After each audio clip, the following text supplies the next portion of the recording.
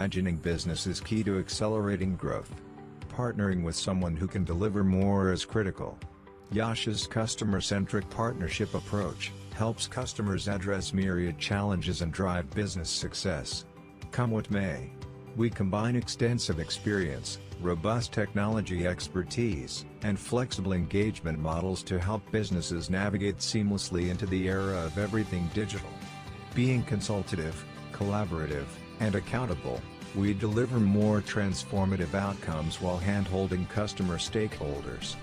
Harnessing our 50 centers of excellence and 3 digital innovation centers, we deliver specialized services to a wide range of industry verticals. Leading industry analysts and advisors recognize our technology strengths, agility, flexibility, and adaptability. Our global workforce, spread across 20 countries, are innovative, passionate, and focused on making our customers future-ready. We are small enough to care, and large enough to transform. With Yash, you realize the power of more.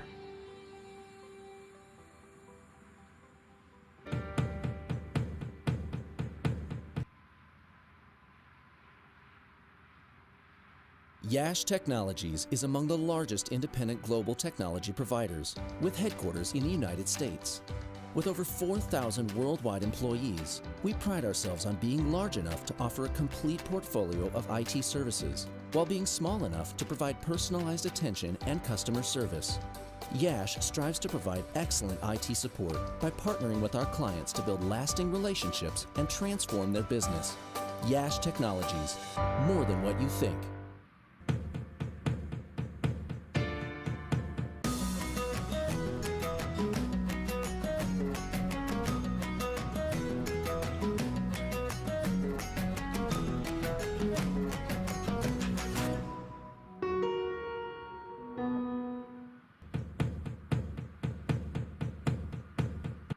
Yash Technologies is among the largest independent global technology providers, with headquarters in the United States.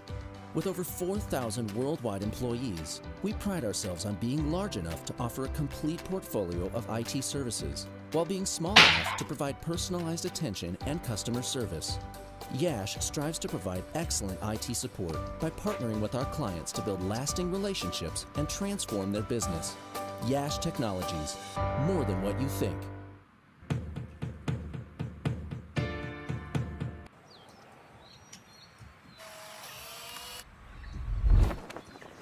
It's an impossible shot.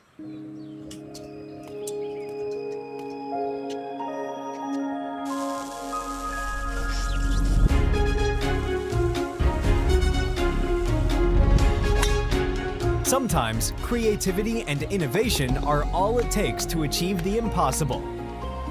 Yash Technologies, more than what you think.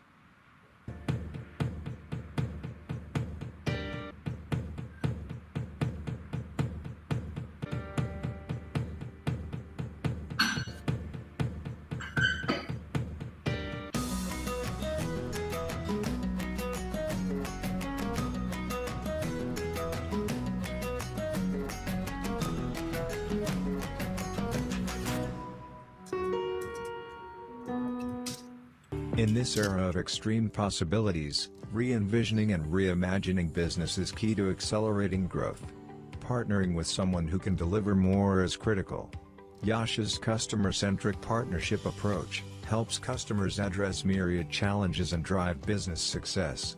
Come what may, we combine extensive experience, robust technology expertise, and flexible engagement models to help businesses navigate seamlessly into the era of everything digital. Being consultative, collaborative, and accountable, we deliver more transformative outcomes while hand-holding customer stakeholders. Harnessing our 50 centers of excellence and 3 digital innovation centers, we deliver specialized services to a wide range of industry verticals. Leading industry analysts and advisors recognize our technology strengths, agility, flexibility, and adaptability. Our global workforce, spread across 20 countries, are innovative, passionate, and focused on making our customers future-ready. We are small enough to care, and large enough to transform. With Yash, You realize the power of more.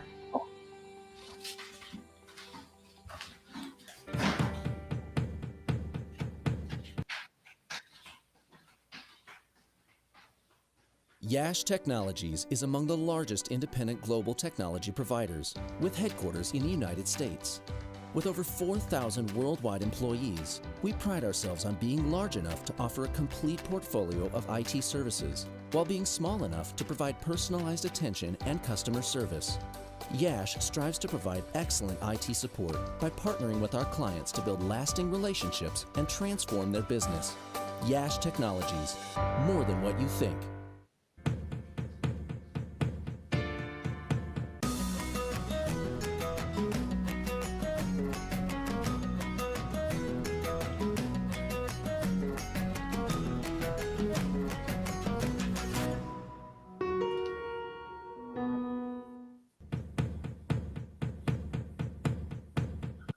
Yash Technologies is among the largest independent global technology providers, with headquarters in the United States. With over 4,000 worldwide employees, we pride ourselves on being large enough to offer a complete portfolio of IT services, while being small enough to provide personalized attention and customer service. Yash strives to provide excellent IT support by partnering with our clients to build lasting relationships and transform their business. Yash Technologies, more than what you think.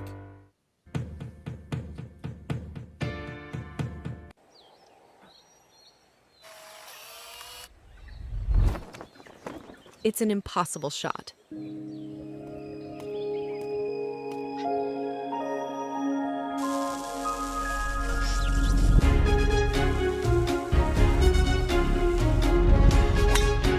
Sometimes creativity and innovation are all it takes to achieve the impossible.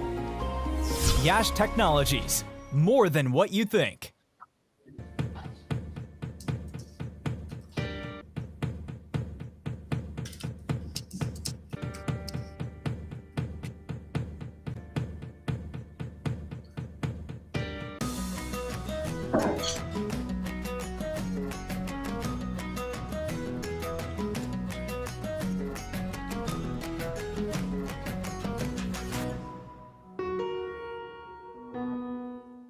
In this era of extreme possibilities, re-envisioning and reimagining business is key to accelerating growth. Partnering with someone who can deliver more is critical. Yash's customer-centric partnership approach helps customers address myriad challenges and drive business success. Come what may, we combine extensive experience, robust technology expertise, and flexible engagement models to help businesses navigate seamlessly into the era of everything digital. Being consultative, collaborative, and accountable, we deliver more transformative outcomes while hand-holding customer stakeholders. Harnessing our 50 centers of excellence and 3 digital innovation centers, we deliver specialized services to a wide range of industry verticals. Leading industry analysts and advisors recognize our technology strengths, agility, flexibility, and adaptability. Our global workforce, spread across 20 countries, are innovative, passionate, and focused on making our customers future-ready. We are small enough to care, and large enough to transform. With Yash, you realize the power of more.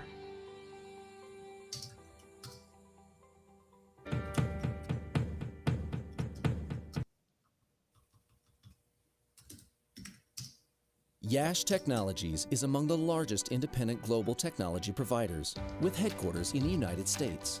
With over 4,000 worldwide employees, we pride ourselves on being large enough to offer a complete portfolio of IT services, while being small enough to provide personalized attention and customer service.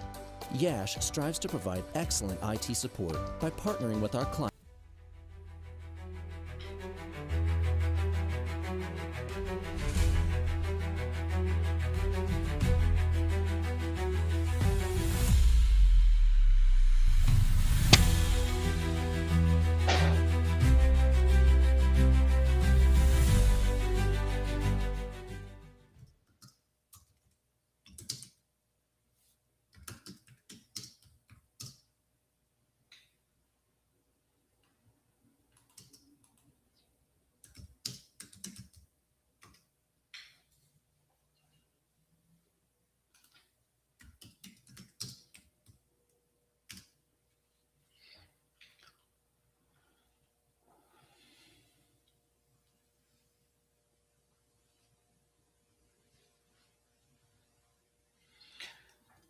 Good morning, everybody, or late good evening to wherever you are watching this live streaming from.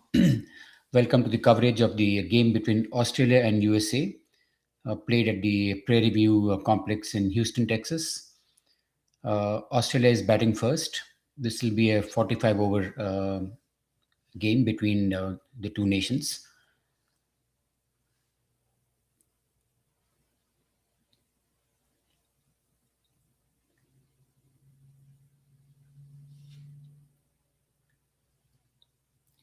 Arun Teludur will take the new ball for the USA Masters USA over 50s team.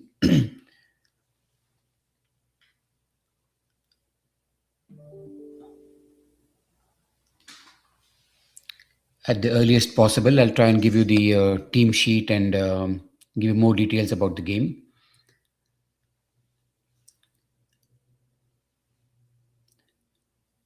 Thanks to the innovative technology and the perseverance of our team headed by Hassan, we are able to provide commentary from a remote location. I'm stationed in New Jersey and providing you this commentary on the live stream from my office room in New Jersey.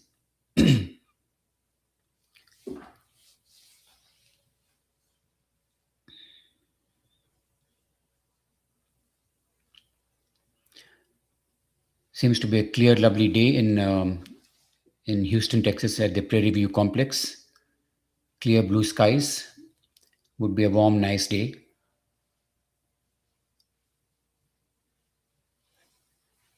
It's very encouraging to see that there's no cloud cover and no scope or chance of rain. Houston has been pretty tough with regards to the conditions, with a lot of rain in the recent weeks, which has slowed down the outfield.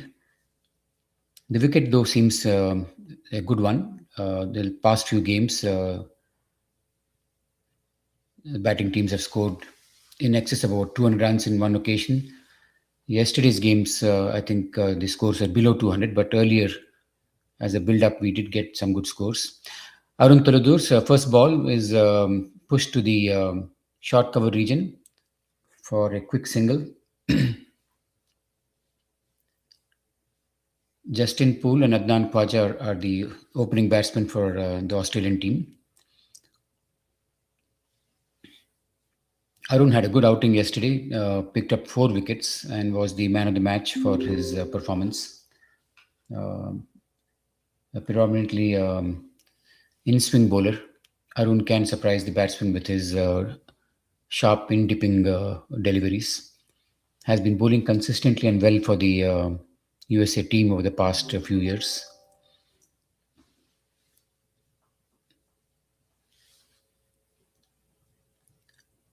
Arun will be bowling to Adnan, the left-handed opening batsman of the Australian team. Pitch is up and Adnan lofts it to the long off region for a boundary. That's a positive and aggressive start from Adnan.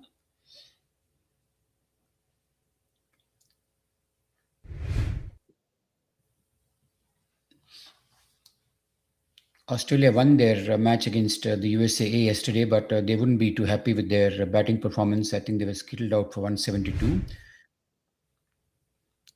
They were very well placed at about 75 or 80 for one, and then there was a batting collapse. Adnan played well yesterday too. I think he scored 49, if I'm not mistaken.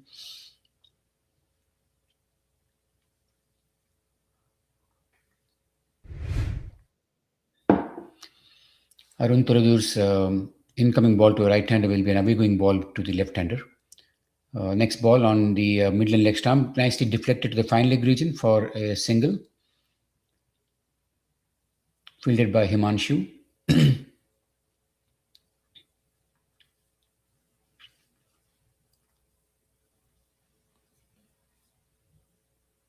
Six without loss.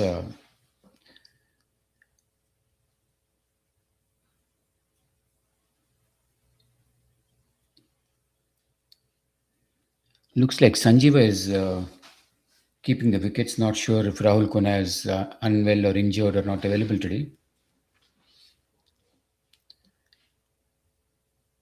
Arun dips one into the right-hander. Nicely defended by Justin Poole.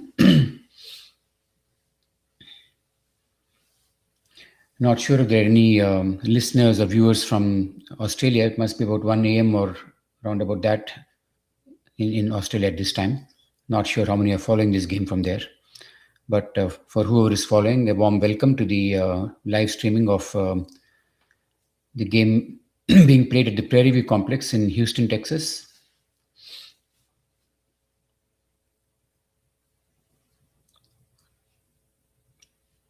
I assume Australia won the toss and they've opted to bat.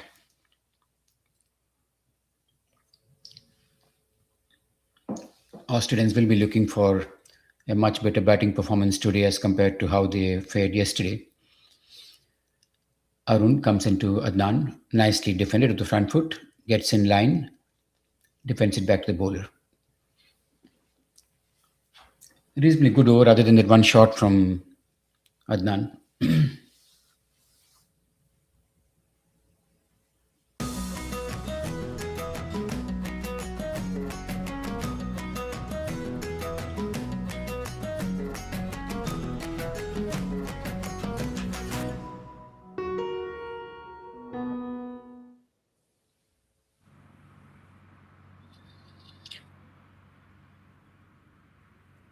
As you can see on screen, one of those legendary umpires from yesteryears, Steve Buckner, is officiating in this game.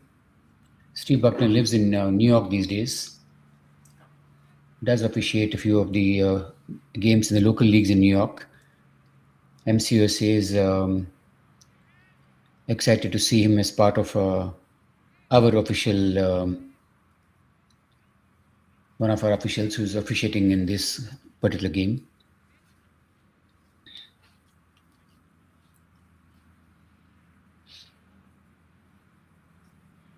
Incredible fitness on behalf of Steve Buckner to be umpiring at this age. I believe he's 74 or so. Still fit and as good as he has ever been. Rahim is sharing the new ball with Arun. An exciting prospect as far as the USA over 50s is concerned. Rahim has shown a lot of potential in the season that's gone by at the local tournaments, at the nationals and the zonal tournaments that he participated in. Ball nicely swung, an outswing delivery, but played late by Justin, driven past the mid-off fielder for a couple of runs. That delivery from Rahim had good shape on it, seemed to swing late and moved out. Justin was up to the task. Waited for the ball to swing and then delayed his shot, drove it to the mid-off region for a couple of runs.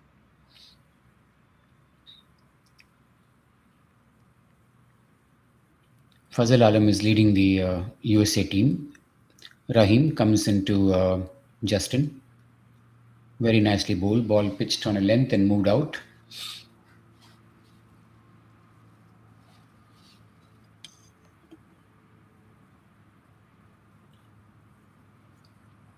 Left alone by Justin. 9 without loss. Rahim strongly built. Typical bowler, quick bowler from Pakistan. Bowls on the off and middle and very nicely flicked to the deep square leg region for a boundary. Seems to have been fielded there.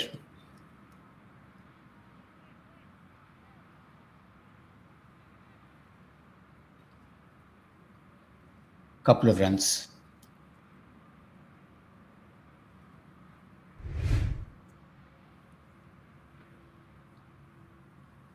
Yep, some nice nimble footwork to save the ball from crossing over.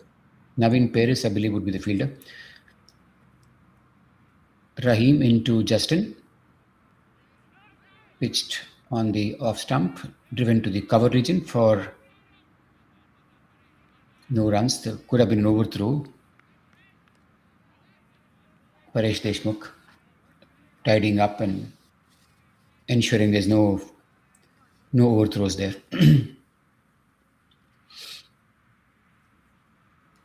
11 without loss.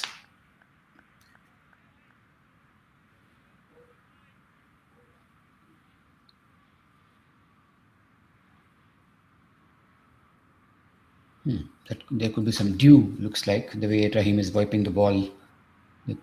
There could be some dew from overnight. Rahim into Justin, very nicely bowled on the middle stump and nudged to the short mid-wicket region for a single.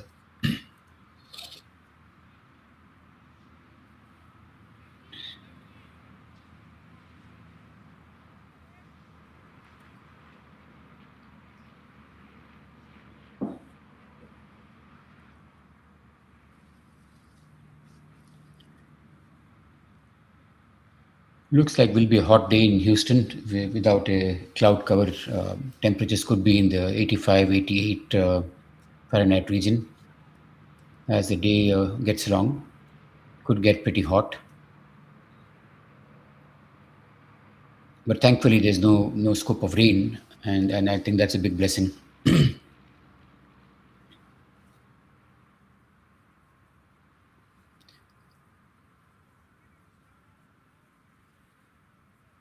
Rahim into Adnan Khwaja, pitching outside the off stump, left alone by Adnan. Sanjeeva collects it and hands it back to the fielder.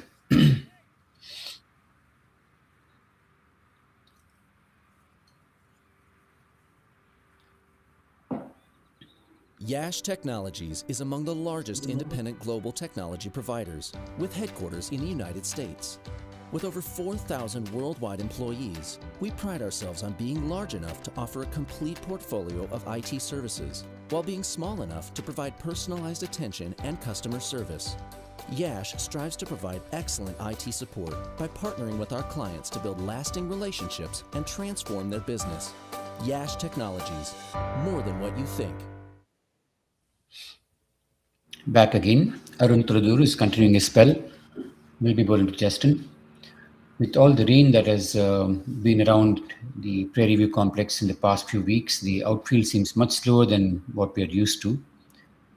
Most often, the outfields on a good day would be lightning quick, but there has been a lot of rain there in the past weeks, and that's slowed down the outfield. However, the wickets seem to be pretty good and they're playing well.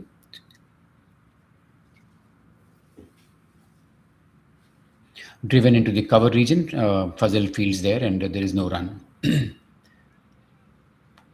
That ball was pitched right up and almost was made into full toss by Justin and driven to the cover region. Arun Turadur into Justin, nicely bowled, trying to flick it down the leg side. I think it's a leg bite to the short fine leg region.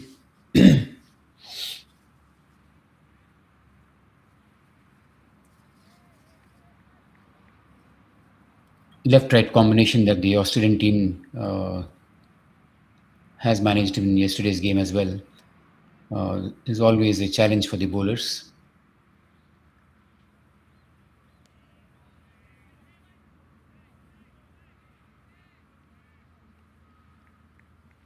Australian batting order has many left-hander to ensure that that combination goes on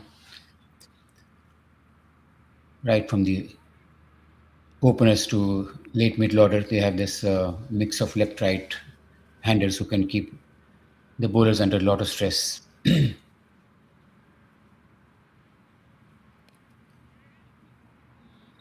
Arun into Adnan.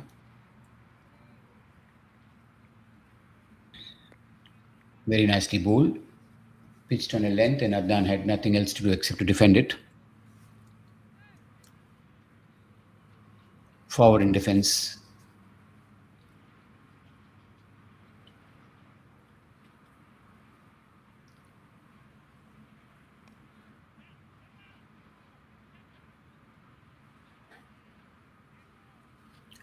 Arun comes into Adnan.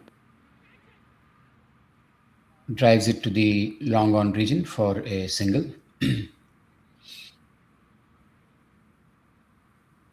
Like I was saying yesterday, these games and the platform that IMC has created provides the opportunity for cricketers in the age groups of 40 plus right up to 70 to extend their playing days and continue to pursue their passion. And it's a platform which is very, very popular and growing by the day, literally. Full toss swung to the square leg region for a boundary. That was a give me gift early in the morning from Arun to Justin, and Justin accepted that gleefully, dispatches it to the square leg region.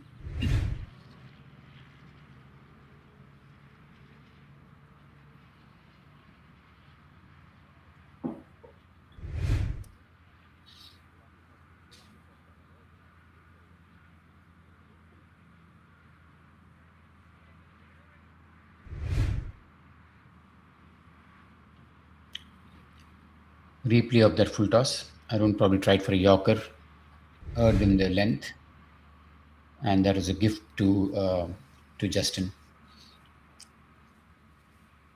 Yes, like I was saying about the platform that IMC created for, I don't like to use the word aging cricketers, but that's what we all are, aging athletes. It's a terrific opportunity for so many of us participating in Masters cricket as well as IMC cricket to play competitive cricket well past the age of 40. In fact, right into the ripe old age of 70.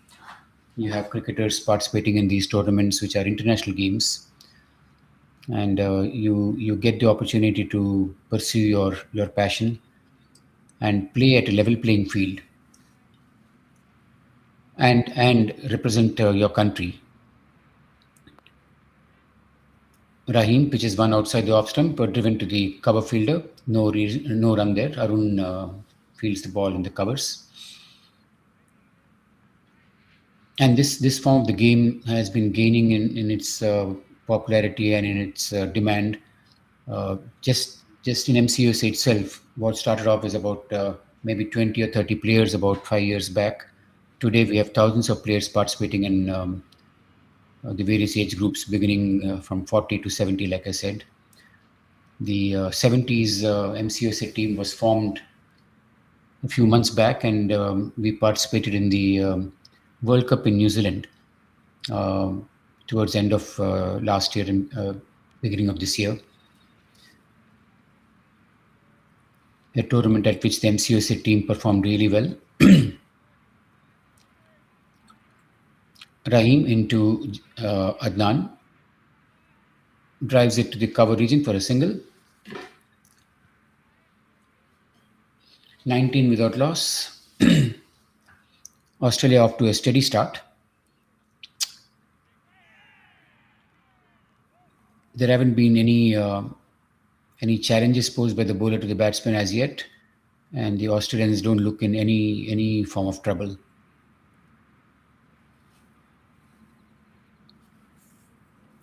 Rahim got a few balls to swing in the first over. Let's see if he can continue doing that during his spell. Rahim into Justin. Ball on the middle leg stump. Justin tries to flick it down the leg side. Doesn't connect.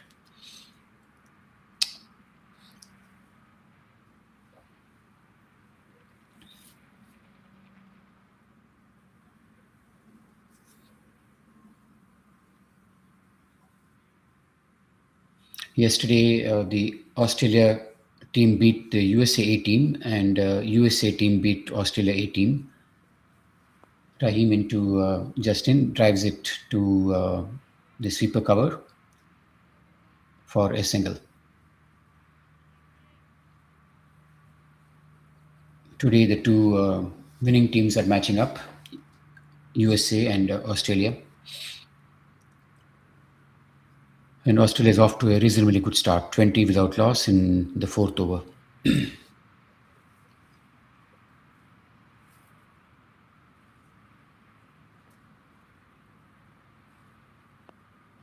Rahim pitches one right up and invites Adnan to drive. Adnan obliges, driving it to the long off region. They take 2 runs. That's good running between the wickets. Himanshu had to move a little bit to his left, and the batsman pounced on that opportunity to run two quick runs.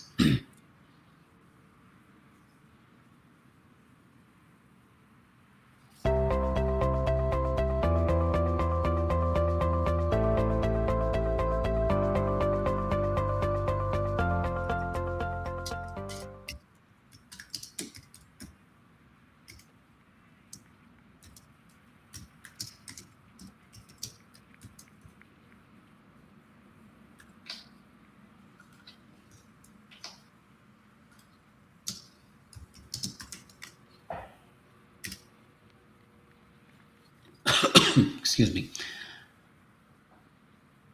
Arun comes into Justin, pitching outside the off stump, left alone by Justin. 22 without loss.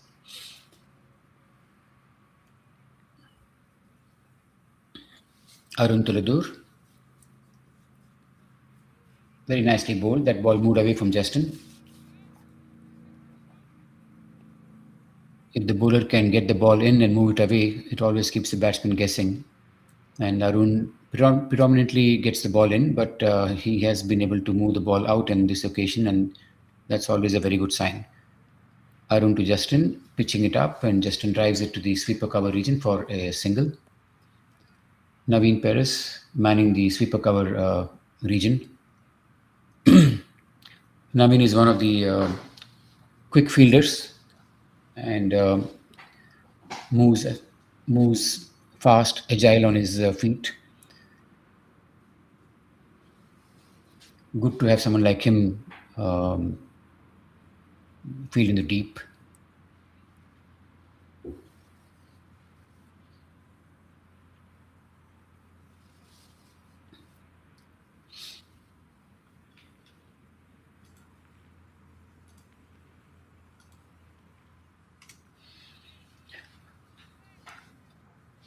Sanjeeva is keeping the wickets, and I'm sure he has played a lot with Arun, would know his bowling very well. They both come from the same region, which is the LA region, west of USA, west coast of USA.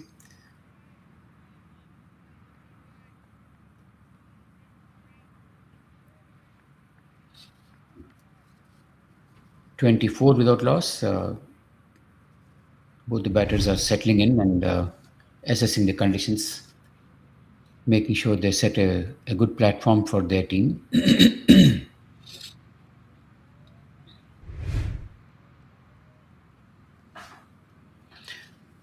Arun Turadur into Justin Poole, pitches it up, nicely driven to the cover region. No run. Rafe fields the ball and ensures there's no damage to the score.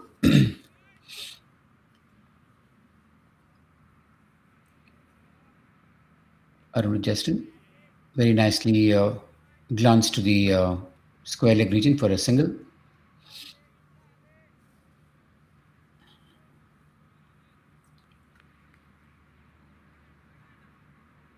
(25) without loss at the end of 5 overs.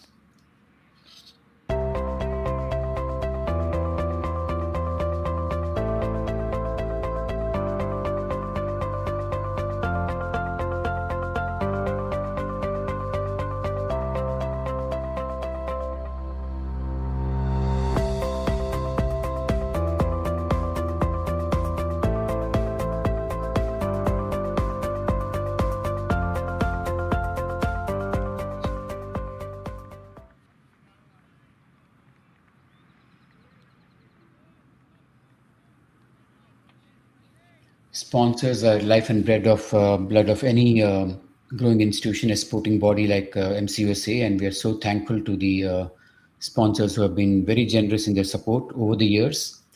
During the over breaks, you will notice a few ads where our sponsors are mentioned, and the sponsors ads come through. MCUSA is very, very thankful for all their support over the years. Back to the game, Rahim is continuing and will be bowling to Adnan. Yesterday, too, Australians got off to a good start until the spinners came on, and I think the game changed once the spin bowling came into the game. Meanwhile, Justin drives the ball to the mid-wicket region for a single. 26 without loss. After the first over in which Rahim moved the ball quite a bit, I didn't observe the ball swing. Not sure if it was the early morning conditions or the freshness of the wicket, and also the pink ball had a good amount of seam, obviously, when you start the game off. Not sure if it's within 5 overs that the ball is already losing its sheen. But whatever the reason, not seeing as much movement as we saw from Rahim in his first over.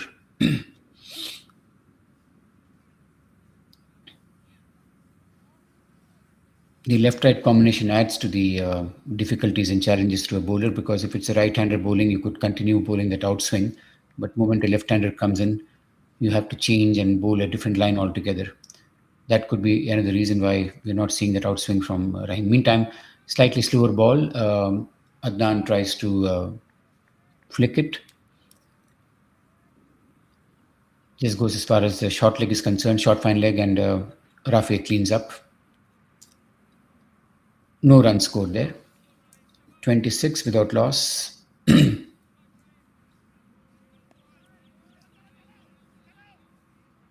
Steady start, like I said. Rahim into Adnan. Pitches up outside the off stump, and Adnan goes for a big cover drive, misses the ball completely. There was a risk involved in that. Could have got an edge. Sanjeeva is keeping up to the wickets. Sanjeeva is a perfect team man, would do anything the team needs, whether it's batting at any number, be it keeping at times when the team badly needs. Of course, he's a brilliant fielder. A team man as good as you can get.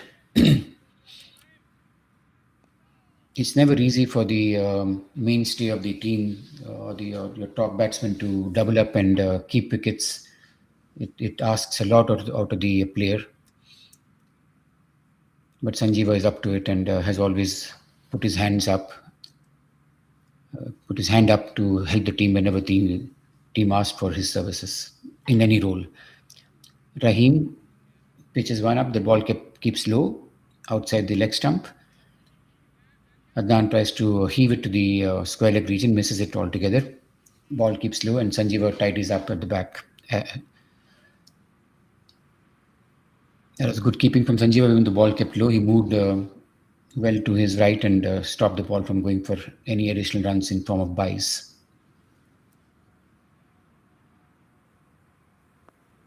Adnan pitches one up.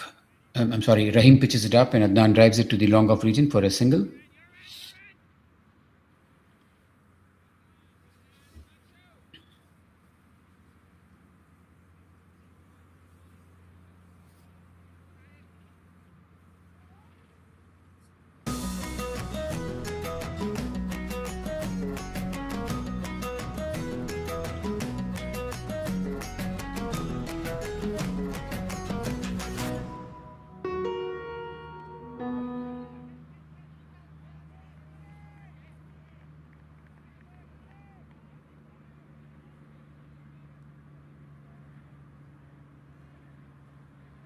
Arun Tuladur is coming into bowl to Justin.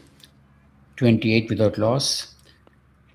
Pitches it outside the off stump. Nicely driven to the long off region for a single.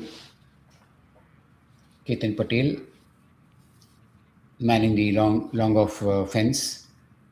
Throws one in and one run added to the score. 29 without loss now. The 7th over in progress. Australia is going at a nice clip. About 5 runs in over.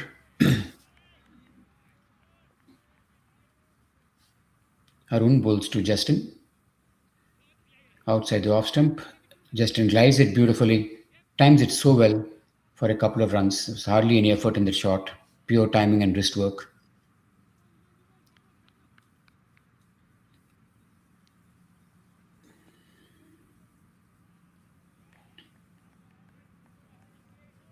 Justin is looking good. The timing on that shot was really good. He moved into the line and glided the ball past the point region. All wrist work there. Arun into Justin. Pitches up, drives it neatly to the cover region. No runs as Rafe is in the way. There are obviously some dew from what one can make out. The fielders are wiping the ball each time it comes to them.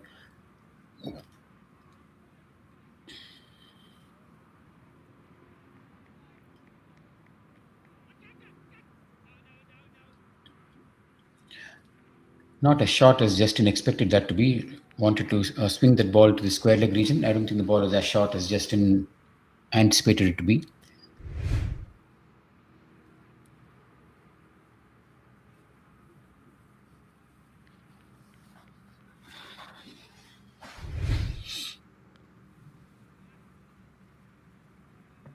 Wow, that's a very nicely picked up shot to the mid-wicket region for a 6.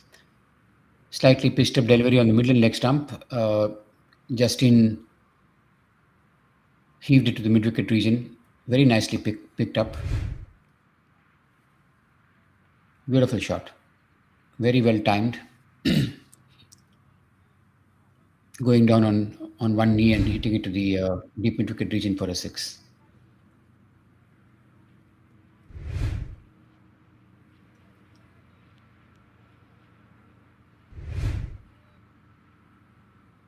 Arun into Justin.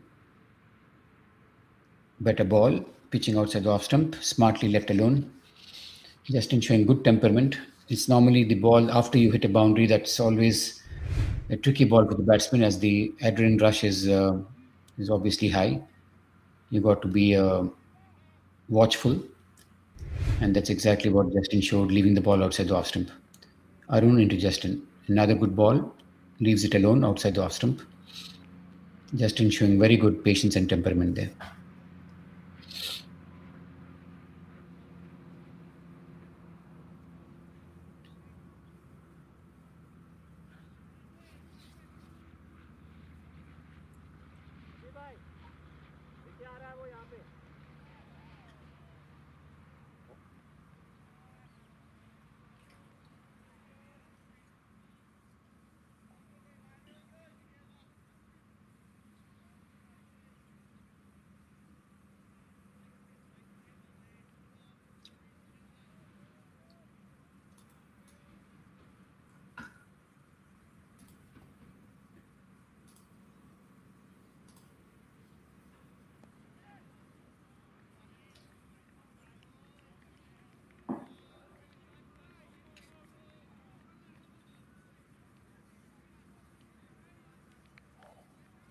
Rahim is continuing his spell at the end of 7 overs, 38 without loss.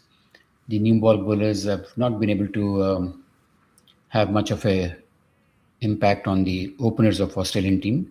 Rahim bowls to Adnan, pitched on the leg stump. Adnan glides it, and very smart work from Sanjeeva to ensure there's no single taken there. The batsmen were looking for a single, but Sanjeeva was pretty quick behind the stumps, showing some urgency, which discouraged the batsman from attempting a single.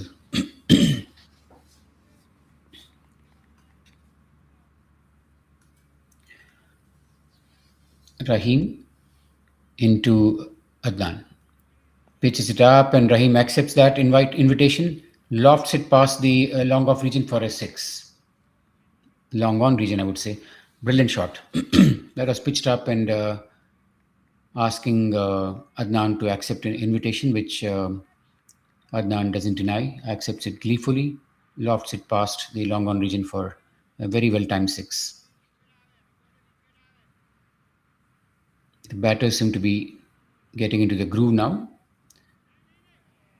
Fazal, the USA captain, needs to get his thinking cap on and probably make some changes. Beautifully picked up. Lofted with ease. Rahim to Adnan. That shot was mistimed. Looks like a top edge to the fine leg region for a single. 45 without loss. USA in search for a break. They badly need one at this stage to ensure the Australians don't get away too far. It's a good start at this point. 45 without loss in the eighth over.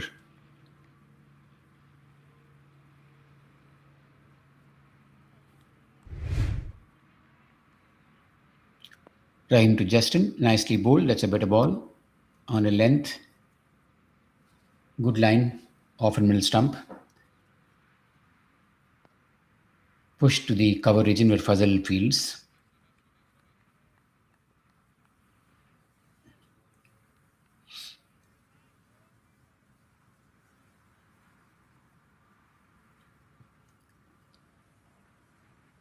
Rahim to Justin. Nicely pitched, almost York length. Justin digs it out to the mid-on region for a single. Good quick running between the wickets.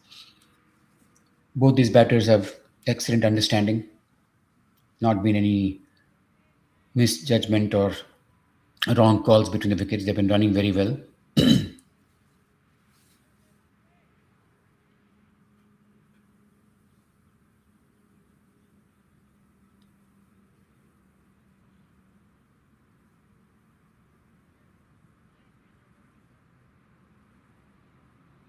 Fazal is having a word with Rahim to see if they need any change in field placements. Looks like mid-on is going to long on.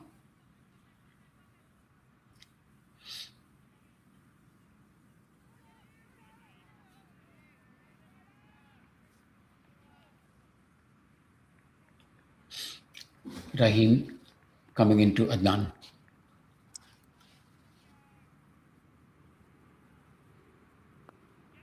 Outside the off stump, Adnan drives it to the long off region for a single. Run rate is climbing. It was about 5 a few overs back. Now you're almost reaching 6 an over. Yash Technologies is among the largest independent global technology providers, with headquarters in the United States. With over 4,000 worldwide employees, we pride ourselves on being large enough to offer a complete portfolio of IT services, while being small enough to provide personalized attention and customer service. Yash strives to provide excellent IT support by partnering with our clients to build lasting relationships and transform their business. Yash Technologies, more than what you think.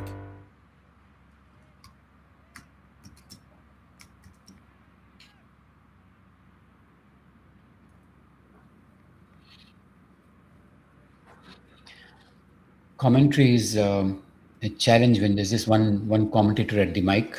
It's not an easy task. We have, if you have two or at least two commentators, there's a lot of exchange of thought. There is a theme you can build and talk about. Talking about single man commentary, I'm reminded of the time when I think it was Bobby Talyar Khan, the famous Indian commentator, who had the articulation skills, the ability, the knowledge, and the wisdom to talk about the game all by himself for hours together. Meantime, there's a bowling change. Nazir Islam comes into the attack, replacing Arun Tarudur. Nazir Islam is a jack of all trades kind of a cricketer. Can do quite a bit with the bat, a bit with the ball. He's a decent fielder. Smart cricketer in short. Looks like there was an edge there. Just I was talking about Nazir being a smart cricketer. He was able to induce an edge, which unfortunately Sanjeeva was unable to grab.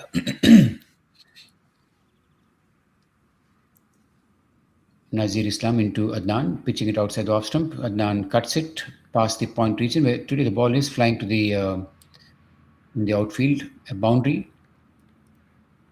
Nicely cut, well timed. Outfield was much slower yesterday. I think the 2 days of sun hopefully has hastened up and quickened the outfield. Nicely timed, good back cut shot to the point region for a 4.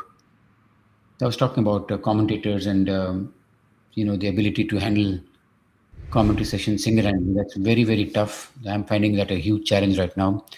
The days when you had very, very famous and noted commentators like Talyar Khan in the 60s, 70s maybe, Uh, they had the talent and the skill to hold and engage the audience over a long period of time just by being alone at the mic. These days, if you notice in IPL and other international games, you have a load of about 6 or 8 commentators, and at a given moment, there are three of them at the mic sharing thoughts and exchanging views and providing their insights on the game. That becomes a very interactive session, and there's some theme you can build on. There is reasoning you can build and have a discussion. But when you're alone, it's not as easy. Hats off to the guys who manage this. I heard our other co-commentators, the gentleman who handled the commentary last afternoon, as well as in earlier instances, I noticed this, they were able to do a fabulous job of commentating without anyone for company. I'm finding it very tough, honestly. Back to the game. Nazir Islam into Justin, drives it to the cover region. Very well fielded by Naveen. End of 9 overs, 54 without loss.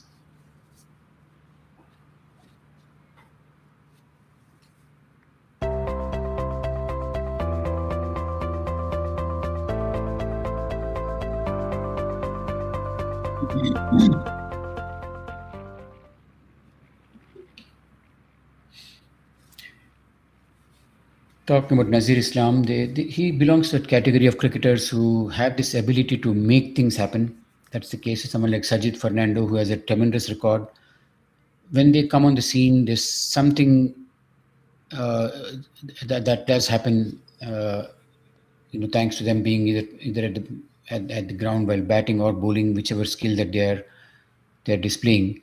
Some of these cricketers have that ability to make things happen, whether taking that odd wicket or scoring quick runs uh, or taking a catch. I found Nazir Islam to be one such cricketer who um, does something with either the ball or bat whenever he's on the field. Rahim is continuing his spell. Rahim into Justin. That should be Adnan who's batting, left-hander. Scorecard is showing Justin, but Adnan is batting. Outside the off stump, Adnan tries to drive, misses the line. Sanjeeva cleans up. 54 without loss in 9 overs. Australia is going at a very steady rate. The projected score is 270. That's a very big score beyond the par score. Par is about 230, 240 at Prairie View. 270 is a very good score to set as a target. That's pitched way outside the off stump. Wide ball. Sanjeeva had no chance to stop it. And the ball goes to the third man region where Paresh cleans up.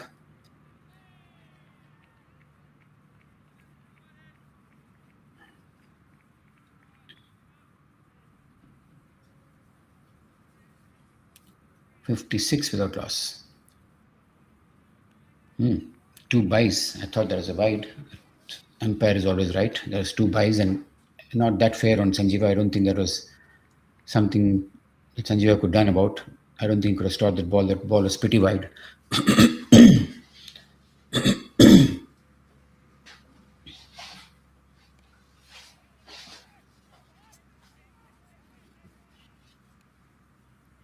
USA team looking very much for a wicket, for a breakthrough. Badly need one. And get one. Just as I was saying that was a poor shot. Trying to heave it to the mid-wicket region. Played absolute cross-bat shot to get out. Gifting a wicket to the USA team. Straight ball from Rahim. A breakthrough that USA was badly looking for comes through now. The first wicket falls. 54 for 1. Adnan going for a heave and misses the line completely and gets bowled.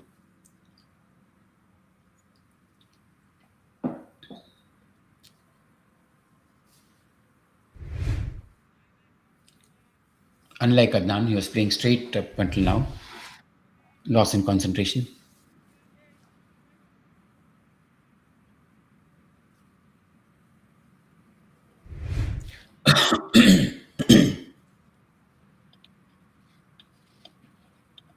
take a quick break as the new batsman is set to come in.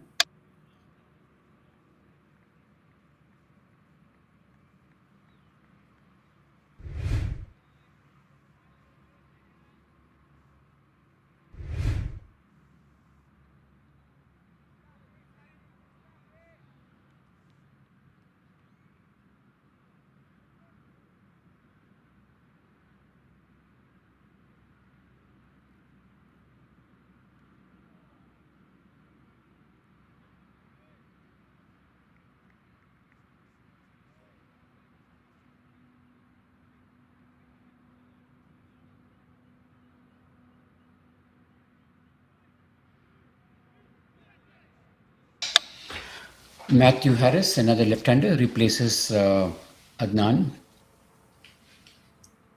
Left-right combination at the crease continues.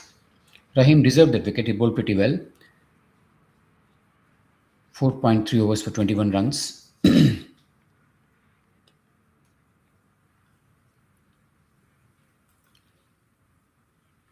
56 for 1 in the 10th over. A wicket that was badly needed by the USA team, delivered by Rahim. Combination of good bowling and a poor shot selection. Rahim to Matthew Harris. Way outside the off stump. Mr. Buckner is quite generous with his calls to the bowlers, lucky to escape there. I think he's being warned for running on the wicket. Must be the first warning. Rahim running on the wicket.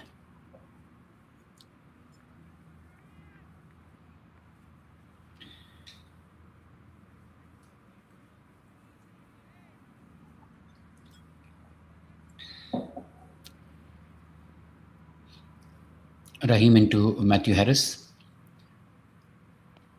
Pitches it up. Very nicely bowled. Beautifully bowled. That's close. That was very close. That looked close. Steve Buckner feels it's going down the offside with the angle, but that looked very close. The replay would be very, very interesting.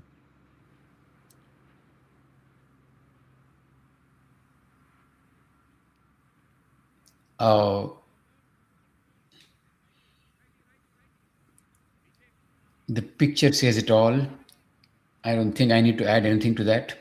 The viewer can make his conclusion, but that to me, I think the batsman escaped.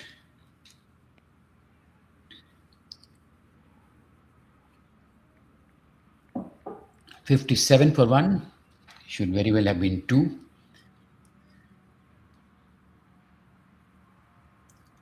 Very well bowled by Rahim. Another good ball, pitching it right up to the block hole. Nicely driven to the long off region for a single. End of the over from Rahim. Unfortunate not to get the second wicket. 58 for 1 at the end of 10 overs.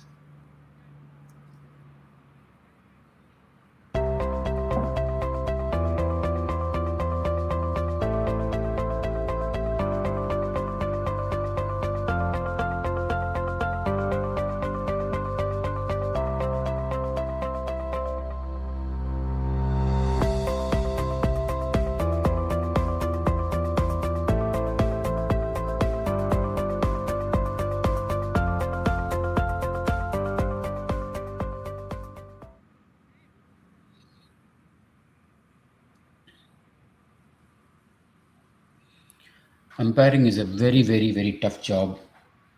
Sitting on this side of the fence, it looks easy, but I have experienced the difficulties of umpiring. I've umpired in the league games here once or twice, and I also have been in positions where Mr. Buckner was a few minutes back. To the rest of us, it looks out. To the umpire at that moment, it might look not out, and that's where I think DRS has been a huge impact on the game. A huge technology that influenced the game in a positive way. I'm all for DRS. Errors like this can certainly be overridden, and they have massive impact on the game.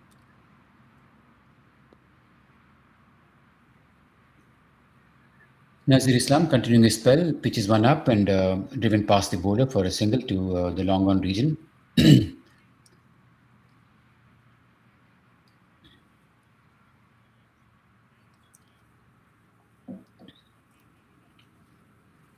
59 for 1.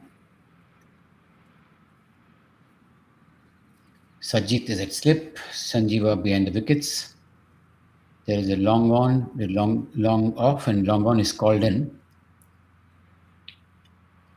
There is a limited view for me as a commentator to see the field placement as a whole. I have to guess some positions because I'm doing this remote, like I said.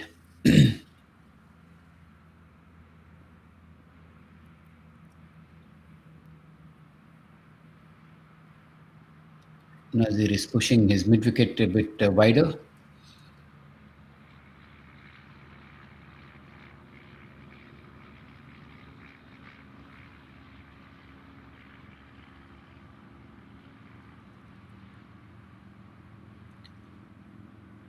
Finally, the field settles down to Nazir's satisfaction. Nazir coming into Matthew Harris, very nicely bowled.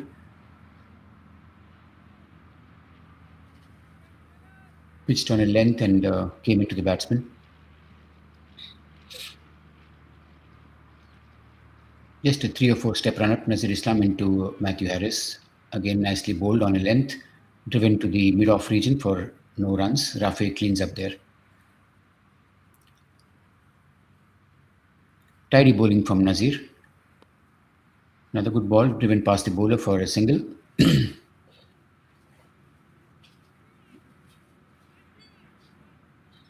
Simple and effective bowling from Nazir.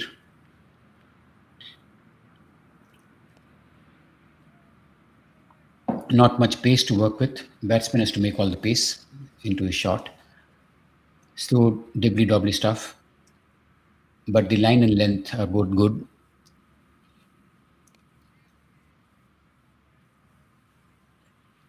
Nazir to Justin.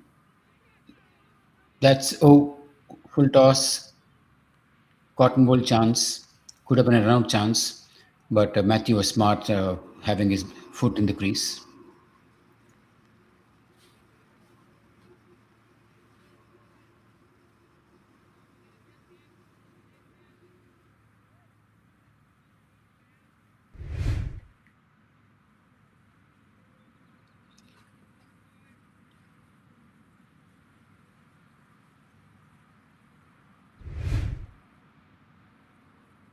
Nazir to very, very well bowled. Impact outside the off stump.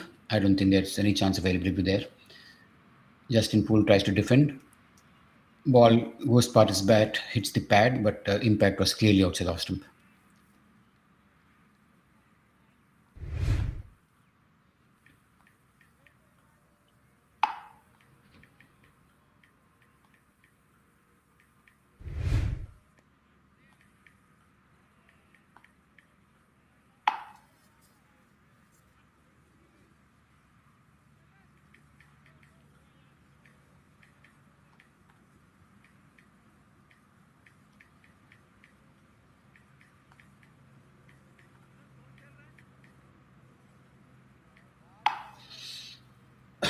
Excuse me. 60 for 1. The USA bowlers have brought some control back into the operations. Run rate has reduced a little bit compared to where it was a few overs back. Projected score 2 has come down from 270 to 245, and that wicket has obviously helped. Rahim Ali coming into Matthew Harris. Pitches one up and nicely deflected to the square leg region. Rafi does a very good clean job. Ensures there's nothing beyond a single. 61 for 1. Rahim continuing a good spell into his 6th over. 23 runs for 1 wicket up until now.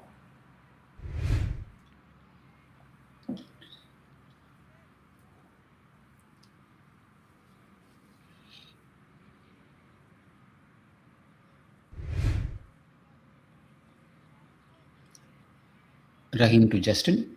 Beautifully bowled. Ball driven to the mid-on region, a quick single taken. Himanshu fields the ball. I don't think there was a chance of a run out there, even if he had picked the ball cleanly.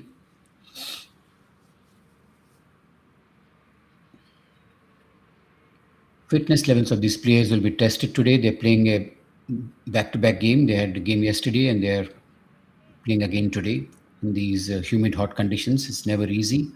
45-hour duration games. Full toss. Nicely hit to the square leg region for a boundary. Time to time, the USA bowlers have been gifting the Australian batsmen with these hit me balls, or the four balls, as they say. And the batsmen have ensured they don't miss out on these invitations.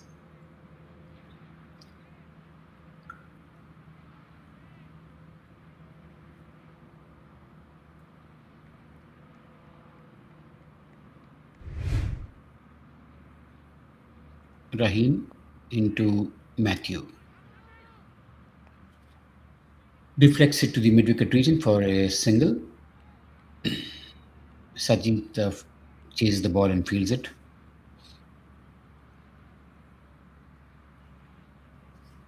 I'm sure we'll see Sajid and the other spinners come in soon. 68 for 1 in the 12th over. Rahim into his 6th over. Into Matthew. Nicely drives it, leans into the shot, drives it to the long off region for a single.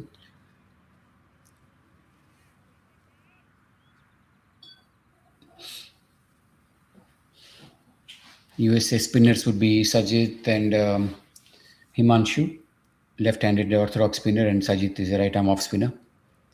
We'll see them soon in action, I'm pretty sure. Last ball of the over, Rahim into Justin. Pitching it up, Justin drives it nicely to the long off region for another single.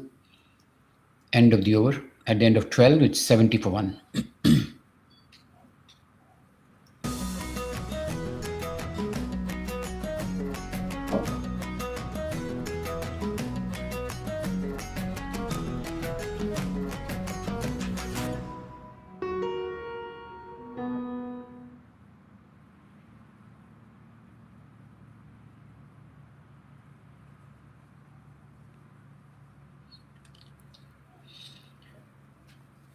Nasir Islam will continue his spell and will be bowling to Justin.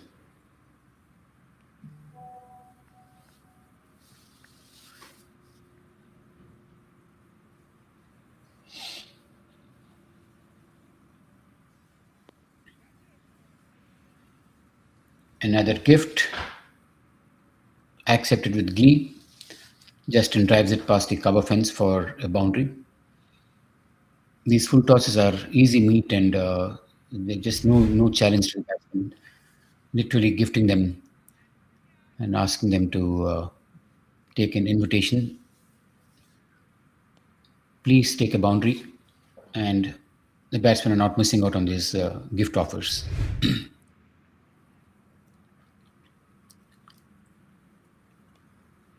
$74 for 1. Nazir Islam into Justin Poole. This is a better ball, but calmly driven to the long on region for a single.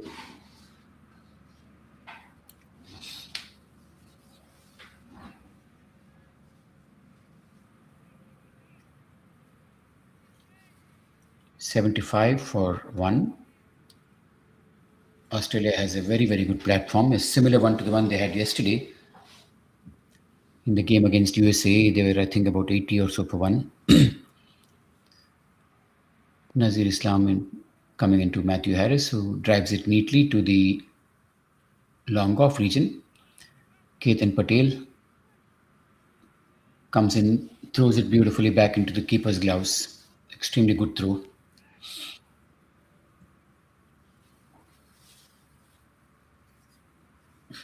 Ketan Patel, like Navin Paris, is a wonderful fielder. Nazir into Justin. They're just milking the bowlers now.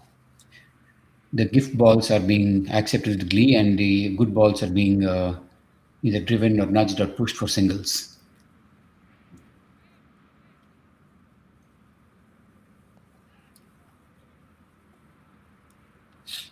Good temperament and game plan being shown by the batsman.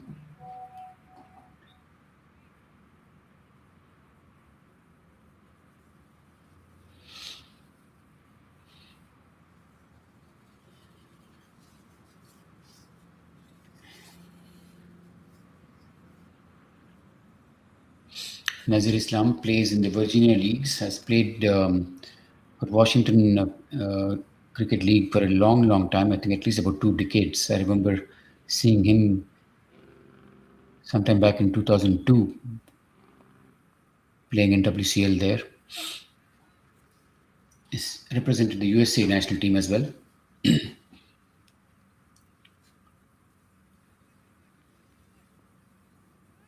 Can hit the ball really hard and can bowl smart. Nazir Islam coming in, changing his angle of delivery, but very nicely picked by Matthew Harris for a boundary, lofted to the long on region.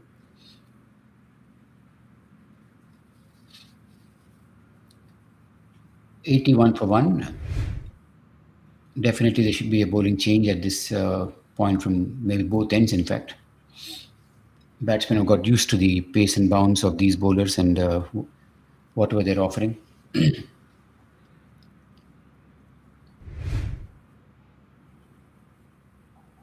Looks like Sajid is coming into bowl.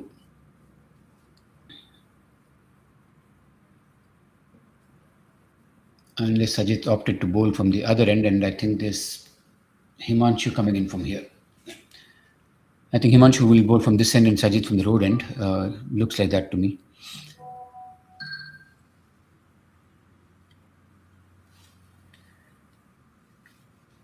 Two overs before the break, 81 for 1. Australia in a very, very good position.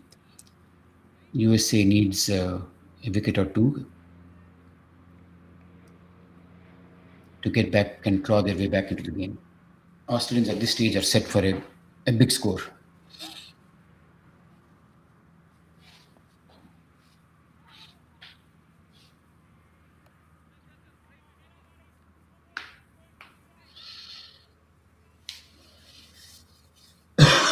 Excuse me.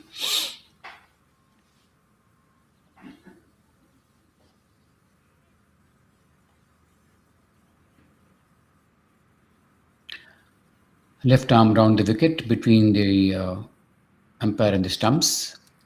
Orthodox left arm bowler Himanshu has been part of the USA team for almost 4 years.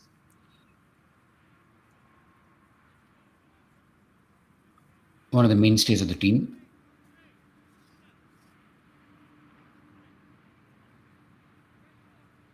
He is the highest wicket taker of the USA spinners in IMC games, that is. Has had a very good track record.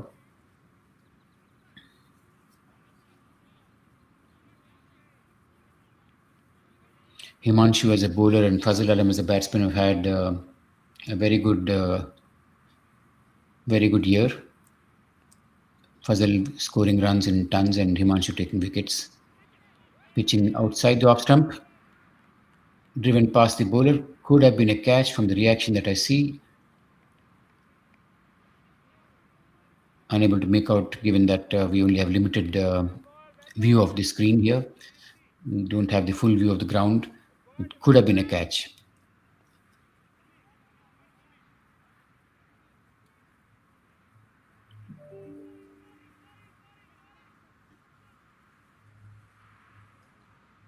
Himanshu will be bowling to the left-handed Matthew Harris.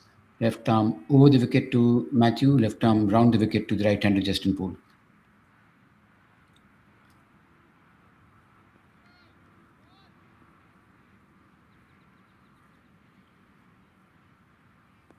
Very nicely flighted. Matthew goes back and nudges it to the mid-wicket region for no run.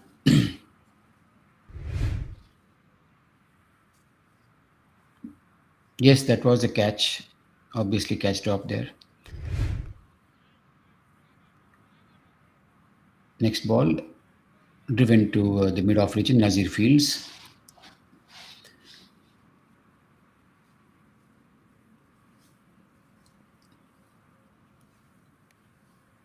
Himanshu into Matthew Harris, who nicely bisects the fielders. In the both the long on and the mid wicket fielders had no chance to field. The ball is so well timed and placed between the fielders with precision to get a boundary.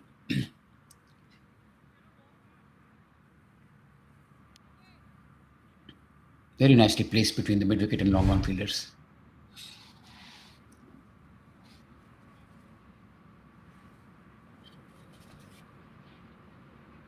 "86 for 1 in 13.4 overs."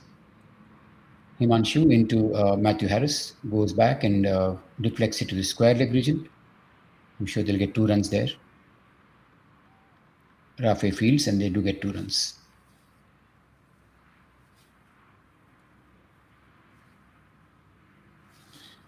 Australia is very, very well set at this stage for a big, massive score. Projected score is 286. Unless USA spinners come in and stem the tide, they're looking at a massive chase. Next ball, driven to the long on region for a single. That will end the 14th over. 1 over for the break.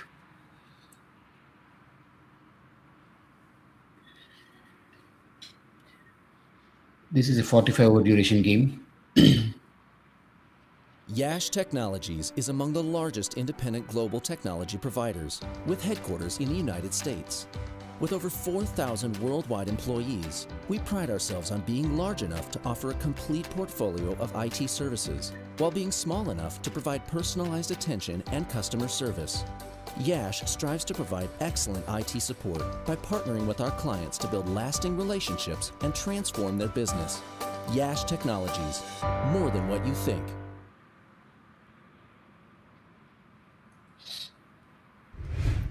Nazir Islam is continuing.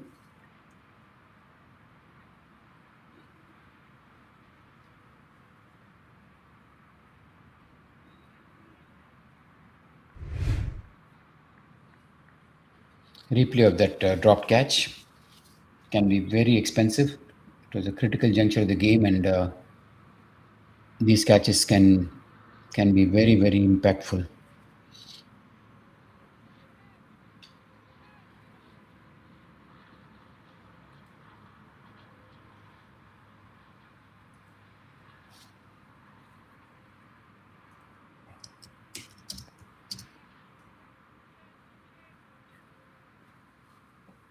Nazir Islam coming into Matthew Harris, which is one outside the off stump, deliberately parried away. Therefore, you can't get a single, even though the ball went to third man region.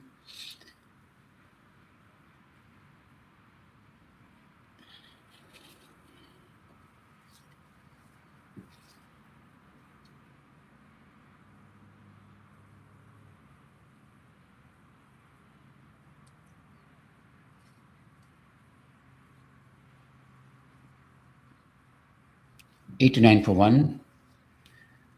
Nazir to Matthew Harris. Cuts it.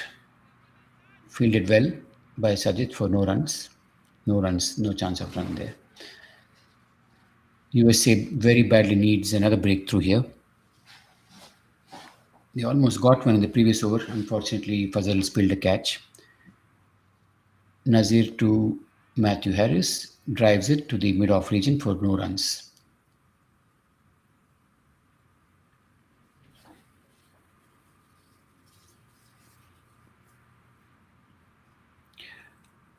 Nazir Islam. Very nicely bowled. The ball moved away from the batsman, slower in pace, varying his pace and taking the ball away from the batsman. Nicely kept by Sanjeeva too.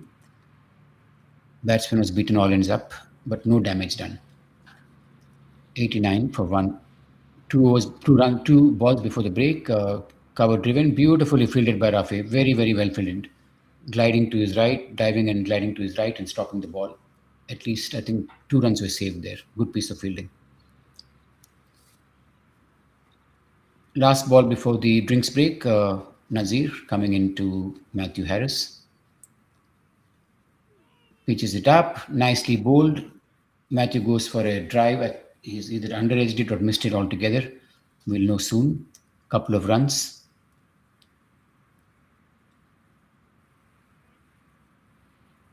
Two byes. Ball kept a bit low. Sanjeeva didn't have a chance to stop that. The ball keeping quite low. 91 for 1 at the end of 15 overs. We all take a break and rejoin in about 5 minutes. Yash Technologies is among the largest independent global technology providers, with headquarters in the United States. With over 4,000 worldwide employees, we pride ourselves on being large enough to offer a complete portfolio of IT services, while being small enough to provide personalized attention and customer service. Yash strives to provide excellent IT support by partnering with our clients to build lasting relationships and transform their business. Yash Technologies, more than what you think.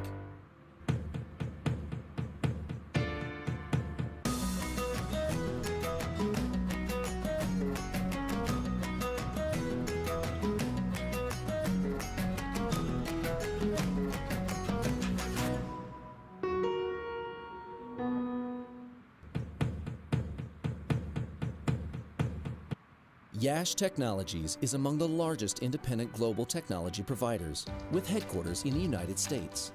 With over 4,000 worldwide employees, we pride ourselves on being large enough to offer a complete portfolio of IT services, while being small enough to provide personalized attention and customer service. Yash strives to provide excellent IT support by partnering with our clients to build lasting relationships and transform their business. Yash Technologies, more than what you think.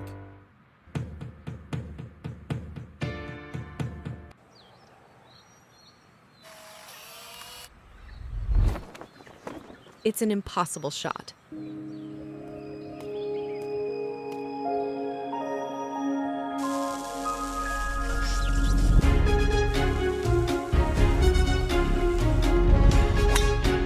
Sometimes creativity and innovation are all it takes to achieve the impossible. Yash Technologies, more than what you think.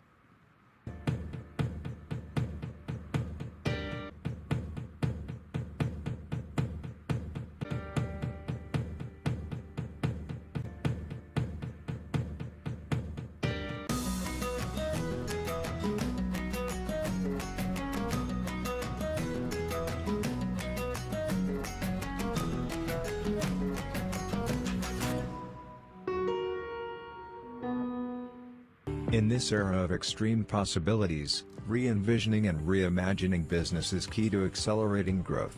Partnering with someone who can deliver more is critical. Yash's customer-centric partnership approach helps customers address myriad challenges and drive business success. Come what may, we combine extensive experience, robust technology expertise, and flexible engagement models to help businesses navigate seamlessly into the era of everything digital. Being consultative, collaborative, and accountable, we deliver more transformative outcomes while hand-holding customer stakeholders. Harnessing our 50 centers of excellence and 3 digital innovation centers, we deliver specialized services to a wide range of industry verticals. Leading industry analysts and advisors recognize our technology strengths, agility, flexibility, and adaptability. Our global workforce, spread across 20 countries, are innovative, passionate, and focused on making our customers future-ready. We are small enough to care, and large enough to transform. With Yash, you realize the power of more.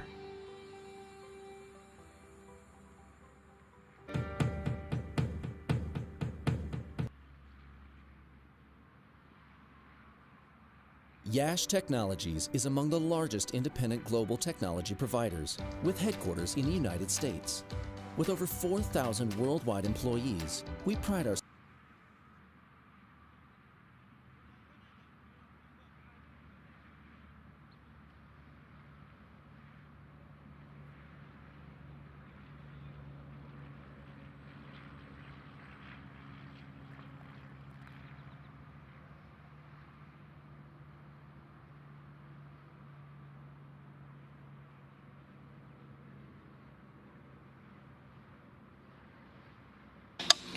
Back after the drinks break, Himanshu is continuing to bowl. Pitches it nicely on the off and middle stump, nicely deflected to the square leg region for 2 runs.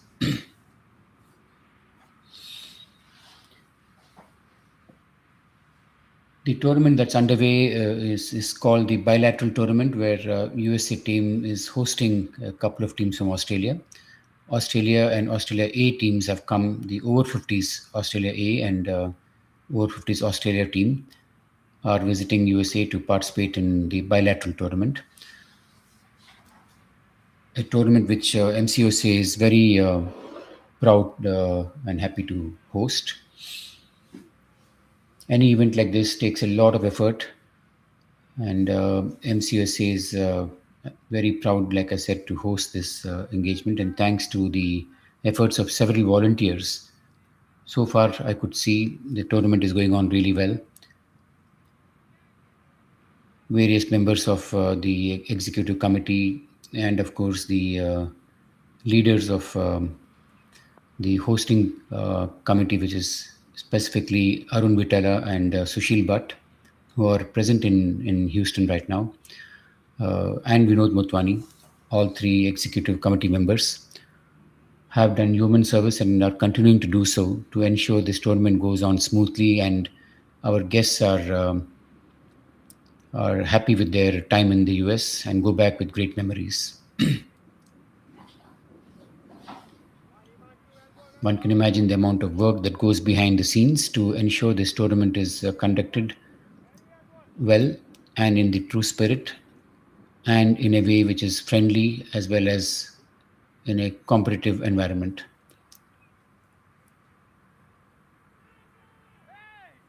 Himanshu to Justin, who tries to sweep the ball. Hits the pad, I think. Ball is going down the leg side, and Justin attempted a sweep and misses the line. Ball hits the pad, and no run taken. Nicely pitched up and driven to the mid-wicket region for a single. 95 for 1. Himanshu completing a tidy over. 96 for 1 at the end of 16.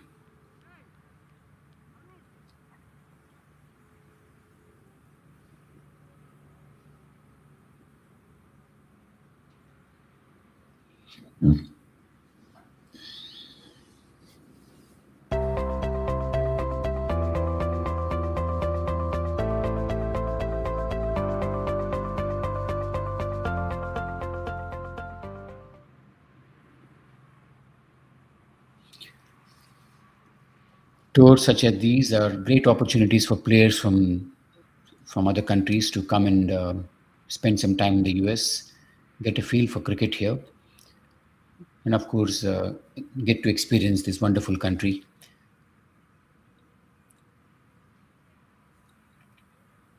The Prairie View Complex cricket complex in Houston, Texas, is a very, very good cricketing premises. 6 grounds in all. Most of our local tournaments are held at this venue, the MCUSA local tournaments. A lot of cricketing action at this venue, not just MCUSA's games, but the USA national cricket teams, local games, be it the under 19, be it the major league, minor league games, several, not major league, the minor league games are all held at this venue. A lot of cricket through the year is played out here. Change in bowling, as expected. Sajid Fernando comes in, right arm off spinner into Justin, slightly short of a length. Justin drives it to the cover region, looks for a single, but there is none. Good piece of fielding there. Sajid is a very, very prominent cricketer from Sri Lanka. He has a fantastic first-class record. One of the few cricketers who can boast of a double, which is more than 10,000 runs and more than 250 wickets in first-class cricket. And I can't think of anybody other than maybe Jacques Callis and could be Gary Sobers. who can boast of such a record of more than 10,000 runs and 250 wickets. For an all-rounder, that's an incredible feat. And Sajid has achieved that playing in Sri Lanka first-class cricket. Very unassuming and down-to-earth cricketer, very helpful, passes on all his experience and knowledge that he has gained over playing this game for more than a decade. Displaying his skills, he got a 5 for yesterday in the game against the Australian A team.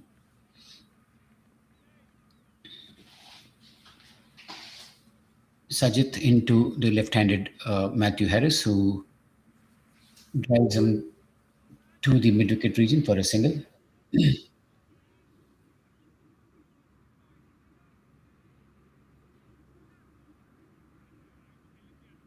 Sajid has a huge role to play to get the USA team back into contention here at 97-1. Australia is very, very well placed to get onto a big score and set a challenging target for USA. Sajid and Himanshu have a massive role to get their team back into the game.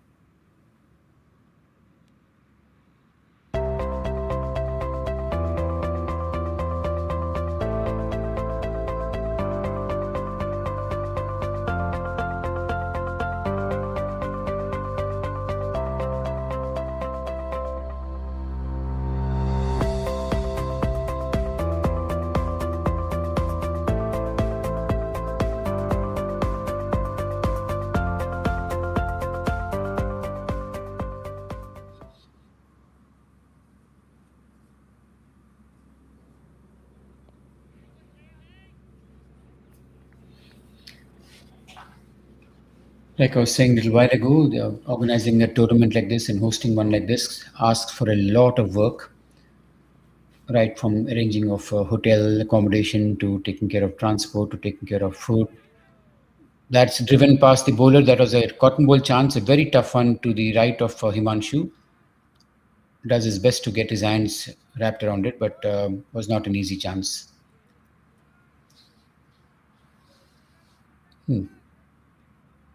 A close LBW shout, catch spill by Fazal, a tough cotton bowl to Himanshu. USA team has been getting their chances but not converting them to get a breakthrough for the second wicket. 99 for 1, and just talking about the work that goes behind hosting a tournament of this nature. I'll come back to that in a moment as Himanshu comes into Justin, flights the ball, very nicely bowled. Justin forward in defense. Yes, about the efforts in ensuring success of a tournament like this, there are a lot of hands that have to be put on the table. Arun Vitala, Sushil Bhatt, Vinod Motwani are all present there at their own cost, at their own convenience, and at sacrificing their time with family and work commitments apart. They have put in their best efforts to ensure the success of this tournament.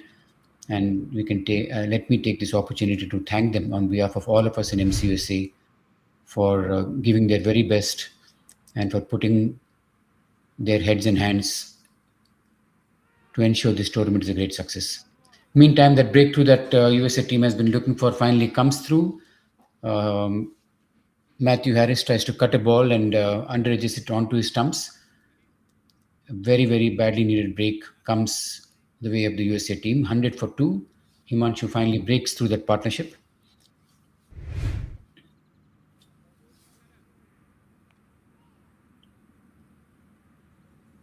Too close to cut. And I think there was no room to cut as well. Harris pays a price for that misjudgment. Himanshu gets a wicket for his perseverance and good bowling.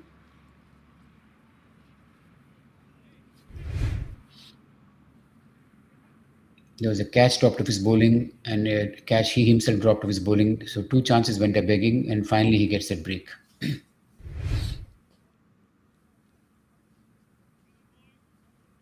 100 for 2.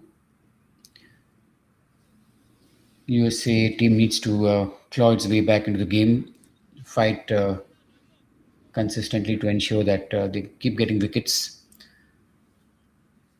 The platform for the Australia team has been well set.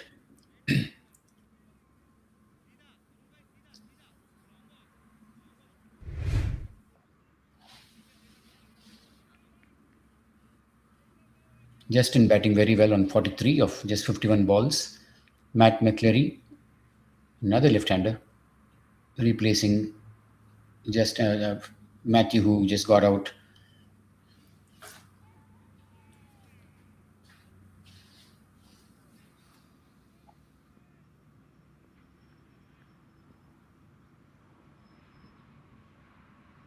Himanshu into Matt McCleary, which is one up. Push to the partner of region for no runs. End of a good over. 100 for 2 in 18 overs.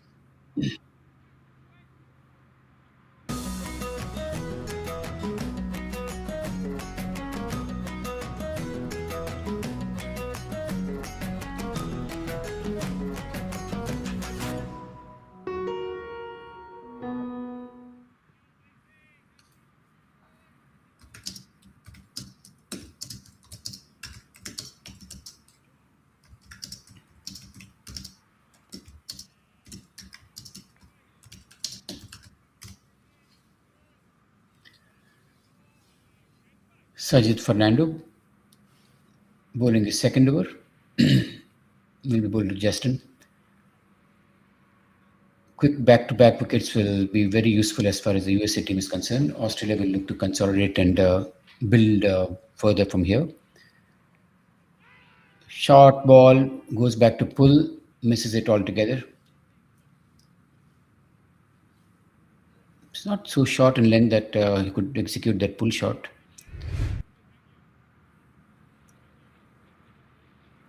Just short in length. Hits him high on the pad. Obviously, way too high.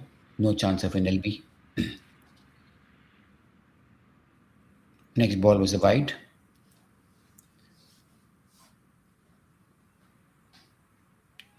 Sajid to Justin. Flights the ball nicely. Left alone by Justin.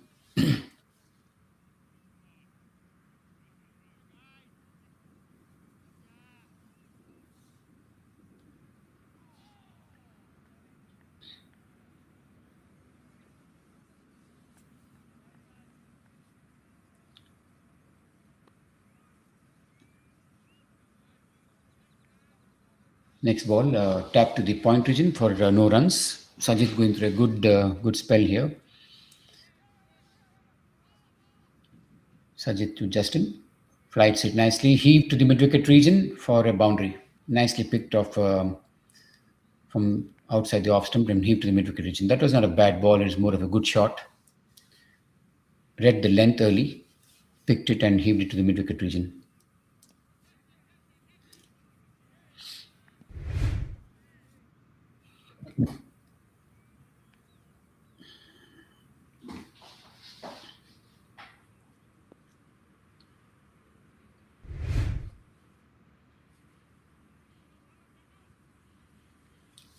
Looks like a single of the next delivery. Sajid will be bowling to the new batsman, Matt McCleary. 106 for 2. The 19th over in progress. Just one ball to go in the 19th over. Sajid will be going around the stumps to the left-hander. Field looks like an in-out field to save a single and save the boundaries. Don't see anybody in catching positions. Sajid comes into Matt McCleary. Flights the ball, very nicely bowled, pitched right up, driven back to the bowler. No run, end of the over. Yash Technologies is among the largest independent global technology providers, with headquarters in the United States. With over 4,000 worldwide employees, we pride ourselves on being large enough to offer a complete portfolio of IT services, while being small enough to provide personalized attention and customer service. Yash strives to provide excellent IT support by partnering with our clients to build lasting relationships and transform their business. Yash Technologies, more than what you think. Australia going through a consolidating phase, 106 for 2. They'll be looking for a partnership, while the USA team will be looking for a couple of wickets to get a grip on the game. At this stage, Australia, I would say, is ahead in the game. Himanshu, meantime, bowls to Justin, who drives it nicely to the cover region for a single.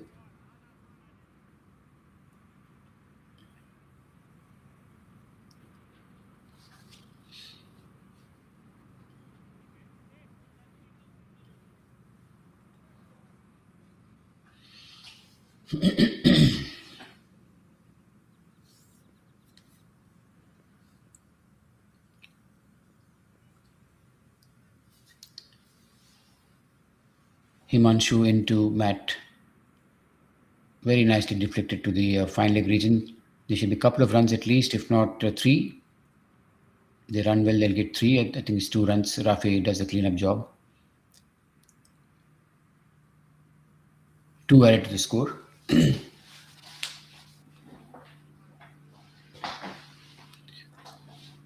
Matthew looks a very organized, Matt McCleary looks a very organized batsman.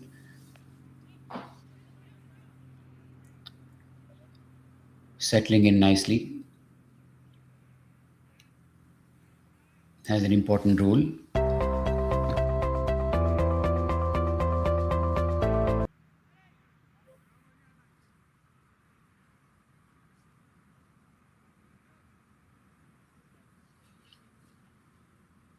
Himanshu to Matt. Flighted delivery outside the off stump. Matt goes to cut it. Doesn't get it past Paresh. No runs there. Good bounce of the wicket on that occasion.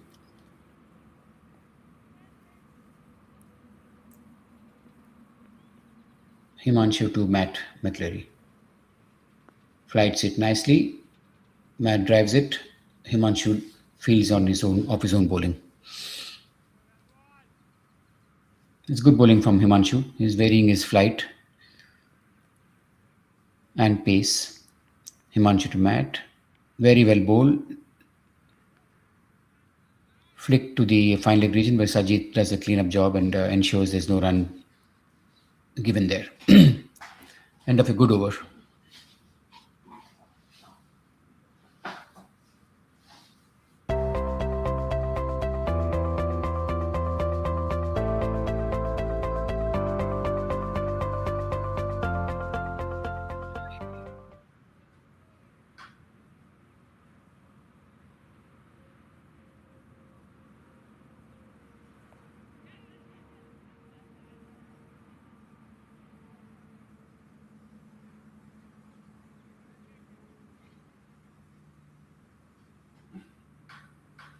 Sajid Pandando continuing his spell, coming into bowl to Justin. Beautifully bowled. That ball straightened up after pitching. Justin was playing for the turn, but the ball straightened.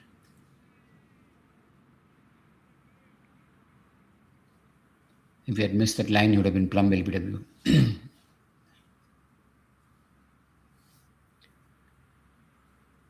Sajid to Justin.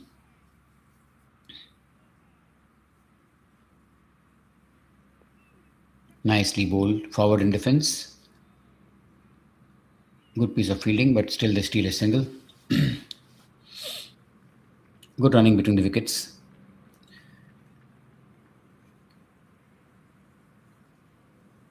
Ketan was sharp on the ball, but still the batsman had a very good understanding and called early to ensure there are no hiccups. Made that single look easy. Sajid coming into Matt McCleary. Pitches one up. Matt pushes it to the long on region for a single. Paresh is the fielder at long on. Just 1 run.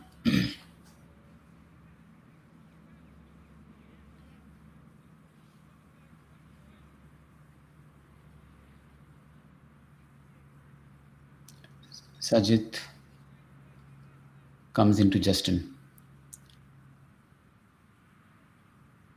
Flights one up nicely, very well bowled, pushed to the cover region and a single taken there. The understanding between these two batsmen seem to be so good, they are able to run with ease, just a look in the eye, and the call is made. No piece of hesitation at all, which makes the run look much easier than the challenge it poses. Sajid to Matt, nicely bowled. Slowed down the pace and made the batsman wait for the ball. Matt was up to the task. Waited a bit and played the ball back to the bowler. Sajid to Matthew, very well bowled again. Quietly played to the mid-on region for no runs. End of the over, 112 for 2 in 21 overs.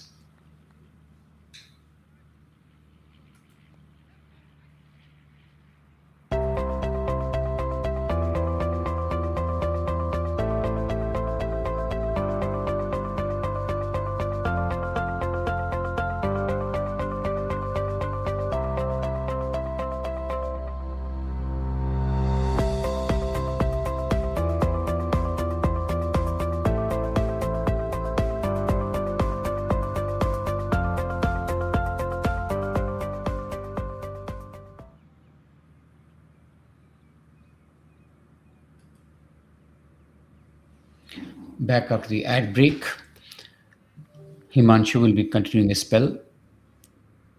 112 for 2 in 21 overs. Australia set and on the road to a big first innings score. Stiff target they can set if a partnership is set here. Himanshu bowls well, nicely tossed up in defense. To the point region, no run there. Himanshu comes into Justin, batting 151. Beautifully bowled, forward in defense, no run. Exemplary patience and good temperament being shown by Justin, waiting for the loose balls, respecting the good ones. That's the typical way to build a long innings. Himanshu to Justin, flighted ball, goes for a sweep, misses the line. The ball was going past the off stump, so the question of LB doesn't arise.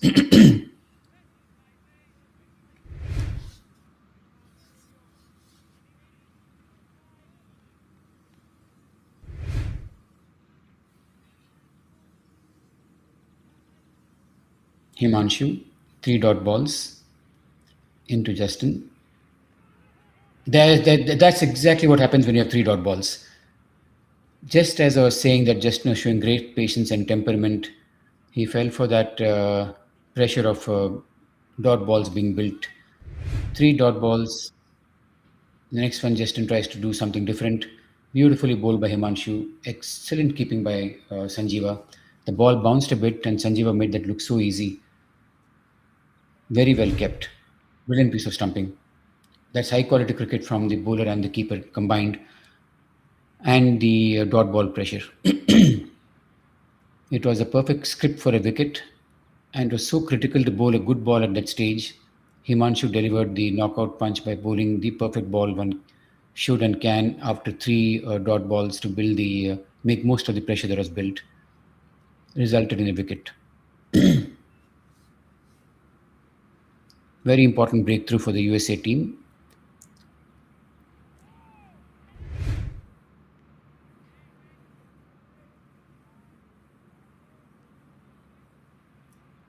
Outstanding glove work from Sanjeeva. Made it look so easy. That ball bounced a little beyond his waist level, picked it up smoothly and whipped the bails off in one flow, in one motion. 112 for 3. Andrew Sharp comes in. Himanshu, 2 wickets in a spell of 4.4 overs for 18 runs. Brilliant bowling. Will there be a replay of what happened yesterday? The USA A team, their spinners came in and turned the tide in their favor, at least in as far as keeping the score down. Australia was set for a very big score and USA A bowlers kept them to 170. They couldn't chase that score, that's another matter, but at least as far as the bowlers are concerned, they had a very good day in the field yesterday. The USA bowlers will look to take inspiration from that show and try and repeat that performance. So far, the spinners seem to be on course. Another left-hander. This Australian team is blessed by having so many left-handed batting options. Himanshu to Andrew Sharp, the newcomer. Nicely bowled.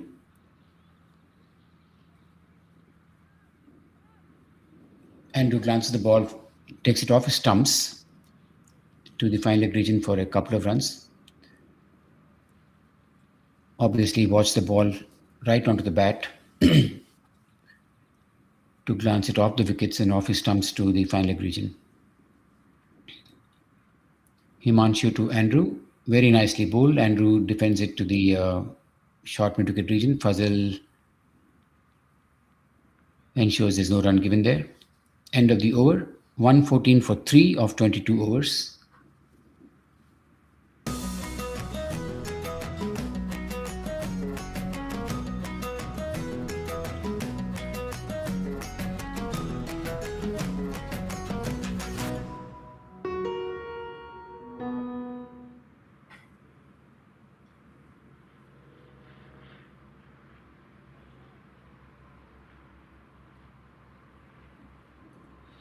Back after the ad break, game is nicely poised. USA fighting their way back.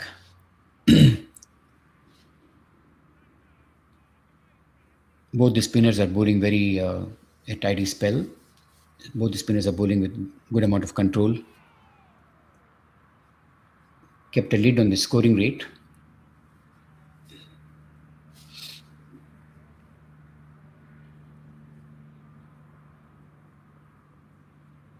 Sajid coming into Matt McCleary. Beautifully bowled, very well bowled, almost deceived in flight.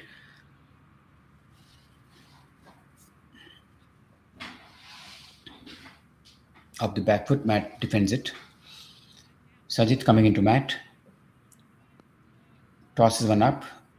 Matt drives it to the long off region for a single. Good piece of bowling by both these spinners. One a right arm off spinner, other a left arm orthodox spinner. Both are keeping a good lead on the game and getting important breaks, particularly from Himanshu. Has 2 wickets. And Sajid bowling very tight from the other end. Nicely bowled. That is impact outside the off stump. I don't think that was going to be given. Beaten in his forward defense, but impact was outside the off stump. Sanjeev also indicating the same.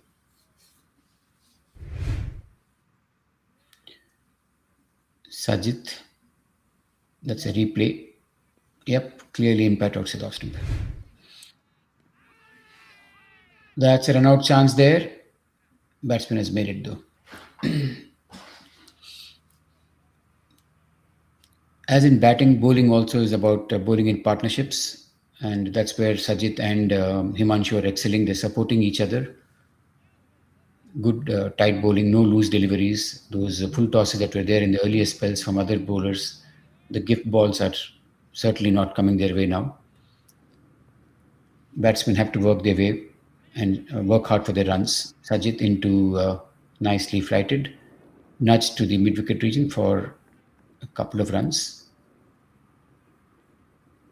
I think just 1 run.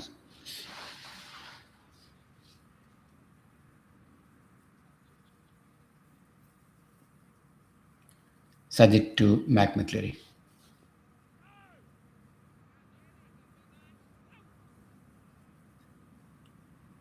Deflects it to the square leg where Ketan effects a very smart piece of fielding. Ensures there's no single taken. 117 for 3 at the end of 23 overs. Yash Technologies is among the largest independent global technology providers, with headquarters in the United States. With over 4,000 worldwide employees, we pride ourselves on being large enough to offer a complete portfolio of IT services, while being small enough to provide personalized attention and customer service. Yash strives to provide excellent IT support by partnering with our clients to build lasting relationships and transform their business. Yash Technologies, more than what you think. With both the spinners bowling a very tight spell, the game is at a very, very interesting and crucial juncture. 117 for 3. The batsmen are having to work very hard for their runs. Himanshu, 5 overs, 20 runs for his 2 wickets. Going through a very good spell.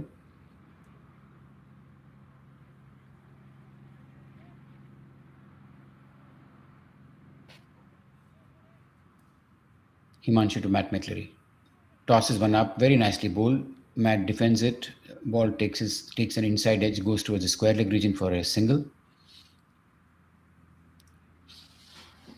2 left-handers at the wicket right now.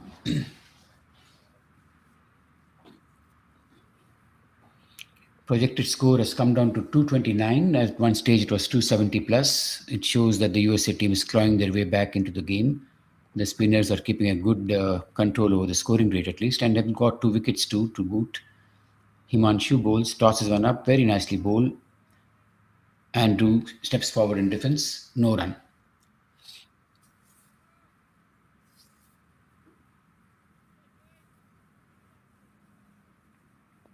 Himanshu bowls to Andrew, using his feet, comes right across and pushes it to the mid-wicket region for a single.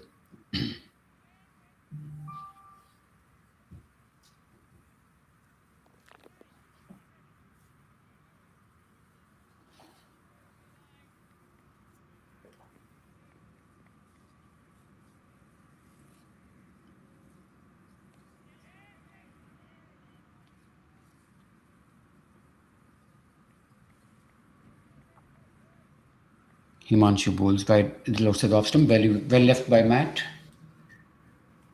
The Aussie batsmen also realize that a critical phase of the game is underway right now, and they need to be on top of the game to ensure very well bowled. Ball turns into the batsman from outside the off stump. Matt leaves it alone. Himanshu to Matt McCleary. Slightly quicker ball. Matt goes back and pushes it to the cover region for a single.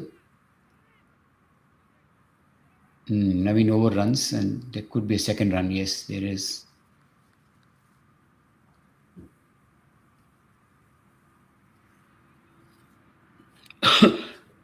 Excuse me. End of 24 overs, 121 for 3.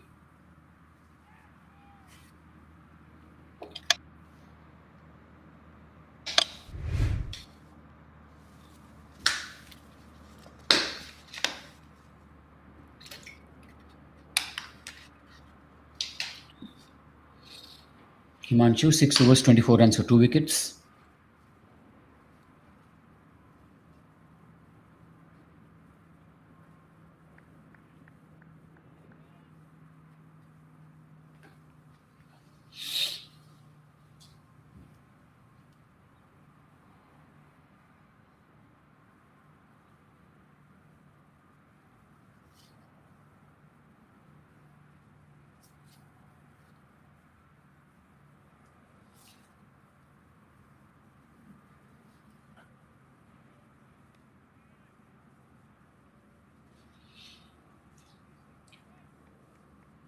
Back after the advertisement break. 121 for 3 at the end of 24 overs. Sajid coming into Andrew Sharp. Tosses one up, nicely bowled. Pushed to the square leg region for no run.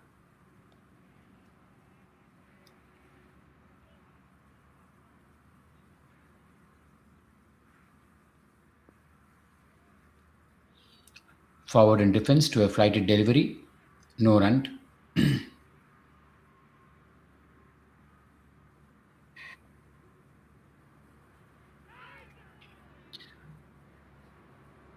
Next ball, he tries to slog sweep.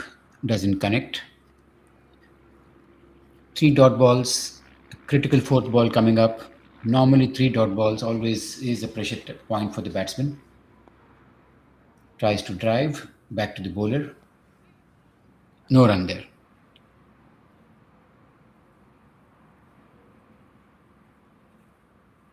Sajid into Andrew Sharp. Short of a length. Tries to cut. Doesn't time it well.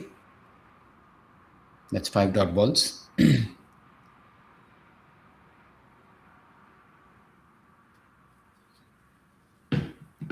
Last ball of the over from Sajid to Andrew Sharp.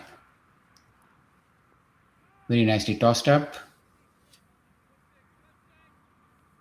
Glance to the square leg region for no run.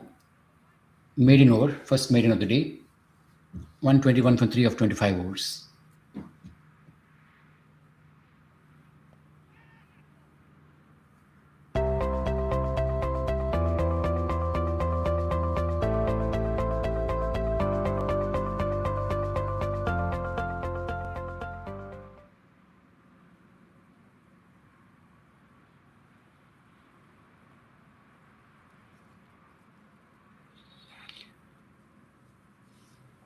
Change in bowling. Nazir Islam is replacing Himanshu.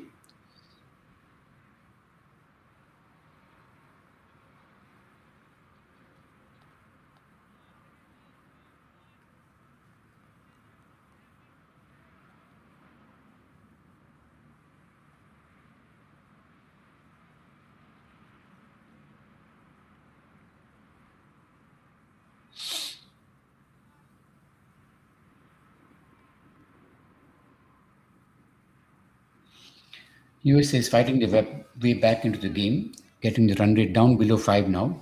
At one stage, it was almost 6 and over. Nazir Islam to Andrew Sharp, who nudges it to the square leg region for a single. There is another spinning option, if I'm not mistaken, in Satish Reddy. We should see him at some point soon.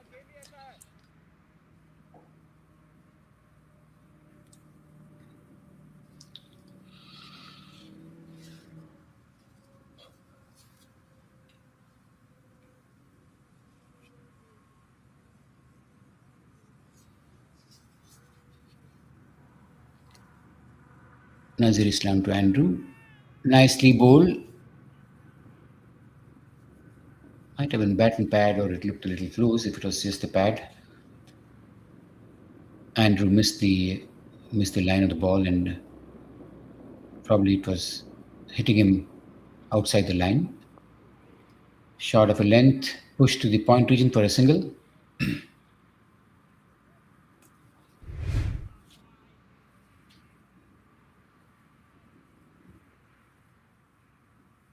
That is going down the leg side.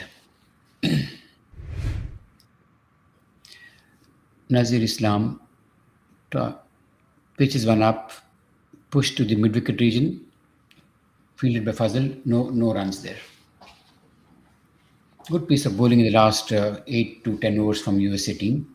Ever since the spinners came on, there has been some control in the scoring pattern. Runs are not flowing freely.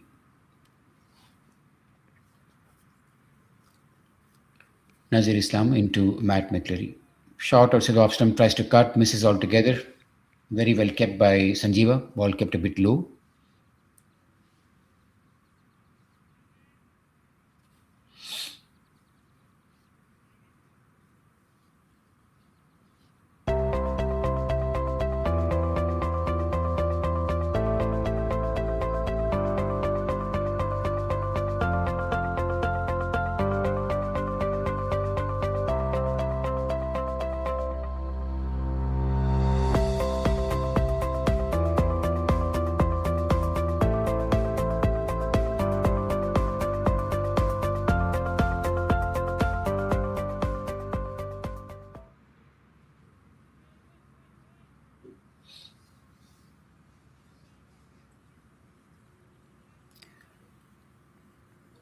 Sajid continuing his spell, coming into Andrew Sharp, tosses one up, and Sharp drives it to the long off region for a single.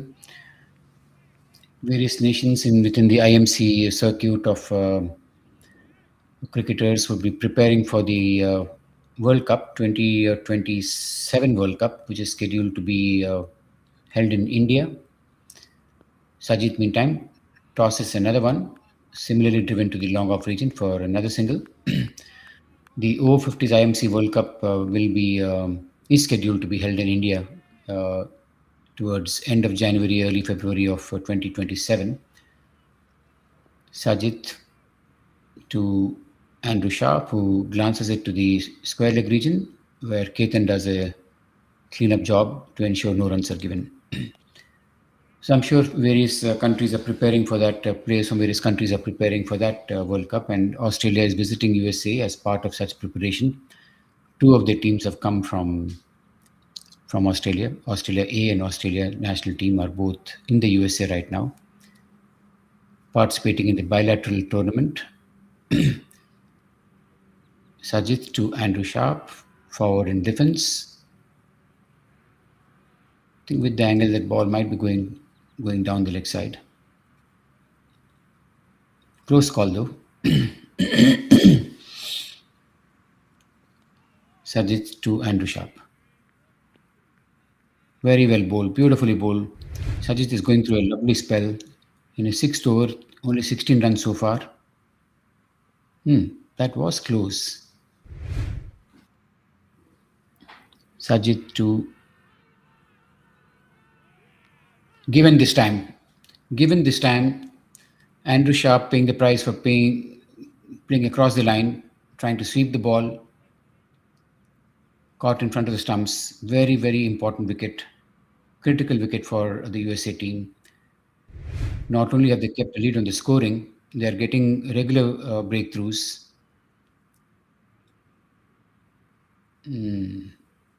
That was close, and the next one, when he tried to sweep, he was given LBW. Wonderful spell of bowling from Sajid. 6 overs, 16 runs, 1 wicket. Himanshu and he paired really well.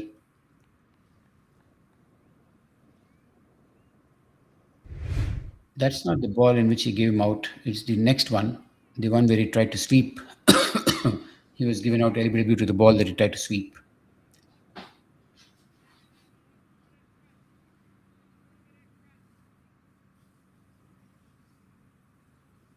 USA is fighting their way back into the game with some exceptional bowling from their spin component of bowlers, specifically Sajid and Himanshu have both bowled very well.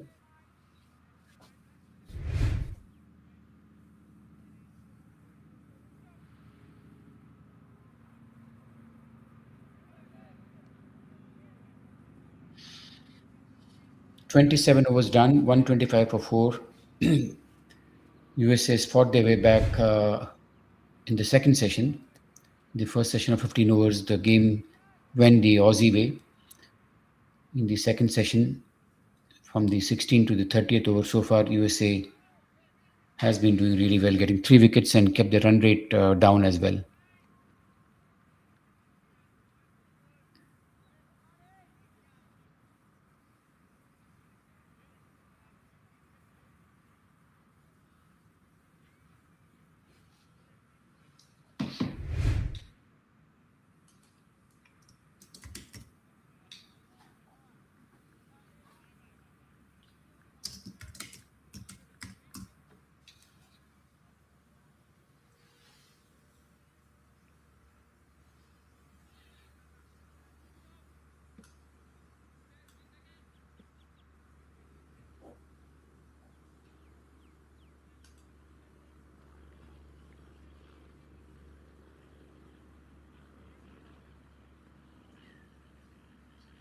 Nazir Islam is continuing his spell into his 6th over, 125 for 4 Australia at the end of 27 overs. Nazir Islam into Matt McCleary outside the off stump. Ball is keeping very low.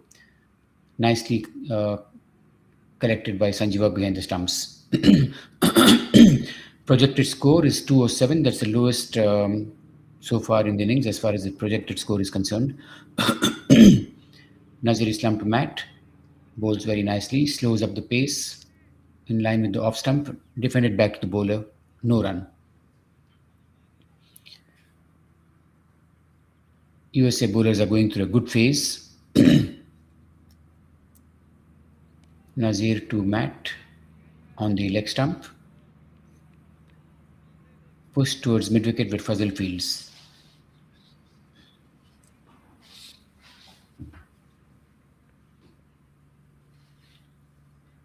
Nazir into Matt McCleary. Shot outside the off stump, tries to cut, misses the line completely. Lucky escape. No under edge or edge to the keeper. 125 for 4. 4 dot balls. Wow, that ball did a lot of the wicket. Ooh, those are not good signs as far as batsmen are coming to play are concerned. That ball turned and jumped. Ouch. Very well kept though.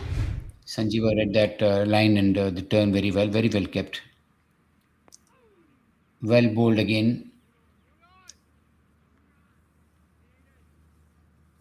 Ball is doing some tricks there. The pitch is playing some tricks rather.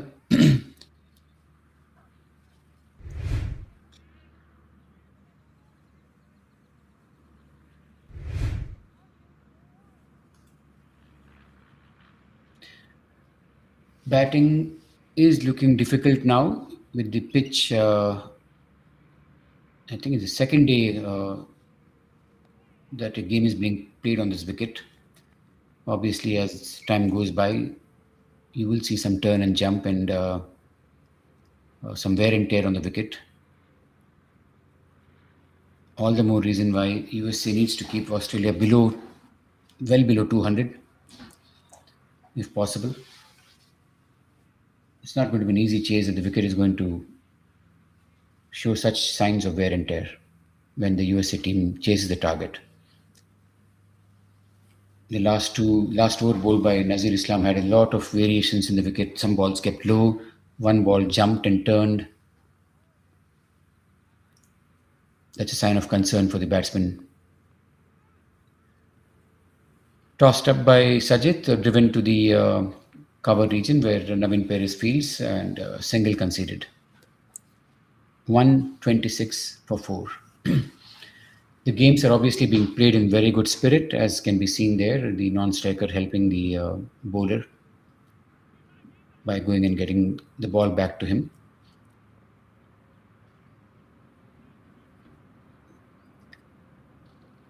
Pretty unlike how Australian test players are known to play.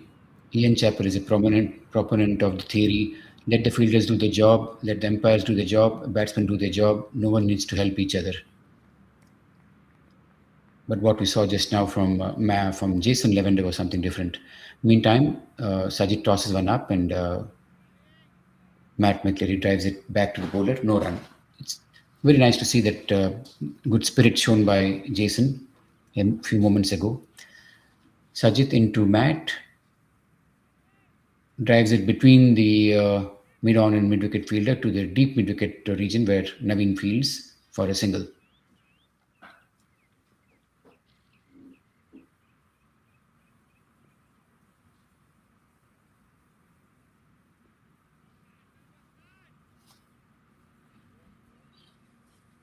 Awesome to see family members come in to support their family who's partaking in the game. Sajid, meantime, into Jason. Nicely bowled. Pushed to the long on region for a single. 128 for 4. One ball left in Sajid's 7th over. 7 overs, 19 runs, 1 wicket. 6.5 actually at this stage. 1 wicket and 19 runs conceded. Very good spell. Sajid into Matt. Very nicely bowled. Pushed to the mid-off region. No run. Nazir Islam tidies up there. End of 29 overs. 128 for 4.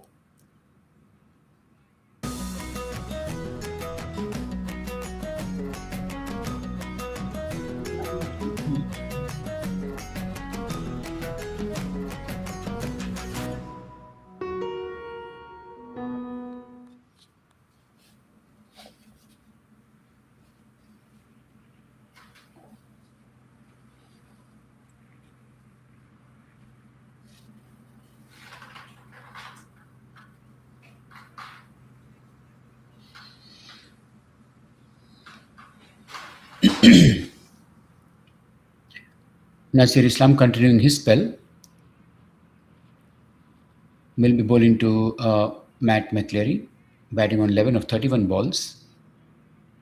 Nicely bowled outside the off stump, left alone by Jason Lavender. Jason wanted to cut it to start with, but then felt the ball was a bit way outside his reach, left it alone. Nazir to Jason. Nicely bowled on the stumps, forward in defense. Good tight bowling from both Nazir as well as Sajid, keeping the batsmen quiet and keeping them focused, giving them no liberties and no chances to get easy runs. Nicely bowled again. Tries to drive, misses the line.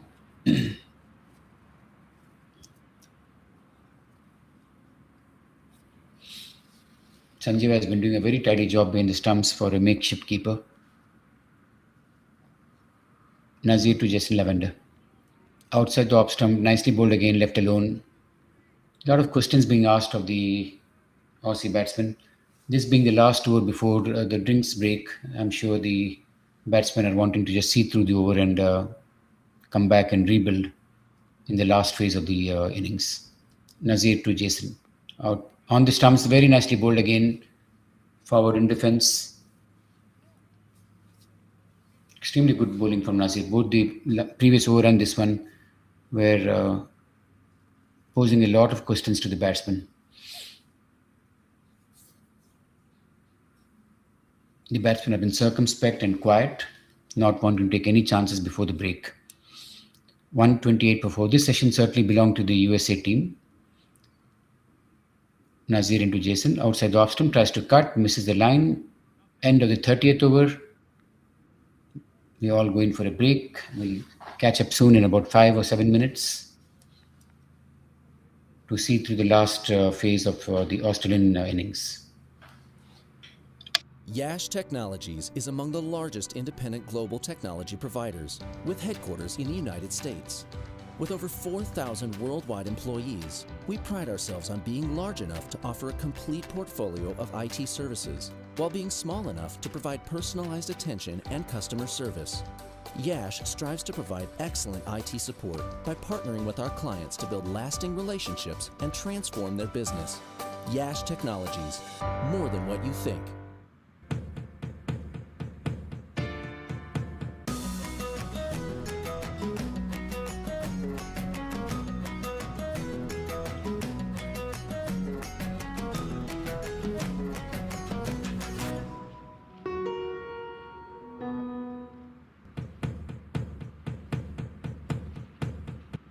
Yash Technologies is among the largest independent global technology providers, with headquarters in the United States. With over 4,000 worldwide employees, we pride ourselves on being large enough to offer a complete portfolio of IT services, while being small enough to provide personalized attention and customer service. Yash strives to provide excellent IT support by partnering with our clients to build lasting relationships and transform their business. Yash Technologies, more than what you think.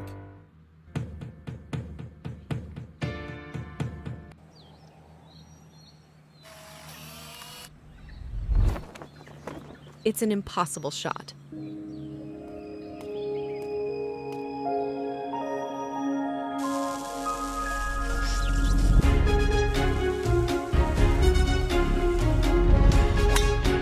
Sometimes creativity and innovation are all it takes to achieve the impossible.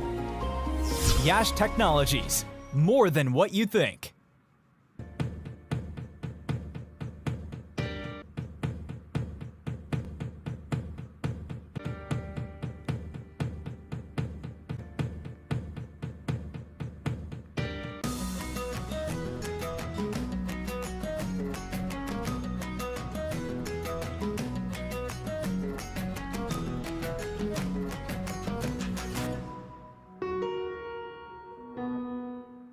In this era of extreme possibilities, re-envisioning and reimagining business is key to accelerating growth.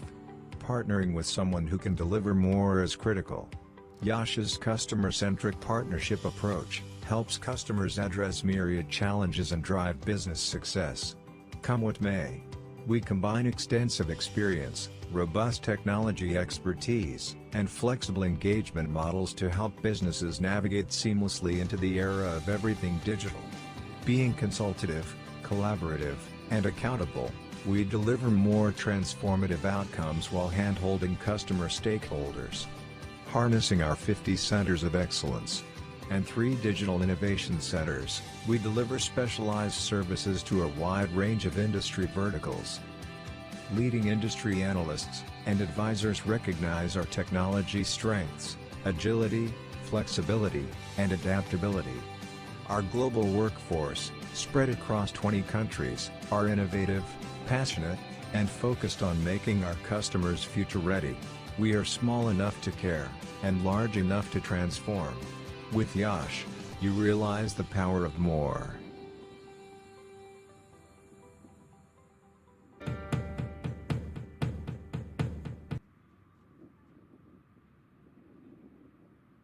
Yash Technologies is among the largest independent global technology providers, with headquarters in the United States. With over 4,000 worldwide employees, we pride ourselves on being large enough to offer a complete portfolio.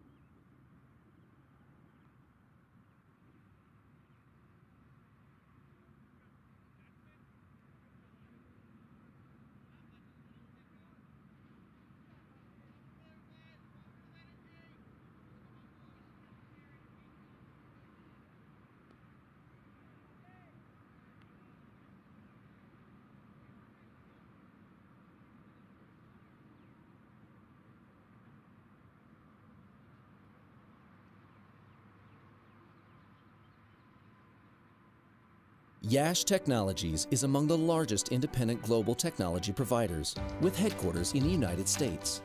With over 4,000 worldwide employees, we pride ourselves on being large enough to offer a complete portfolio of IT services, while being small enough to provide personalized attention and customer service.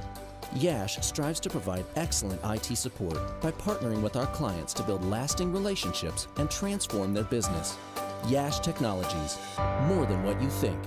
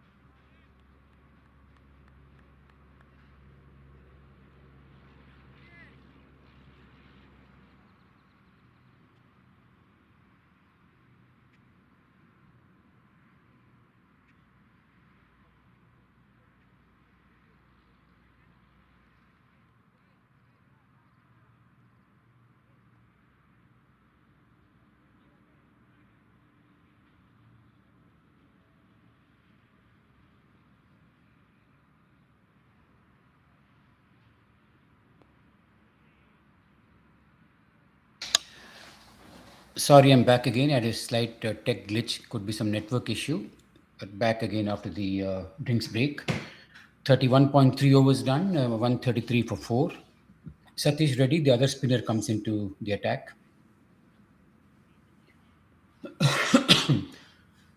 Right arm off spinner. Nice action. Tosses one up outside the off stump for no runs. Satish Reddy bowling his first over.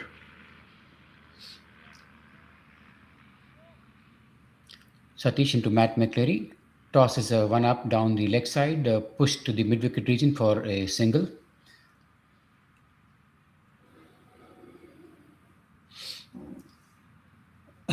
Excuse me.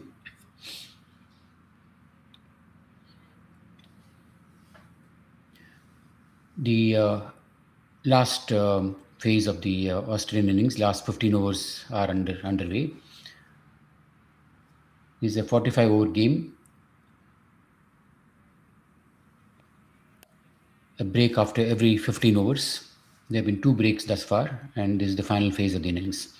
Satish, right arm over, off spinner, tosses one up to the cover region where the fielder misfields slightly. Ball goes past to the long off region where Rahim cleans up for a single. End of 32nd over, 135 for 4.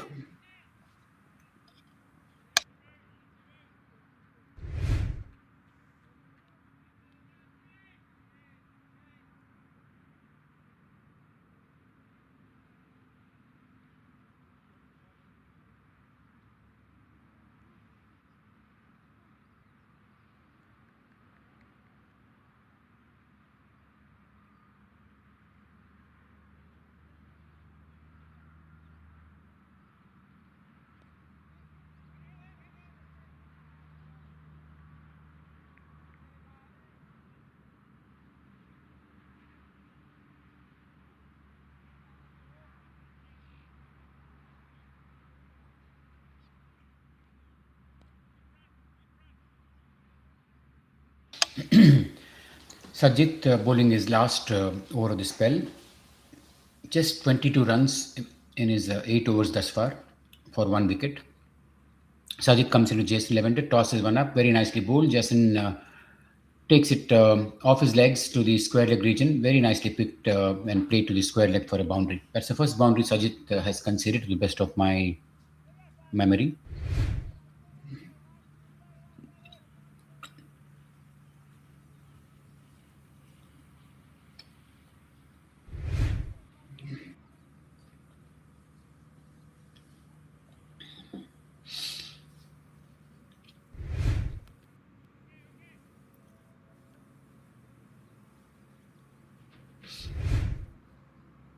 The Australian batsmen will look to up the tempo, given that this is the last 12-13 overs left in their innings. 140, 139 for 4. Sajid to Jason. Forward in defense, very nicely tossed up outside the off stump. Ball coming into the batsman. Turns in slightly and Jason steps forward and blocks the ball. Australia will look for around 225, 230. USA would like to keep them down under 200. Sajid to Jason. Tosses one up. Jason using his feet, tries to drive. Ball gets the inner half of the bat. Goes towards mid-wicket region where Fazal fields. Sajid to Jason. Another tossed up delivery. Jason steps down the wicket using his feet, drives it to the long off region where Himanshu fields. A single conceded.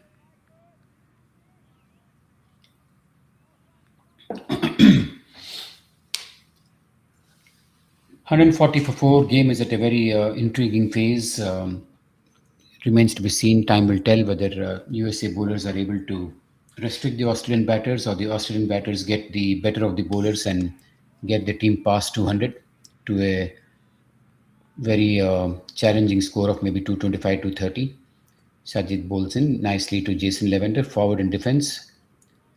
Batsmen run through smartly for a single. There could be an overthrow, but not really, as one of the batsmen overran. Last ball of Sajid's spell, 8.5 overs for 28 runs and 1 wicket. Could have got a wicket or two more. Batsmen were smart and sensible in seeing him through. Did not take too many chances. Sajid to Jason. Tosses one up. Jason cuts it nicely. This could, I think, goes for 2 runs. Rafi chases the ball and throws back to the keeper. Couple of runs. End of Sajid's spell. 30 runs of his 9 overs for 1 wicket.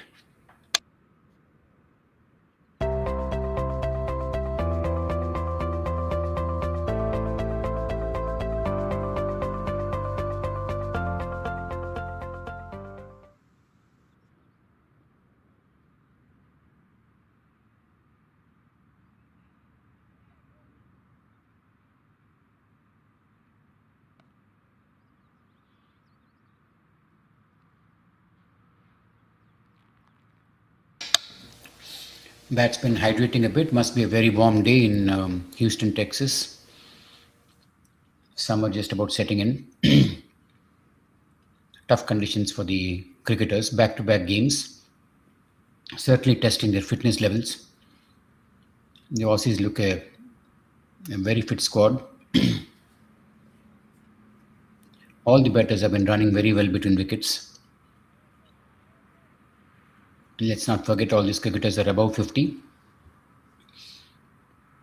and showing exemplary fitness. Satish Reddy coming into Matt McCleary. Very nicely bowled. Classical action.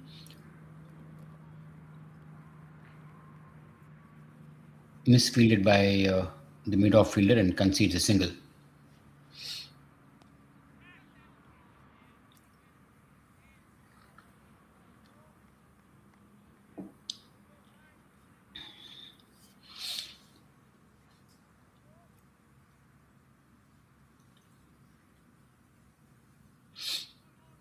Some changes in the field to the right-hander.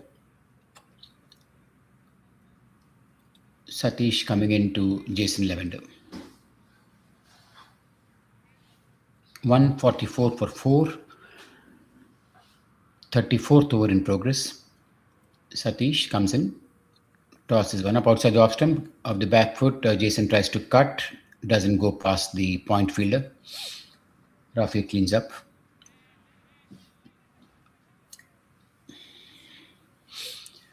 Jason batting on 13 of 22 balls and Matt McCleary 16 of 38 balls.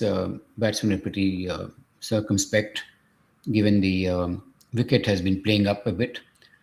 Ball kept low at times, jumped and turned at times. The batsman adapted very well to the conditions so far. Maybe reset the target seeing how the wicket is behaving. Meantime, Satish bowls another ball, pushed to Rafi in the point region. No run. USA bowlers too have bowled pretty well, I would say, making most of the conditions that are favorable to the bowler at this point.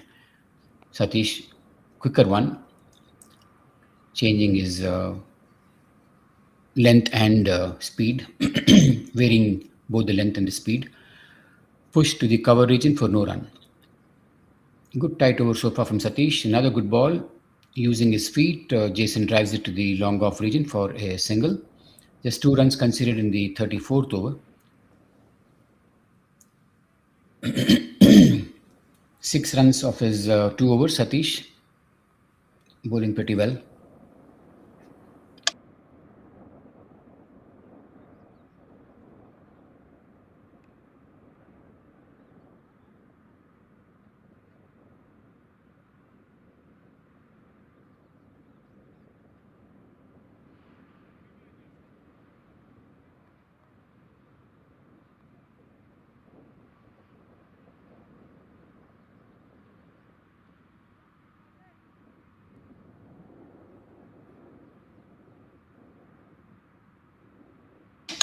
Australian supporters can be seen on the screen there. Maybe some family members and supporters who have flown down from Australia to be part of these games and part of the support system of the players.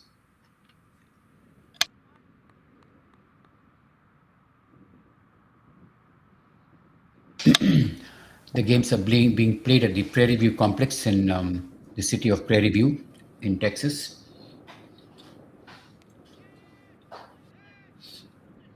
Wonderful facilities, very good wickets.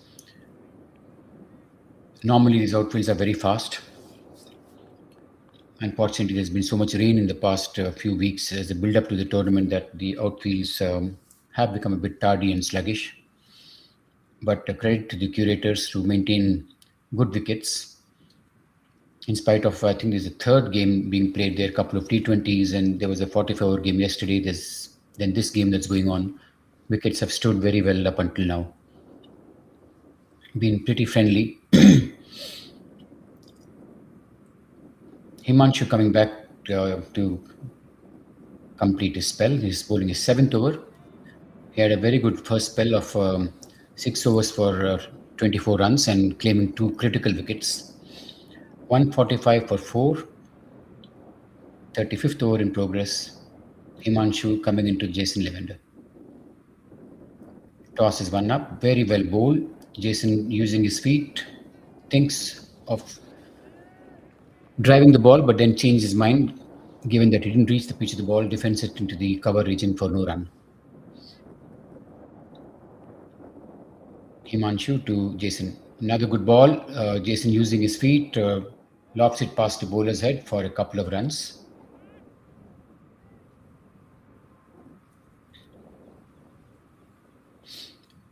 Nicely fielded by Satish. In fact, they take just a single. I think he saved the second run.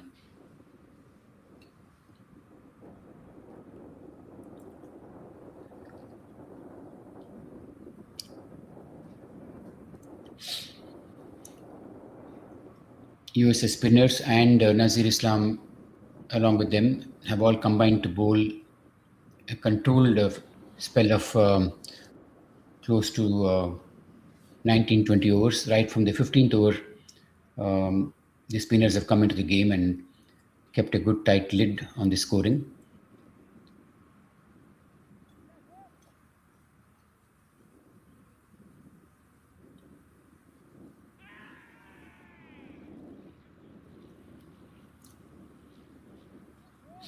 Himanshu into Matt Mcleary.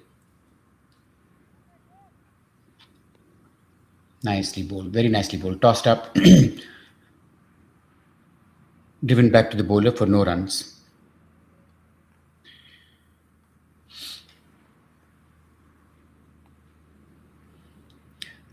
Himanshu tosses another one up and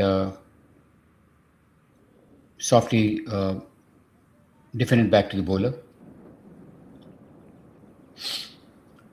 In the game that's happening at the next ground, USA A are taking on Australia A. USA A is in a very good position at the 36th over at 210 for 4 wickets. Ajay Garyali had a very good outing yesterday and continued the good work today, scoring 40. Raj Badadri, the captain, promoted himself and batted at number 3. He didn't bat much yesterday, came at number 9, I think. Moved ahead and performed exceptionally well today, scoring 47. I'll come back to it after the over break.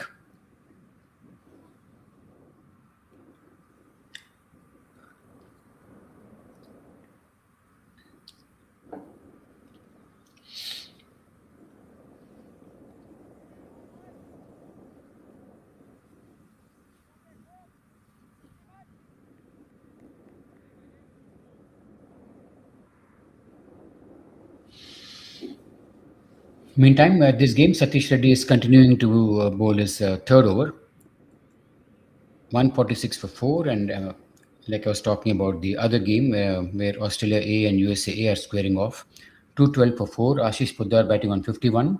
Ashish showed some very good signs of being in good touch yesterday, where he got a few boundaries. Unfortunately, they couldn't take the innings deep, but today Ashish is making up for that, batting on 57. Balaji is batting on 28.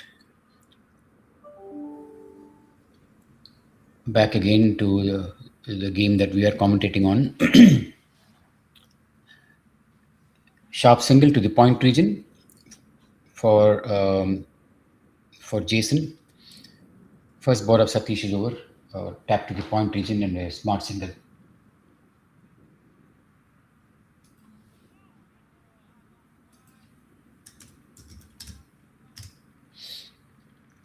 Satish Reddy coming into Mech McLary. Right arm off spin around the wicket. Very nicely glided past the third man region for a couple of runs. Himanshu chases the ball and hurls the ball back in. 2 runs. Nicely glided down the third man region. Played late and to the vacant third man region. 149 for 4 in the 36th over. Satish Reddy into Matt. Nicely tossed up, defended. Satish has a beautiful action. Very clean, typical right arm off spinners, classical action, high arm, good delivery point. Simple run up. 3 paces maybe or 4. Beautifully bowled. Ball pitched and turned, very nicely bowled. Sanjeeva doing a terrific job as a makeshift keeper behind the stumps. Satish into Matt. Another good ball. Matt goes back and cuts it, but there's a fielder covering that region. Himanshu ensures there's no single taken.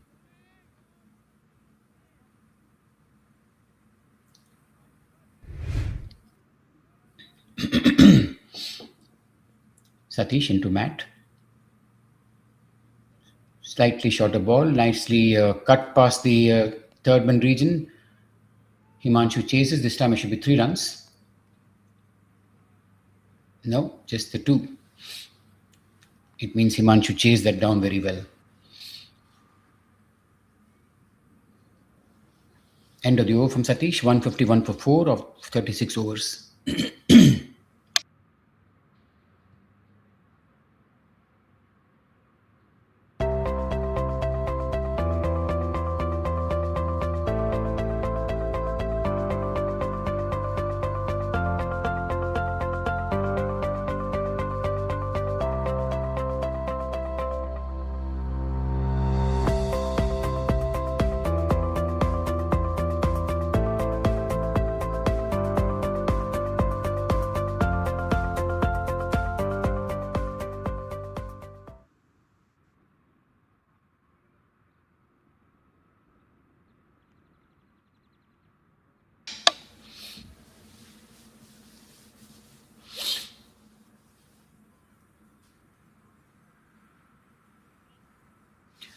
Back after the ad break, there's a change in bowling. Ketan Patel is coming into bowl. Interesting change. Ketan is primarily a batsman who can bowl, a very street smart cricketer, much in the lines of Nazir Islam. Ketan is someone I've played a lot of cricket with in New Jersey. From about 2002 to about 2022, Ketan, or even 24, maybe Ketan was actually in New Jersey. Recently moved to Atlanta. Ketan is primarily a left-hand opening batsman and can turn his arm over. Bowls a quicker ball that becomes a full toss. Goes past the mid-off fielder for a single.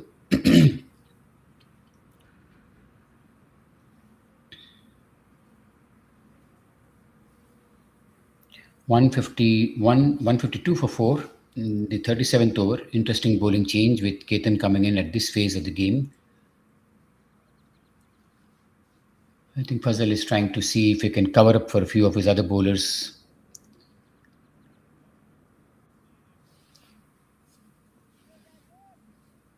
Rahim will have some overs left. I think Arun Toradur will have some overs left. Nicely bowled from Ketan. Quicker ball on the middle and off stump, nudge to the cover region for another single.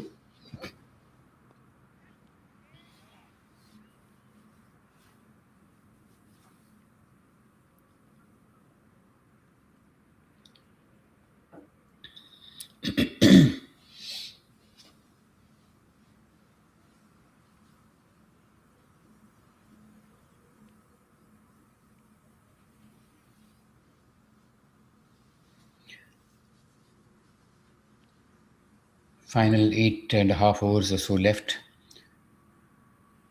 Australia have 6 wickets in hand. They're well placed at 153 for 4. They will look to up the ante and increase the scoring rate from here on. Ketan will try to make sure he does his best to keep the scoring rate down. Ball pushed to the mid-on region for a single. The boundaries have been far and few in between in the past 5 to 10 overs, not too many boundaries. To that extent, the USA bowlers have bowled well and kept a lid on the scoring rate. It's now up to the Australian batsmen to see if they can break the shackles and increase the tempo. Cut away to the third one region for a single.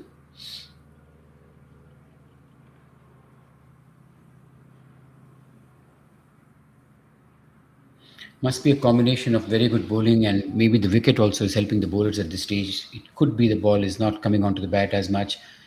We did see the odd ball keep low, the odd ball. That's Vinod Mutwani, one of the EC members of MCUSA, a wonderful servant of the institution with his camera and large lenses, taking some outstanding pictures, which we get to see on social media. It's not easy to get such pics from a non-stationary sport. This is a sport where there's a lot of movement. In fact, all sport is moving. There's no stationary sport as such.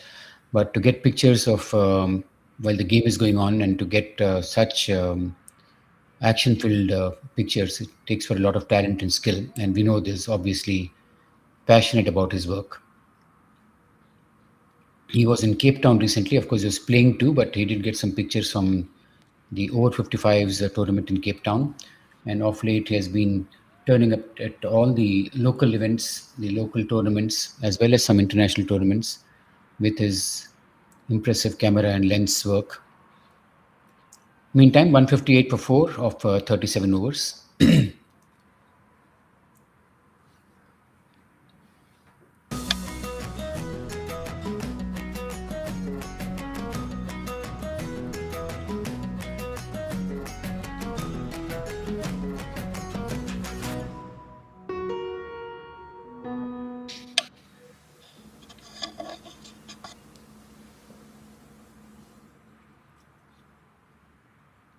Satish Reddy is continuing his spell. Impressive bowling thus far. 11 runs of his 3 overs. Let's not forget his bowling in the last phase of the innings where the batsman will look to get cracking at the run rate. The consolidation phase is now well past. Batters have to look for upping the ante and getting as many runs as possible with just 8 overs left. Satish coming into Jason Lavender. Good ball, slightly short in length. Cut. Point fielder does a good job in restricting it to just 1 run. It was timed well, that cut shot. Rafe diving to his left. Affects a good stop.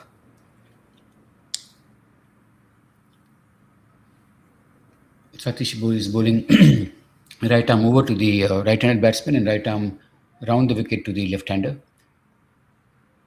Obviously, some changes in the field and Sanjeeva is taking care of the angles. Satish comes into Matt McCleary, tosses one up, nicely bowled, deflected to the square leg region for 2 runs. That's smart running, quick running. Heat must be getting to the players. We can see Rafe looking for a deep breath. It must be very hot out there in Prairie View at this point.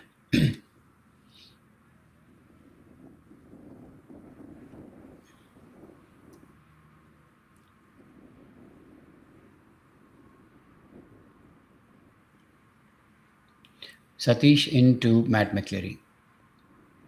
Nicely bowled, pushed towards the point region, no run, smart fielding from Ketan Patel.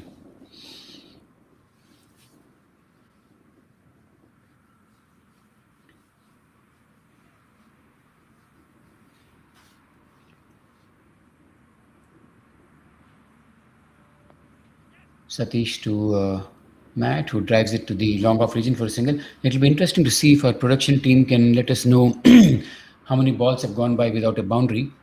Will go to show that the USA bowlers have done a tremendous job at this phase of the game, not to give a boundary for a pretty long time.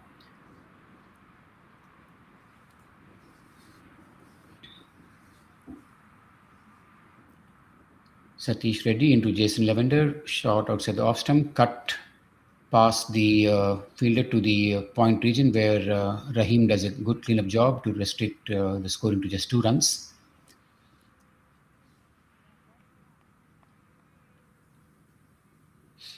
Six runs of the over so far. 164 for 4 in the 38th over. Satish comes into nicely tossed a ball, driven back to the bowler. No run of that ball. End of the 38th over. 7 overs left. Yash Technologies is among the largest independent global technology providers, with headquarters in the United States. With over 4,000 worldwide employees, we pride ourselves on being large enough to offer a complete portfolio of IT services, while being small enough to provide personalized attention and customer service. Yash strives to provide excellent IT support by partnering with our clients to build lasting relationships and transform their business. Yash Technologies, more than what you think. Our production team has come up with the answer to a question I posed. The last boundary was scored 6 overs back in the 32nd over. In fact, that boundary is being shown right now of Sajid's over. Goes to show what a professional unit we have. Streaming quality has been exceptional. We have a tremendous group of people managing the production of this streaming service. We have Hassan, we have Vishal Tiku and his team who are helping us with this production. Extremely high quality streaming that we get to see here. No boundary score in the last 6 overs. Says a lot about how well the USA bowlers have bowled. Not easy to contain batsmen of this caliber and this skill set. Ketan Patel into Matt. Flicks it off to the square leg region for a single.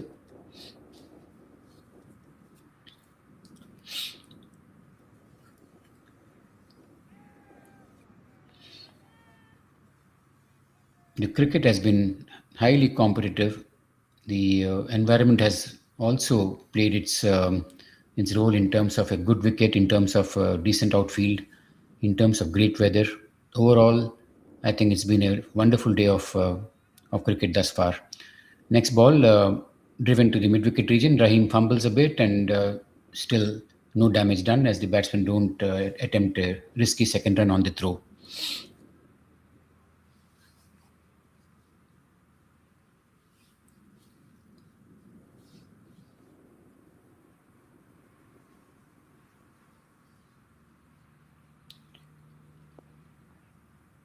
Ketan Patel pitches one right up and batsman tries to drive past the bowler, doesn't succeed in doing so.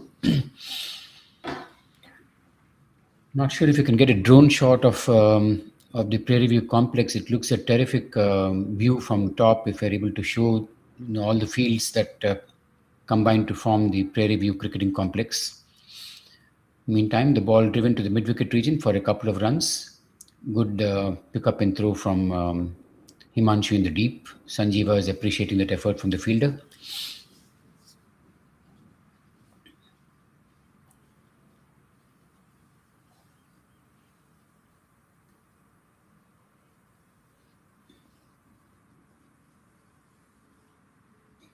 Ketan to Matt.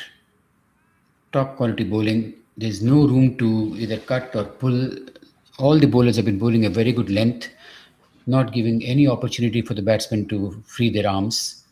During the slog overs, this is high quality bowling. Ketan into another good ball, pitch right up. All the batsman could do is glance it to the square leg region for a couple of runs. Good piece of fielding from Naveen. End of the 39th over.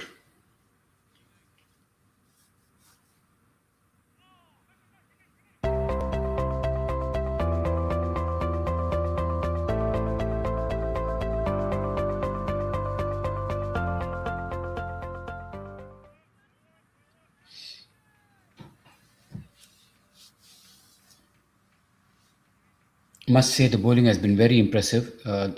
Never easy to keep batsmen of this quality, and that to those who are set.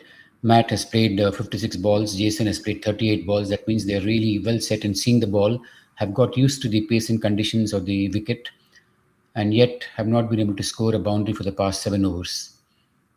That says a lot about the quality of bowling and most likely good fielding too.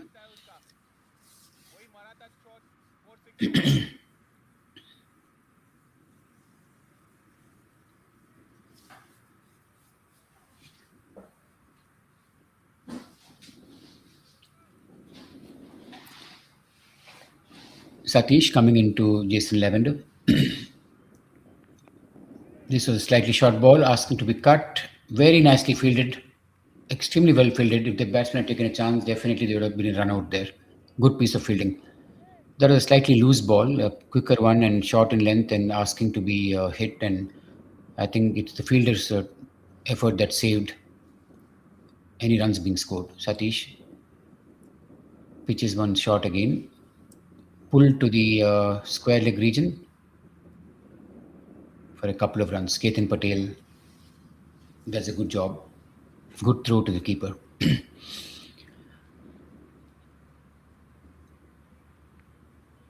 The fielders so far have shown good fitness, given that there's a back-to-back game, and there certainly has been ball skied, and Sanjeeva does a good job in taking that catch.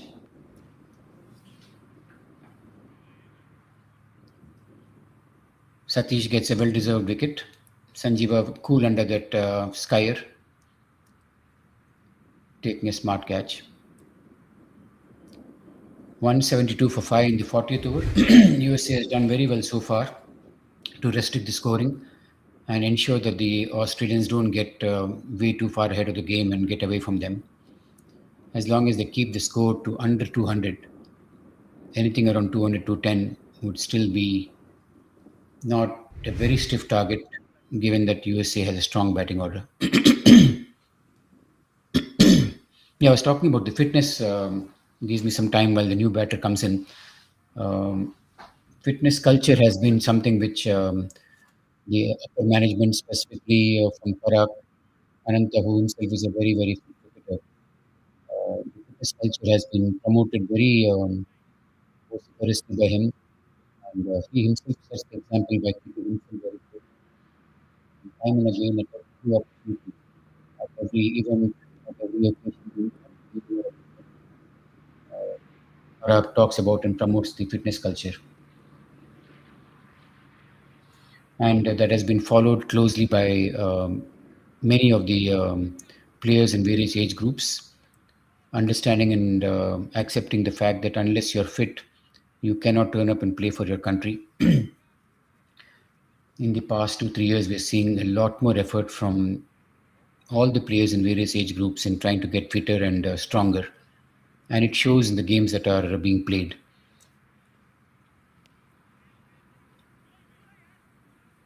Compared to about 3 or 4 years back when I made my debut in MCUSA, I can certainly say that the fitness levels of my colleagues in the 60s, over 60s team, and that of players in the 50s and 40s has gone up by leaps and bounds. And there's year-round effort in terms of encouraging each other. You have a fitness community of players within the community trying to record and show their efforts in fitness. And this sort of motivates and encourages everyone else to join that group and get fitter. Parag should be profusely thanked for inculcating that kind of culture within the Masters community. We might still be way behind a team like England or Australia, But by our own standards, I would say that we're getting fitter. And there you go. I was asking for a view or a shot of how the Prairie View Cricket Complex looks. Thanks again to my production team. That's how those 6 grounds are positioned. And it's a wonderful facility to showcase the game of cricket and to participate in tournaments, to host various events and tournaments. Beautiful grounds, terrific outfields, very, very good wickets. The only uncontrollable factor there is the rain, and that's not in the hand. That's another wicket coming down. No, very lucky the batsman gets away there. I thought that was skied and should have gone to Fazal or to the bowler, but the ball falls in no man's land. End of the 40th over. We'll come back to the topic on fitness as well as the review complex and this game after the ad break.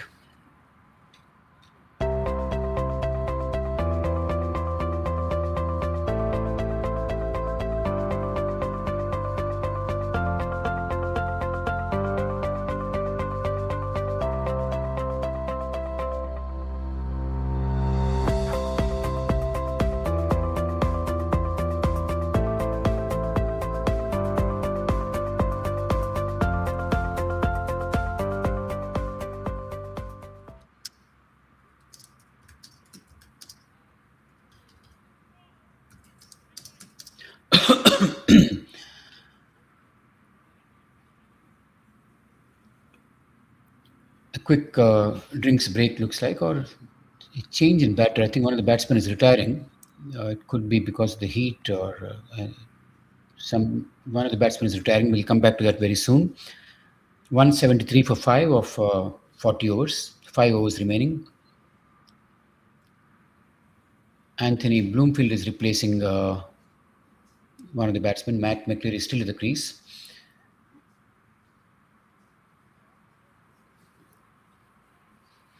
Five overs to go. Very, very important phase of the game. Can Australia take the score beyond 200, maybe 210, 215, or can USA restrict them under 200?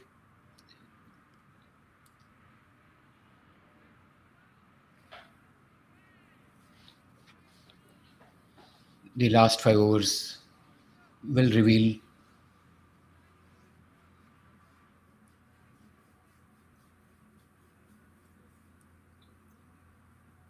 Satish Reddy, 5 overs, 20 runs and 1 wicket. I would assume Himanshu will be continuing to bowl from here, or will it be Ketan Patel? Ketan Patel, 2 overs for 13 runs. Himanshu has 2 overs left. Rahim has 3 left. Satish has 4 left. That's ample options with Fazal. He's obviously had a lot of bowlers to play about with. Ketan will probably continue, given that he bowled a good tight over.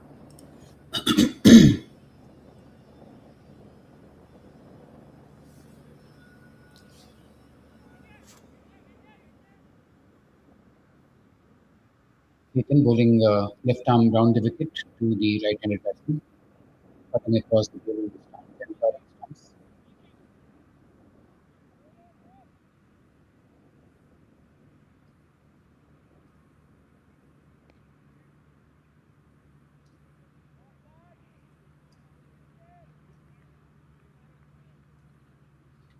Ketan Patel into Anthony Bloomfield, the new man. Toss the one up nicely, driven to the long off region where Paresh feels the ball and hands it back to the bowler. It could be a very interesting chase, depending on how much Australia get from here. Anything under 200 or around 200, USA, I feel, will stand a good chance, particularly if Fazal, who's a key component of the batting unit, gets off to a good start. Meantime, Ketan pitches one outside the off stump, nicely tossed up. Chris Dixon, I think both batsmen have changed. They've retired, so 2 new men have come to the crease, fresh legs.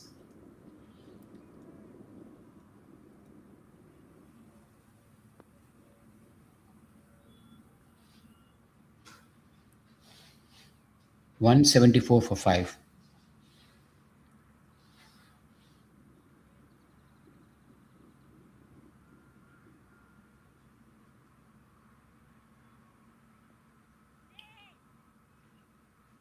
Ketan Patel, which is one shot outside the off stump, driven to the. That's the first boundary for a long time. First boundary in the last 9 overs, I believe. That was a short ball, the first ranked bad ball in a long time from the USA bowlers.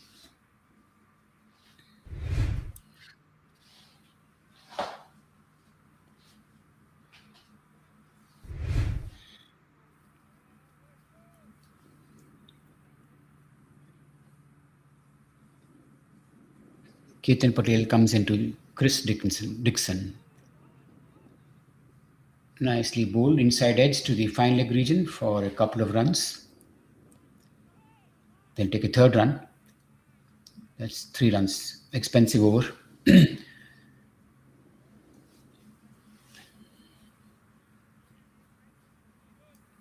178 for 5, the 41st over in progress. Lucky to get away.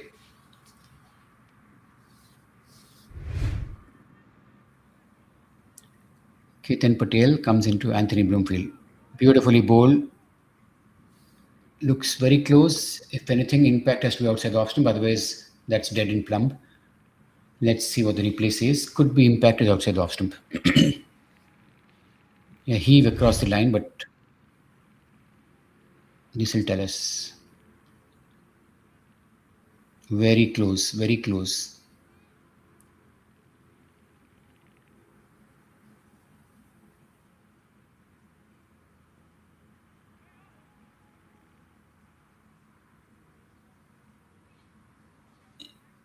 I think the benefit of doubt can go to the batsman that looks at impact outside the off stump. If anything, umpire's call. The slow motion has completely brought as close a call on that as we can make. To me, it appears impact outside the off stump. 181 for 5, 42nd over in progress. Himanshu will come into bowl. Fazal has to be smart with rotating his bowlers. Noticing many of them have quota of their bowling left. Ketan Patel was a bit expensive in the previous over, and Ketan is not a regular bowler. He's someone who, batsman who can bowl a bit. Will be interesting to see if he'll get one more over or he'll bring Satish Reddy back in. He has Rahim with a few overs left. So it'll be interesting to see what Fazal does at the other end. Himanshu obviously has 2 overs left here.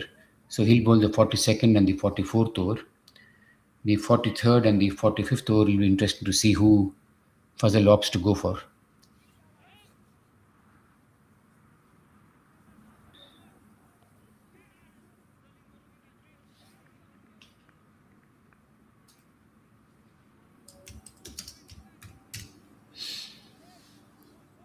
Meantime, Himanshu coming in to bowl his 8th over will be bowling to Chris Dixon.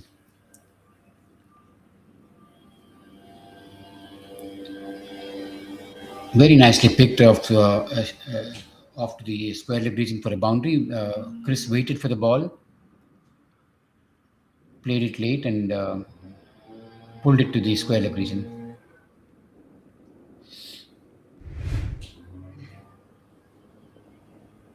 Next ball.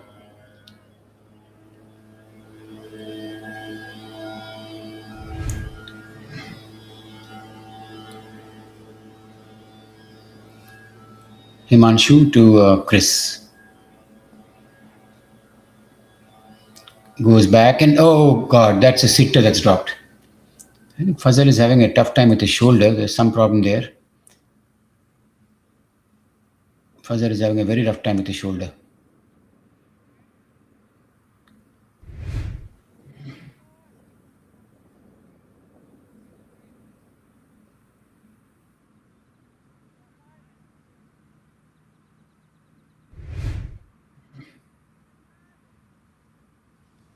That was a pretty easy catch. Unfortunately, Fazal is carrying a niggle or a shoulder injury, and that might have bothered him in taking that catch. Should have been taken. Another skyer. This time Sanjeeva should take that. Sanjeeva does get under the ball and takes a good catch. 186 for 6. Himanshu bowling very well. Nicely tossed up delivery, tempting the batsman to go for a slog sweep. Unfortunately, Anthony skies it to the keeper.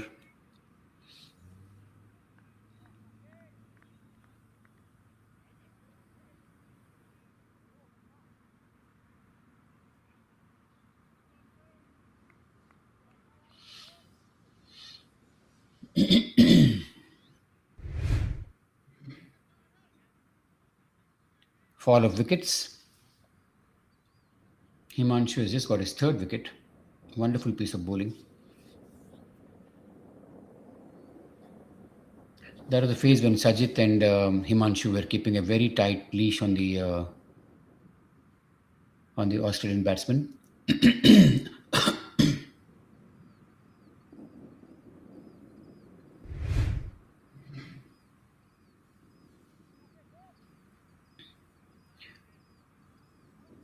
Reece Perry joins in. 186 for 6 with 3.3 overs left.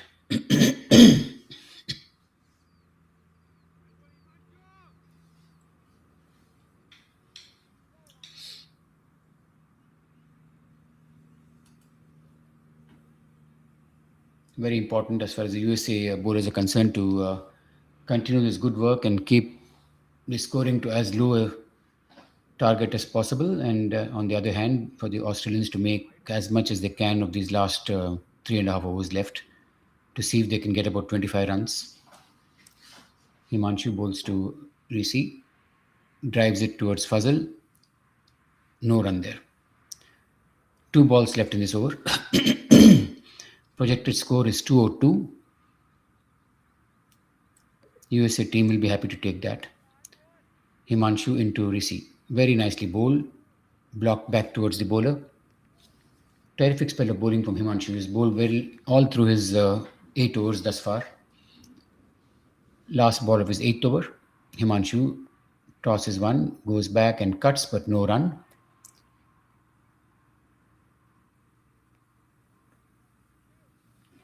Good over from Himanshu. 186 for 6 at the end of 42nd over.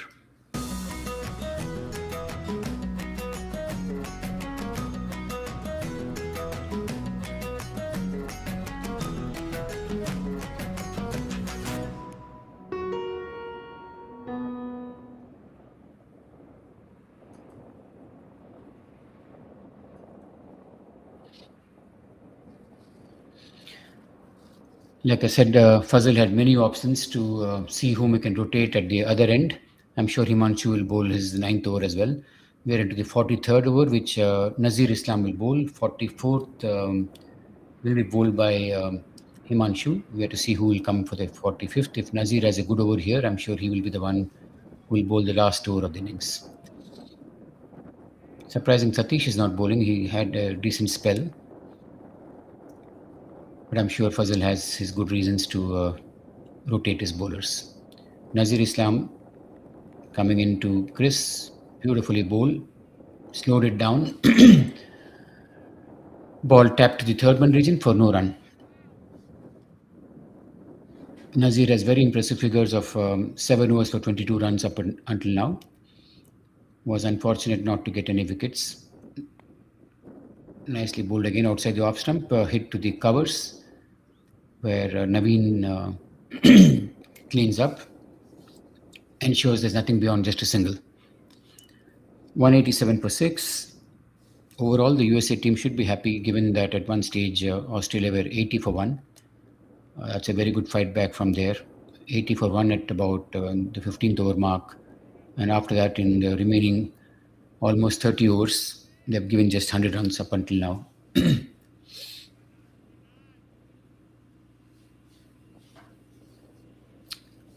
Nazir to Reece Perry. Beautifully bowled. That's very close. Very close. Let's see what the replay says. LBWs have not been coming through easily from the umpires. This also has to do with anything That's close. Umpire feels it's going down the leg, but not sure of that. Look close to me. Nazir to Rishi Perry. Beautifully taken. Lovely catch from Nazir Islam. That's what I was saying. This man has the ability to make things happen on the field. Rishi drives it back towards the bowler. Ball was coming back at a low height to Nazir, who made that catch look very easy. Top quality catching from Nazir Islam in that case. Nazir has this gift of making things happen on the cricket field, be it batting or bowling. I've seen him for many years. I've seen him in the local leagues. He has good hands, good soft hands for fielding. He's just a natural cricketer. I've hardly seen him put too much effort into his fitness or the game or practice or skills. It's pure natural talent.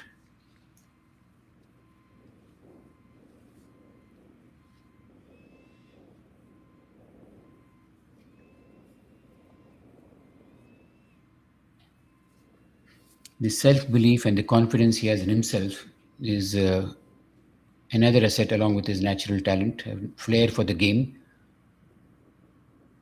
Doesn't think too much about trying to complicate the game. Just see ball, play ball kind of a player. Whether it's bowling or batting, he just keeps it simple. Good cricketer. Nazir Islam comes into Simon Milton, the new man. Nicely bowled. Simon deflects it to the third man region for no run. That's smart captaincy, I would say, of Fazal to bring Nazir at this stage. He had so many options. He went for Nazir. And Nazir repaid the captain's faith and confidence in him by almost, I think it was a maiden over and a wicket, or maybe one run and a wicket.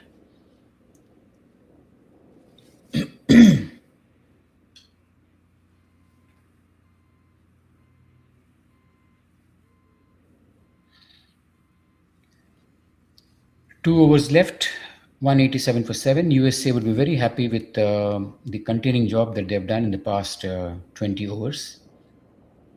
18 overs for sure. Up from the second phase, 16th over onwards up until now, USA had the upper hand in terms of keeping the scoring rate under check and getting wickets. Himanshu, beautifully bowled, going for a big shot. Batsman edges it to the fine leg region. No, there's no edge there. It was a bye.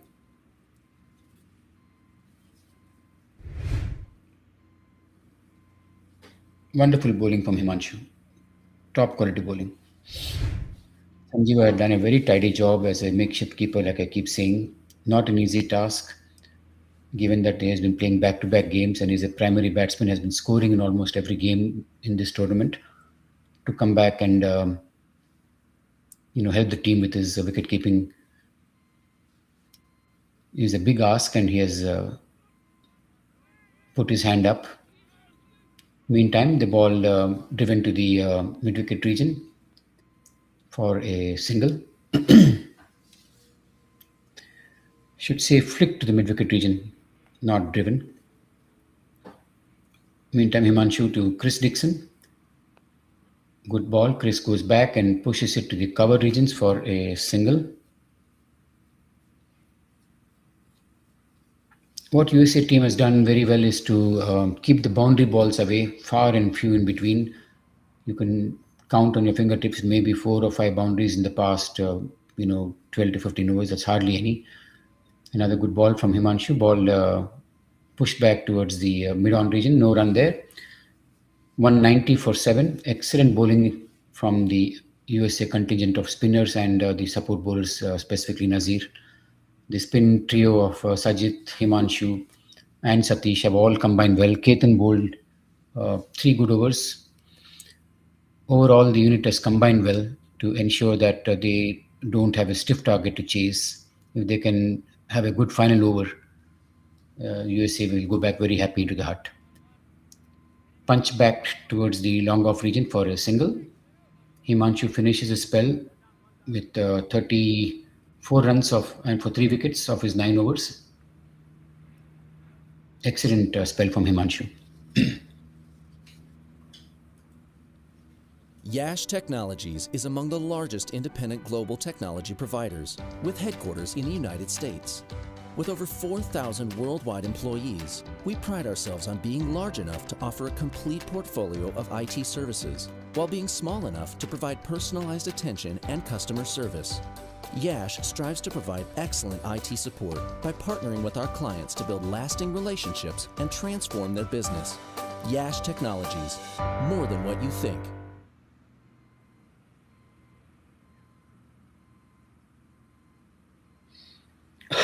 Excuse me. Last over of the innings, Nasir Islam will continue after bowling a tremendous 43rd over.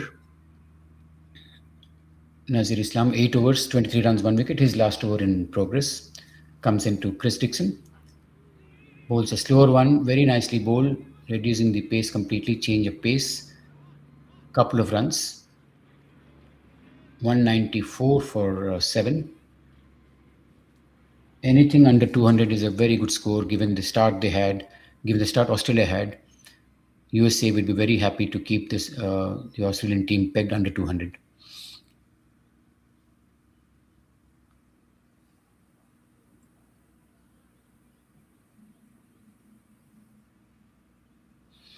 Nazir to Chris Dixon.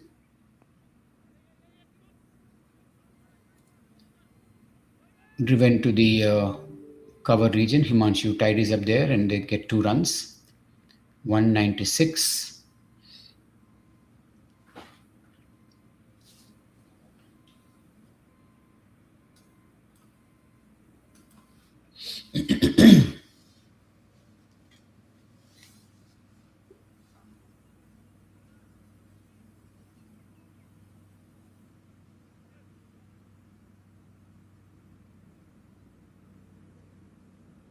Nazir Islam comes into Chris Dixon.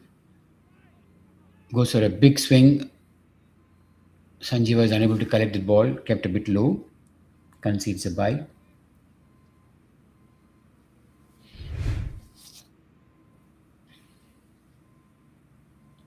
Narrowly missing the off stump.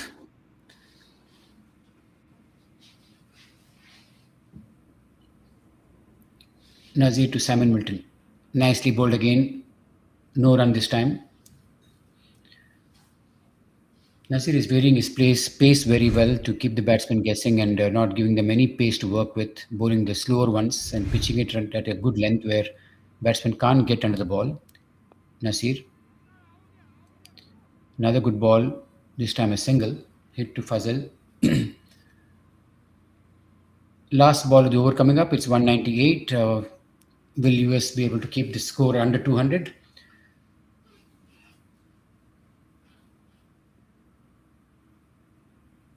Nazir Islam comes to Chris Dixon. Beautifully bowled. Excellent bowling. Dot ball to finish the innings. USA will be very, very happy with the target that they have set. The Australians have set for them. I'm talking particularly from the point of view of the start that Australia got in the first 15 overs. We'll take a break for lunch and be all back after the lunch break for the USA batting innings.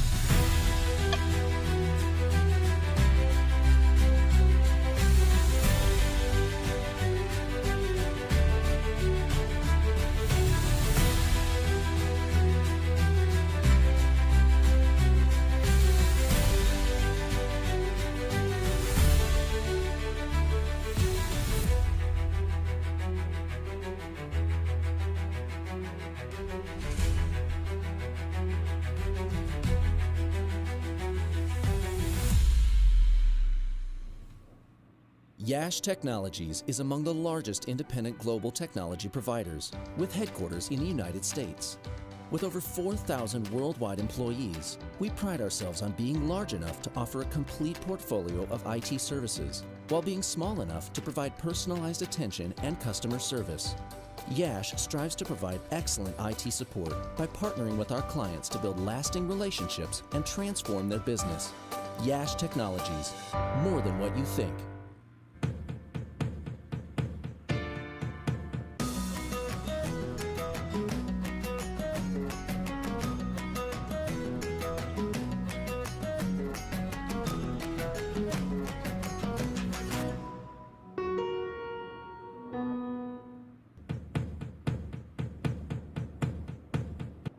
Yash Technologies is among the largest independent global technology providers, with headquarters in the United States.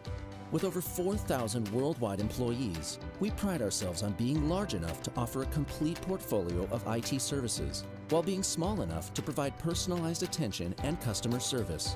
Yash strives to provide excellent IT support by partnering with our clients to build lasting relationships and transform their business. Yash Technologies, more than what you think.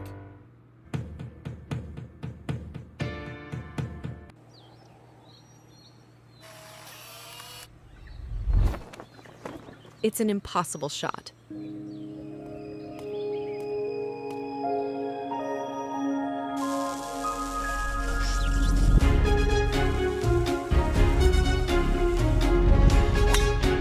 Sometimes creativity and innovation are all it takes to achieve the impossible. Yash Technologies, more than what you think.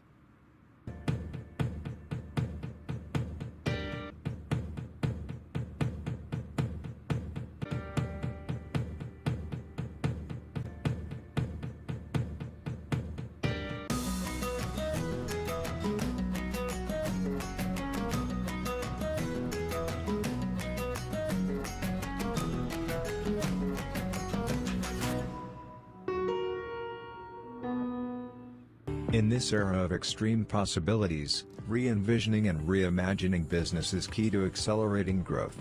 Partnering with someone who can deliver more is critical.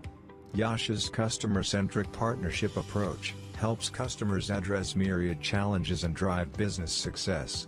Come what may, we combine extensive experience, robust technology expertise, and flexible engagement models to help businesses navigate seamlessly into the era of everything digital.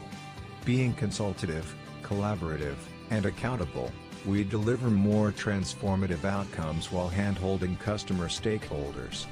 Harnessing our 50 centers of excellence and 3 digital innovation centers, we deliver specialized services to a wide range of industry verticals. Leading industry analysts and advisors recognize our technology strengths, agility, flexibility, and adaptability. Our global workforce, spread across 20 countries, are innovative, passionate, and focused on making our customers future-ready. We are small enough to care, and large enough to transform. With Yash, you realize the power of more.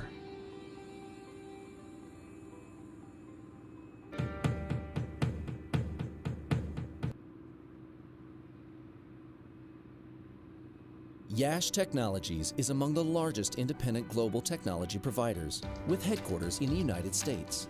With over 4,000 worldwide employees, we pride ourselves on being large enough to offer a complete portfolio of IT services, while being small enough to provide personalized attention and customer service.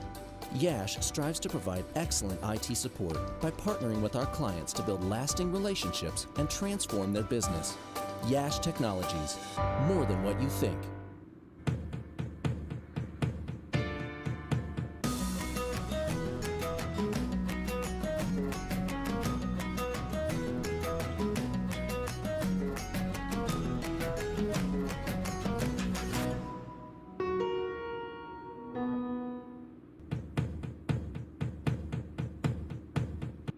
Yash Technologies is among the largest independent global technology providers, with headquarters in the United States.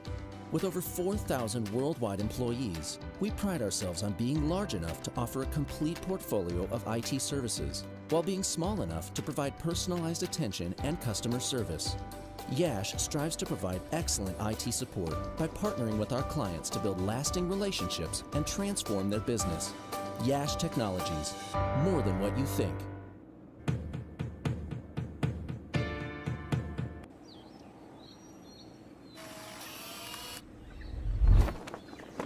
It's an impossible shot.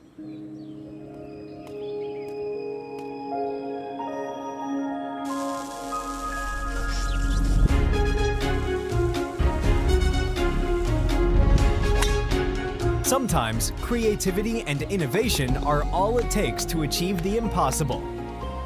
Yash Technologies, more than what you think.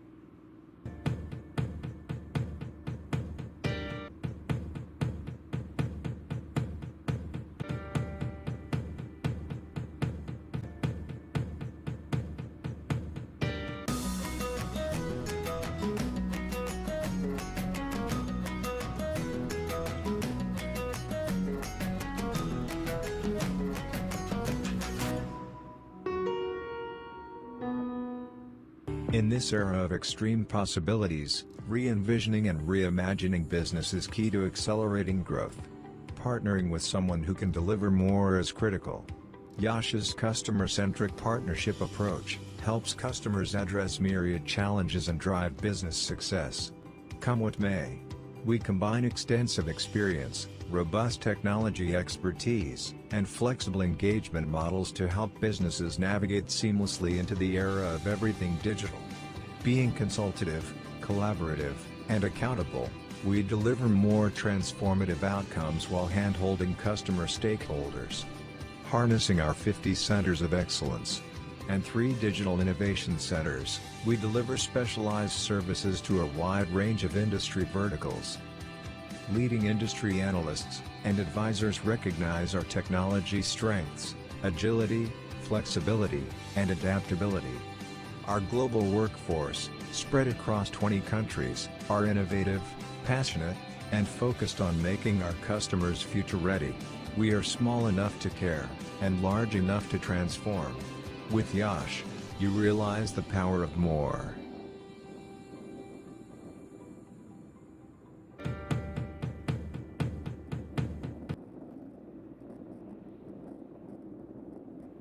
Yash Technologies is among the largest independent global technology providers, with headquarters in the United States. With over 4,000 worldwide employees, we pride ourselves on being large enough to offer a complete portfolio of IT services, while being small enough to provide personalized attention and customer service. Yash strives to provide excellent IT support by partnering with our clients to build lasting relationships and transform their business. Yash Technologies, more than what you think.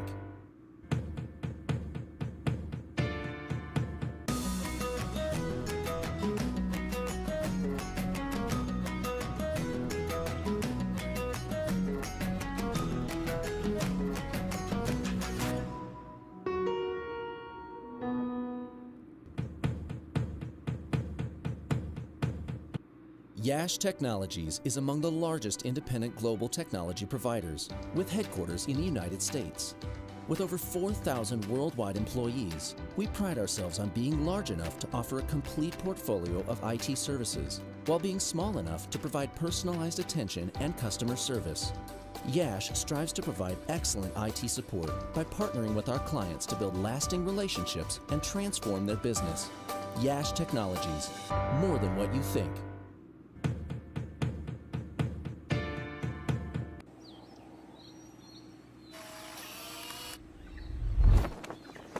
It's an impossible shot.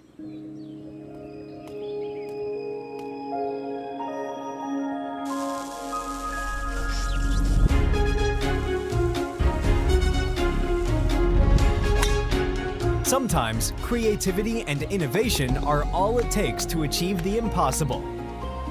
Yash Technologies, more than what you think.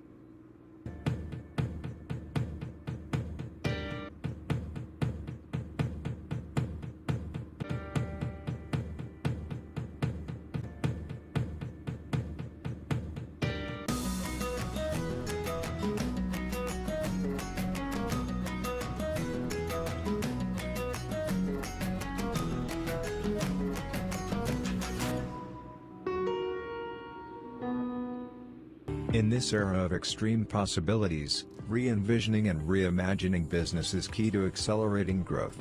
Partnering with someone who can deliver more is critical. Yash's customer-centric partnership approach helps customers address myriad challenges and drive business success.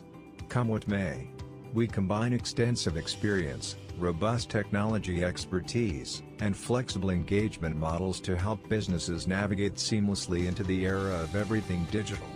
Being consultative, collaborative, and accountable, we deliver more transformative outcomes while hand-holding customer stakeholders.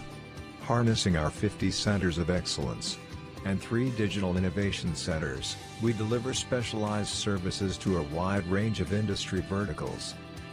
Leading industry analysts and advisors recognize our technology strengths, agility, flexibility, and adaptability.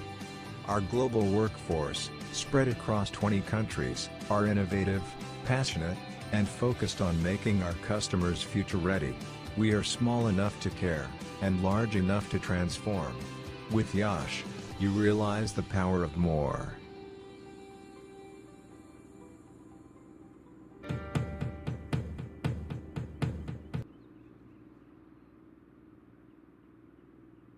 Yash Technologies is among the largest independent global technology providers, with headquarters in the United States. With over 4,000 worldwide employees, we pride ourselves on being large enough to offer a complete portfolio of IT services, while being small enough to provide personalized attention and customer service. Yash strives to provide excellent IT support by partnering with our clients to build lasting relationships and transform their business. Yash Technologies, more than what you think.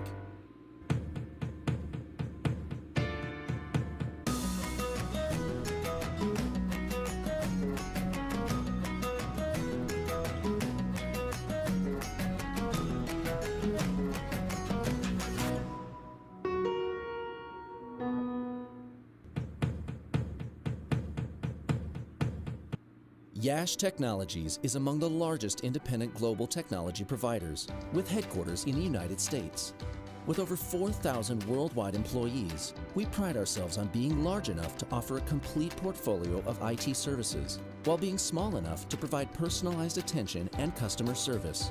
Yash strives to provide excellent IT support by partnering with our clients to build lasting relationships and transform their business. Yash Technologies, more than what you think.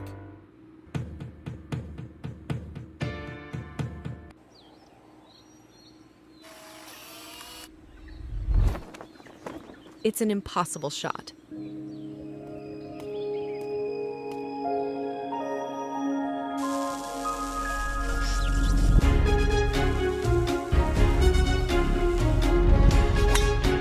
Sometimes creativity and innovation are all it takes to achieve the impossible.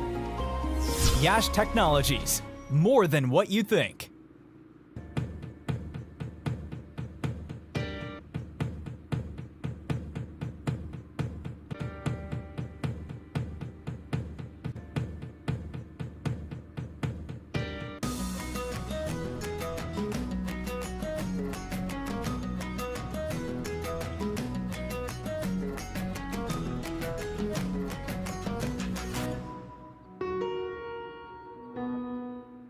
In this era of extreme possibilities, re-envisioning and reimagining business is key to accelerating growth. Partnering with someone who can deliver more is critical. Yash's customer-centric partnership approach helps customers address myriad challenges and drive business success. Come what may, we combine extensive experience, robust technology expertise, and flexible engagement models to help businesses navigate seamlessly into the era of everything digital. Being consultative, collaborative, and accountable, we deliver more transformative outcomes while hand-holding customer stakeholders. Harnessing our 50 centers of excellence and 3 digital innovation centers, we deliver specialized services to a wide range of industry verticals. Leading industry analysts and advisors recognize our technology strengths, agility, flexibility, and adaptability. Our global workforce, spread across 20 countries, are innovative, passionate, and focused on making our customers future ready. We are small enough to care, and large enough to transform. With Yash, you realize the power of more.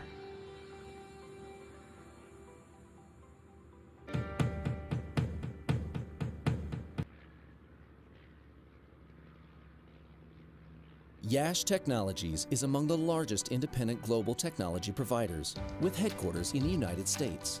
With over 4,000 worldwide employees, we pride ourselves on being large enough to offer a complete portfolio of IT services, while being small enough to provide personalized attention and customer service.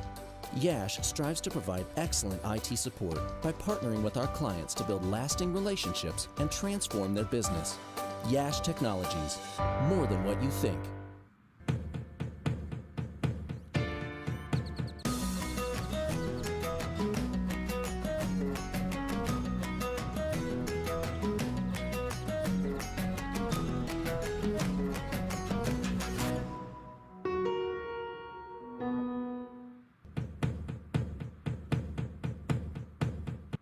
Yash Technologies is among the largest independent global technology providers, with headquarters in the United States. With over 4,000 worldwide employees, we pride ourselves on being large enough to offer a complete portfolio of IT services, while being small enough to provide personalized attention and customer service. Yash strives to provide excellent IT support by partnering with our clients to build lasting relationships and transform their business. Yash Technologies, more than what you think.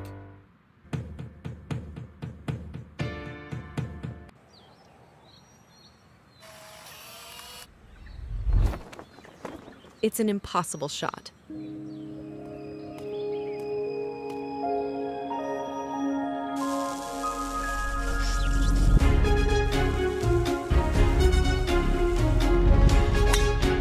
Sometimes creativity and innovation are all it takes to achieve the impossible.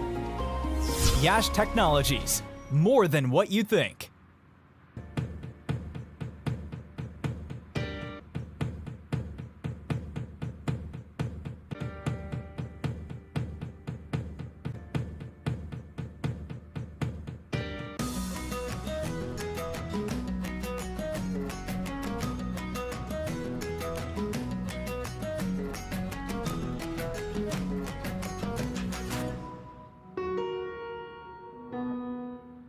In this era of extreme possibilities, re-envisioning and reimagining business is key to accelerating growth. Partnering with someone who can deliver more is critical. Yash's customer-centric partnership approach helps customers address myriad challenges and drive business success. Come what may, we combine extensive experience, robust technology expertise, and flexible engagement models to help businesses navigate seamlessly into the era of everything digital. Being consultative, collaborative, and accountable, we deliver more transformative outcomes while hand-holding customer stakeholders.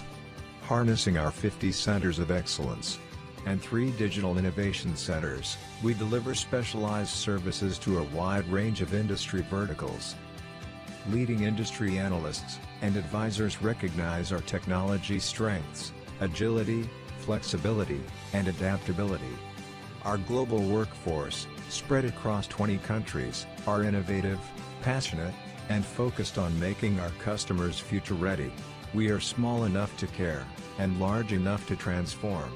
With Yash, you realize the power of more.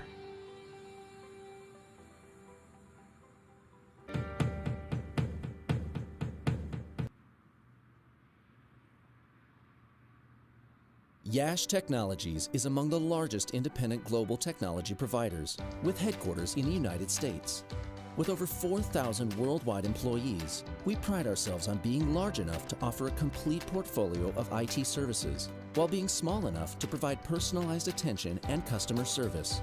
Yash strives to provide excellent IT support by partnering with our clients to build lasting relationships and transform their business. Yash Technologies, more than what you think.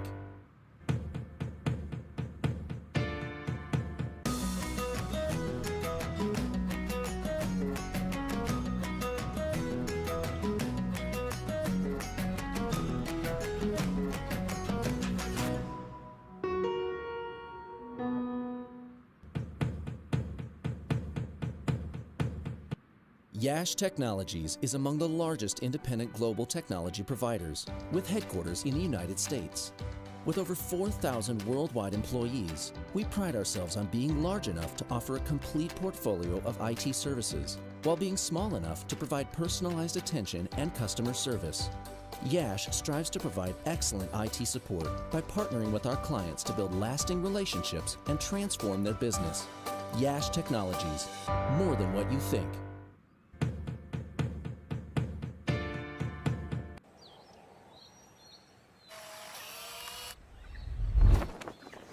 It's an impossible shot.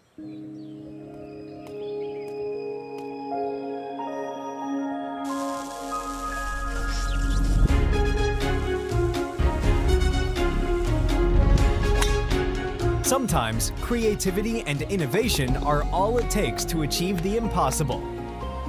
Yash Technologies, more than what you think.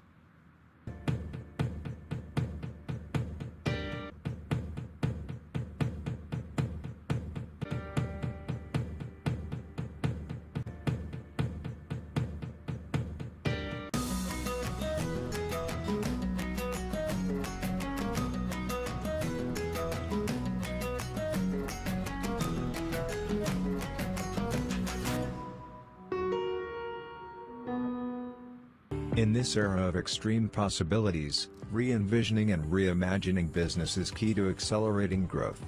Partnering with someone who can deliver more is critical. Yash's customer-centric partnership approach helps customers address myriad challenges and drive business success. Come what may, we combine extensive experience, robust technology expertise, and flexible engagement models to help businesses navigate seamlessly into the era of everything digital. Being consultative, collaborative, and accountable, we deliver more transformative outcomes while hand-holding customer stakeholders. Harnessing our 50 centers of excellence and 3 digital innovation centers, we deliver specialized services to a wide range of industry verticals. Leading industry analysts and advisors recognize our technology strengths, agility, flexibility, and adaptability. Our global workforce, spread across 20 countries, are innovative, passionate, and focused on making our customers future-ready. We are small enough to care, and large enough to transform. With Yash, you realize the power of more.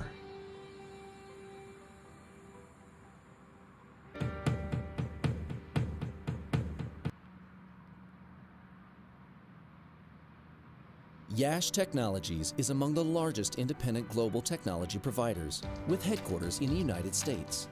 With over 4,000 worldwide employees, we pride ourselves on being large enough to offer a complete portfolio of IT services, while being small enough to provide personalized attention and customer service. Yash strives to provide excellent IT support by partnering with our clients to build lasting relationships and transform their business. Yash Technologies, more than what you think.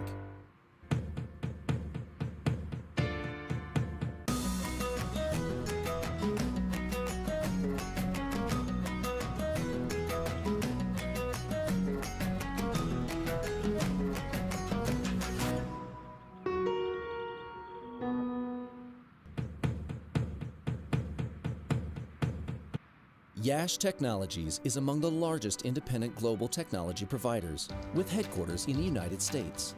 With over 4,000 worldwide employees, we pride ourselves on being large enough to offer a complete portfolio of IT services, while being small enough to provide personalized attention and customer service. Yash strives to provide excellent IT support by partnering with our clients to build lasting relationships and transform their business. Yash Technologies, more than what you think.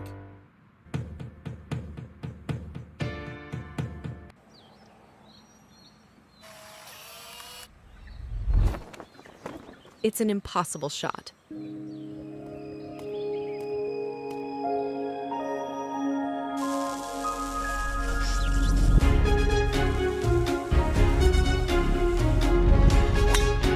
Sometimes creativity and innovation are all it takes to achieve the impossible.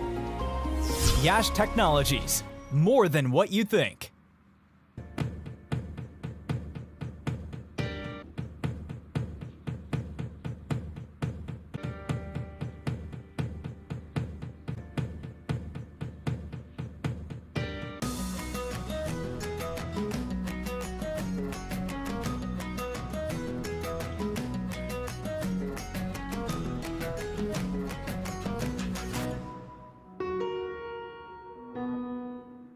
In this era of extreme possibilities, re-envisioning and reimagining business is key to accelerating growth.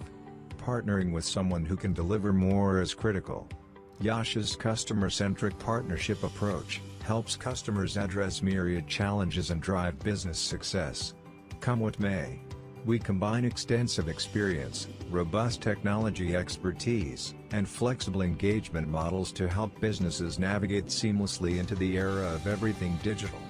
Being consultative, collaborative, and accountable, we deliver more transformative outcomes while hand-holding customer stakeholders.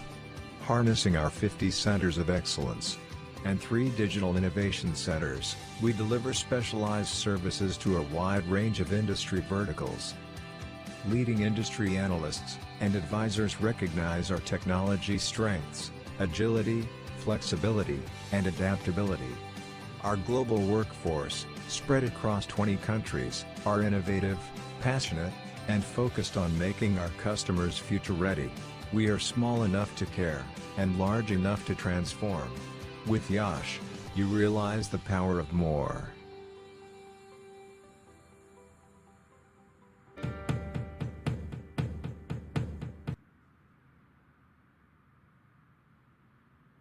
Yash Technologies is among the largest independent global technology providers, with headquarters in the United States. With over 4,000 worldwide employees, we pride ourselves on being large enough to offer a complete portfolio of IT services, while being small enough to provide personalized attention and customer service. Yash strives to provide excellent IT support by partnering with our clients to build lasting relationships and transform their business. Yash Technologies, more than what you think.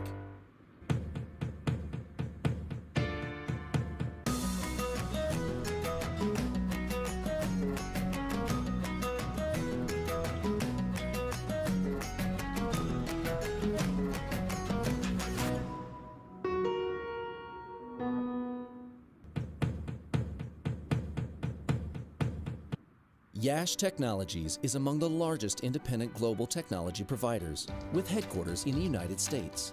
With over 4,000 worldwide employees, we pride ourselves on being large enough to offer a complete portfolio of IT services, while being small enough to provide personalized attention and customer service. Yash strives to provide excellent IT support by partnering with our clients to build lasting relationships and transform their business. Yash Technologies, more than what you think.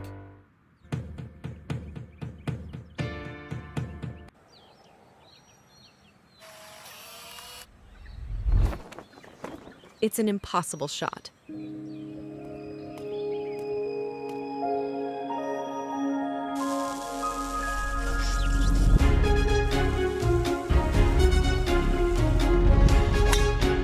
Sometimes creativity and innovation are all it takes to achieve the impossible. Yash Technologies, more than what you think.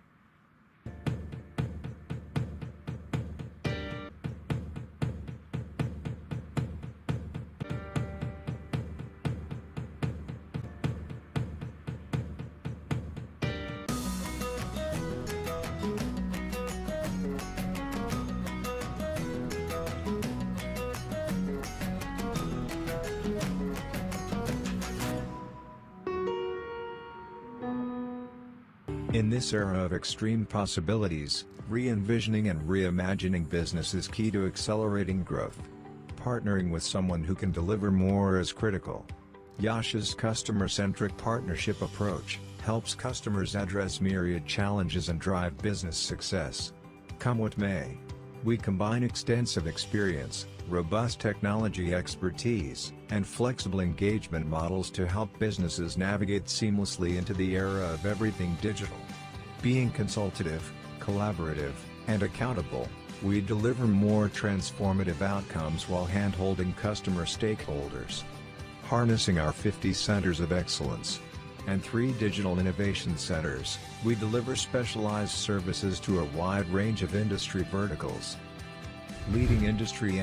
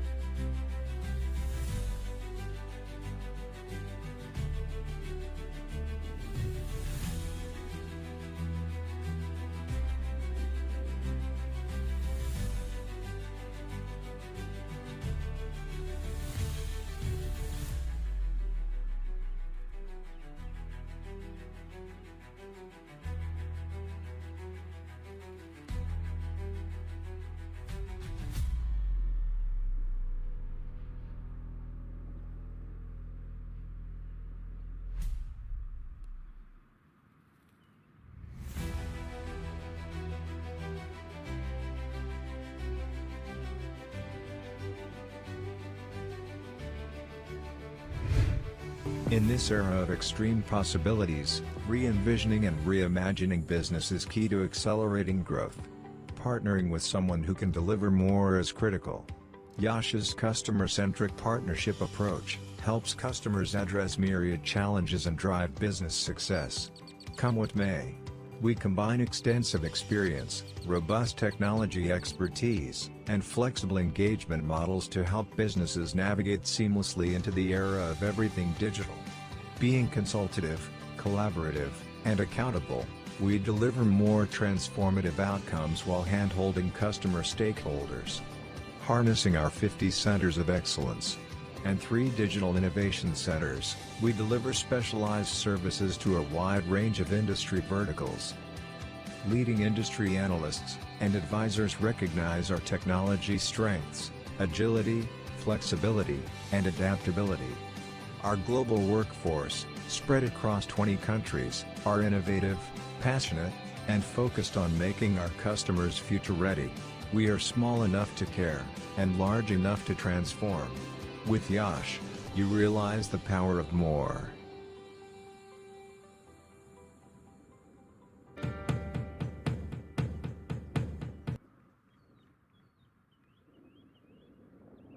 Yash Technologies is among the largest independent global technology providers, with headquarters in the United States.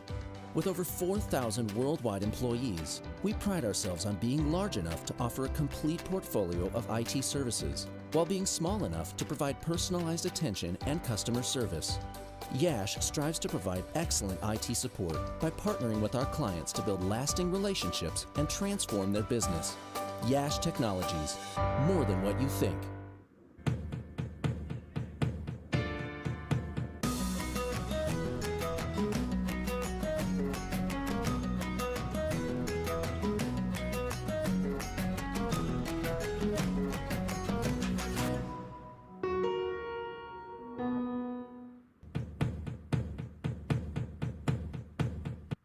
Yash Technologies is among the largest independent global technology providers, with headquarters in the United States. With over 4,000 worldwide employees, we pride ourselves on being large enough to offer a complete portfolio of IT services, while being small enough to provide personalized attention and customer service. Yash strives to provide excellent IT support by partnering with our clients to build lasting relationships and transform their business. Yash Technologies, more than what you think.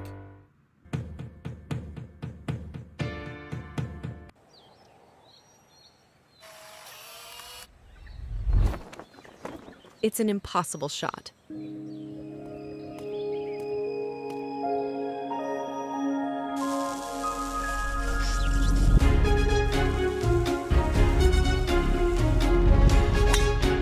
Sometimes creativity and innovation are all it takes to achieve the impossible. Yash Technologies, more than what you think.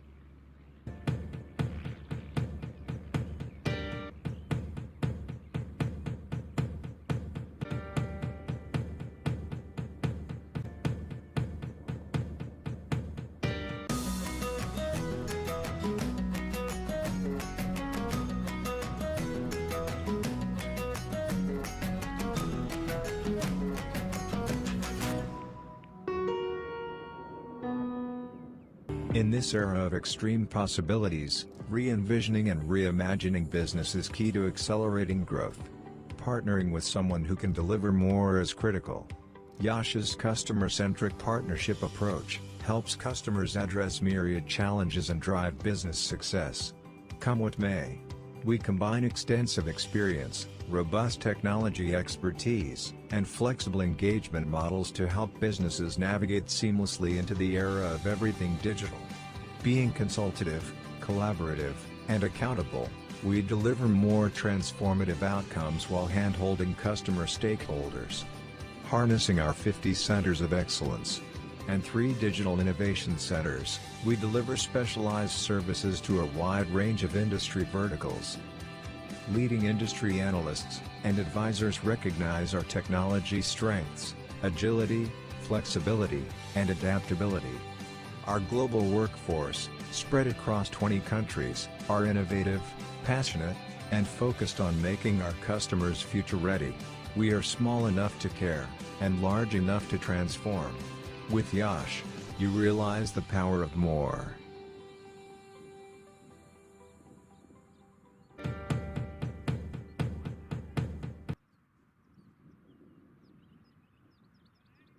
Yash Technologies is among the largest independent global technology providers, with headquarters in the United States.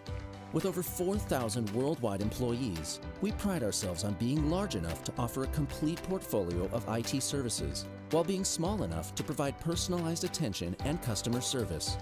Yash strives to provide excellent IT support by partnering with our clients to build lasting relationships and transform their business. Yash Technologies, more than what you think.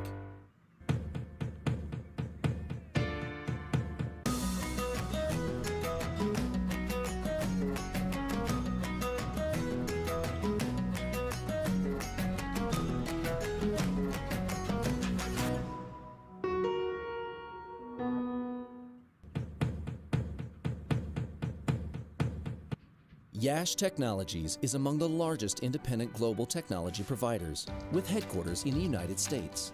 With over 4,000 worldwide employees, we pride ourselves on being large enough to offer a complete portfolio of IT services, while being small enough to provide personalized attention and customer service.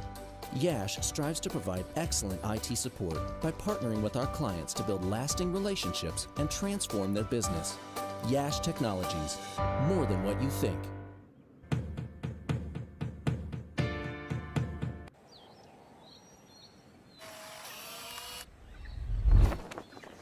It's an impossible shot.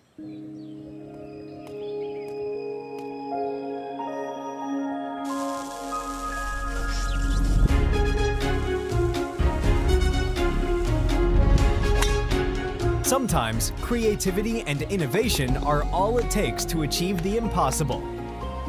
Yash Technologies, more than what you think.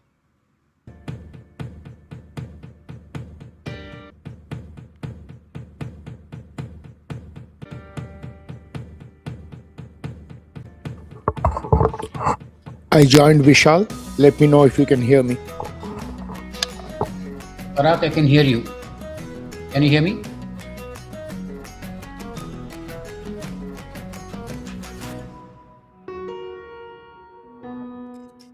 In this era of extreme possibilities, re-envisioning and reimagining business is key Parag, to can you hear me? accelerating growth. Partnering with someone who can deliver more is critical. Yash's customer-centric partnership approach helps customers address myriad challenges and drive business success. Come what may, we combine extensive experience, robust technology expertise, and flexible engagement models to help businesses navigate Parag, can you hear seamlessly me? into the era of everything digital. Being consultative, collaborative, and accountable, we deliver more transformative Hey, Parag. outcomes while hand-holding customer stakeholders. Harnessing our 50 centers of excellence and 3 digital innovation centers, we deliver specialized services to a wide range of industry verticals. Leading industry analysts and advisors recognize our technology strengths, agility, flexibility, and adaptability. Our global workforce, spread across 20 countries, are innovative, passionate, and focused on making our customers future-ready.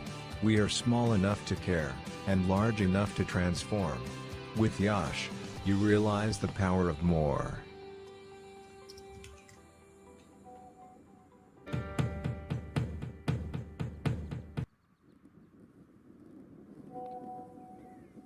Yash Technologies is among the largest independent global technology providers, with headquarters in the United States. With over 4,000 worldwide employees, we pride ourselves on being large enough to offer a complete portfolio of IT services, while being small enough to provide personalized attention and customer service. Yash strives to provide excellent IT support by partnering with our clients to build lasting relationships and transform their business. Yash Technologies, more than what you think. Parag, I joined the new link. Can you hear me?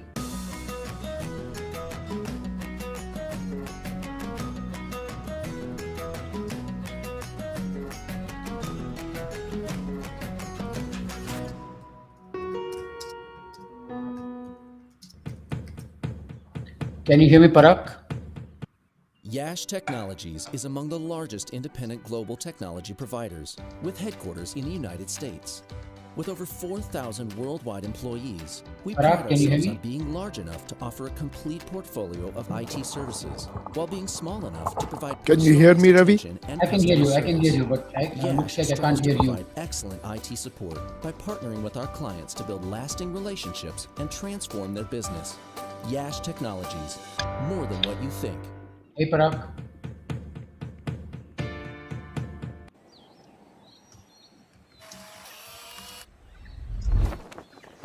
It's an impossible shot.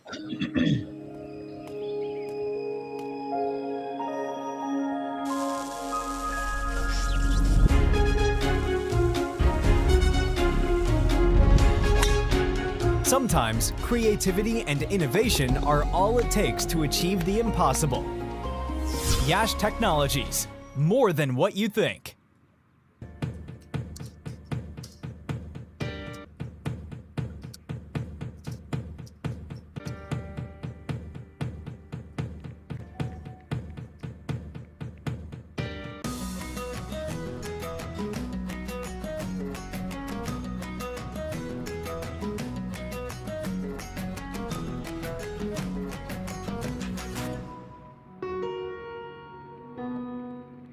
In this era of extreme possibilities, re-envisioning and reimagining business is key to accelerating growth.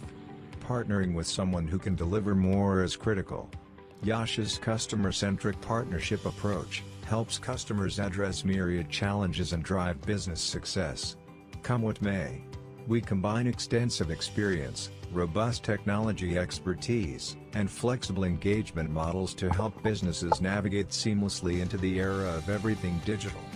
Being consultative, collaborative, and accountable, we deliver more transformative outcomes while hand-holding customer stakeholders. Harnessing our 50 centers Rejoin. of Can you excellence hear me? and 3 digital innovation centers, we deliver specialized services to a wide range of industry verticals. Leading industry analysts and advisors recognize our technology strengths, agility, flexibility, and adaptability. Our global workforce, spread across 20 countries, are innovative, passionate, and focused on making our customers future-ready. We are small enough to care, and large enough to transform. With Yash, you realize the power of more.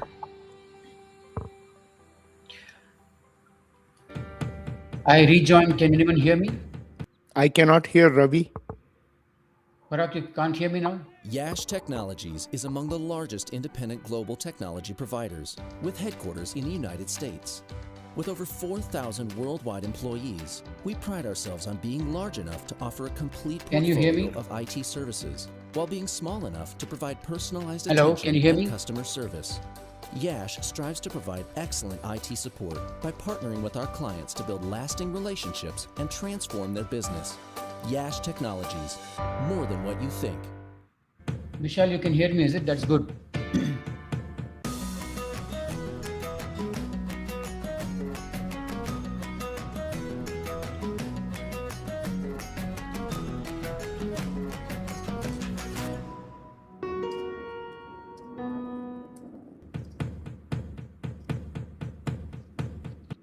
Yash Technologies is among the largest independent global technology providers, with headquarters in the United States. With over 4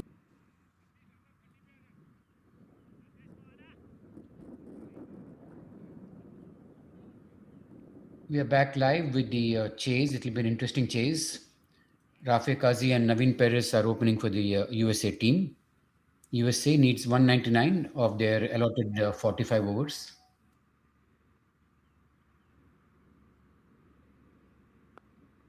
James Morris is opening the new ball for the Australian team, bowling into Rafe.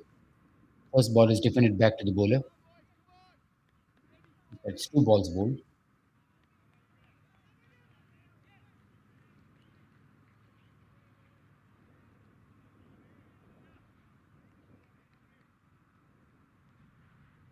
James Morris into Rafe. Nicely bowled, and Rafe tries to hit it across the line. Instead, they just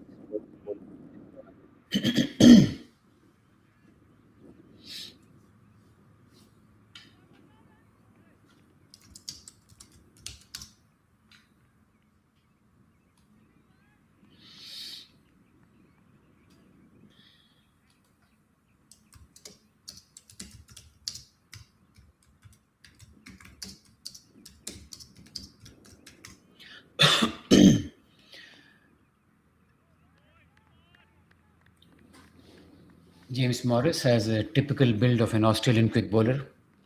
Tall, well built.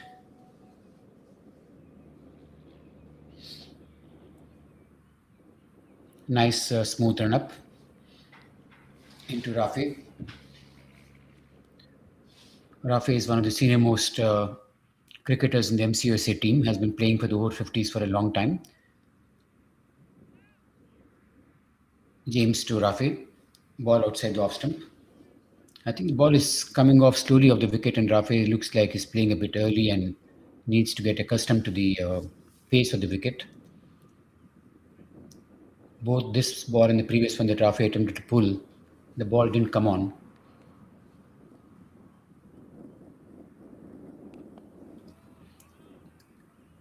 Next ball defended nicely back to the bowler.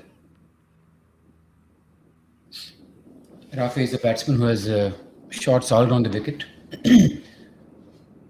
particularly with a strong penchant for the cover drive. James to Rafe, nicely deflected off his legs, beautifully timed for a couple of runs to the square leg region.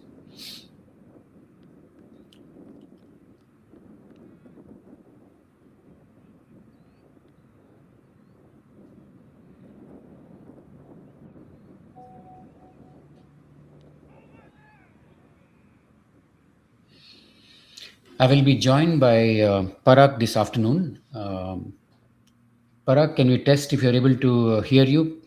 Could you say hello, Parag?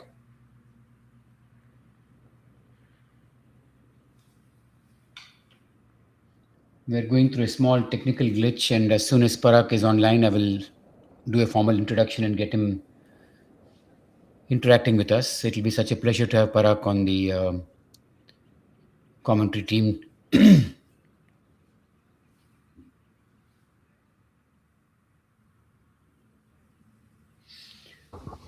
Hey Ravi, yes.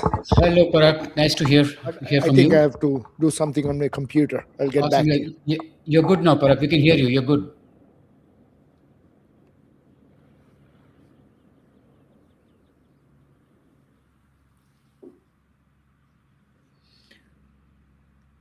We'll fix that small tech glitch very soon and have the pleasure of Parag's company in a short while. Meantime, at the end of the first over, USA in chase of 198 runs, 199 to win actually. Target is 199. Is 2 without loss at the end of the first over. Chris Dixon will share the new ball and will bowl to the left-handed Navin Perez.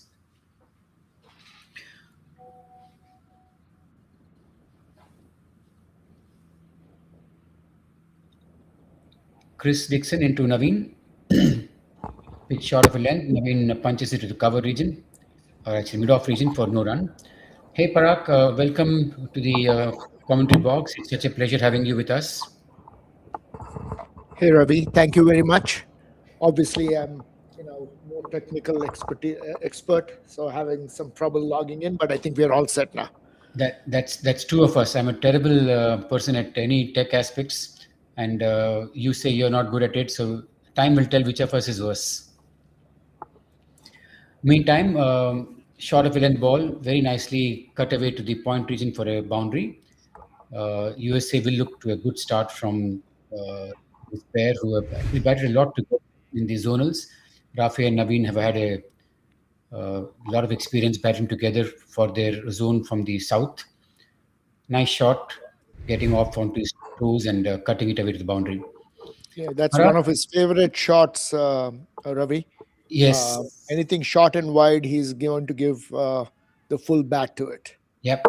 Parag, to start off with, I will touch upon a topic that is something very dear and near to you. Would you be very happy with the way the USA bowlers bounced back after the 15th over? Yeah, I mean, the key is disciplined bowling, right? And like you had previously mentioned, not giving them any width and not bowling short. So whatever little I've seen of this wicket playing over the last couple of days, um, it does not seem to be a flat track. So it holds a little bit and also grips. So I think, frankly, the slower you bowl, uh, the more difficult it is for the batsman on this pitch. True. And the other thing that you would have loved is very few wides in the phase between the 16th and the 45th over. Beautiful Absolutely. shot of the back foot, brilliantly pulled away to the mid-wicket region for a single. But that was a very nice shot of Naveen. Sorry, Parag, go ahead. You were saying about the wides that we didn't concede too many of them. No, absolutely. I mean, no free balls and no extra runs. Key to be disciplined bowling. Yeah. And I think Australia here seem to have done their homework on Naveen. They have a long on and a deep mid wicket in place. That's one of the favorite areas that Naveen likes to hit as well. Yes.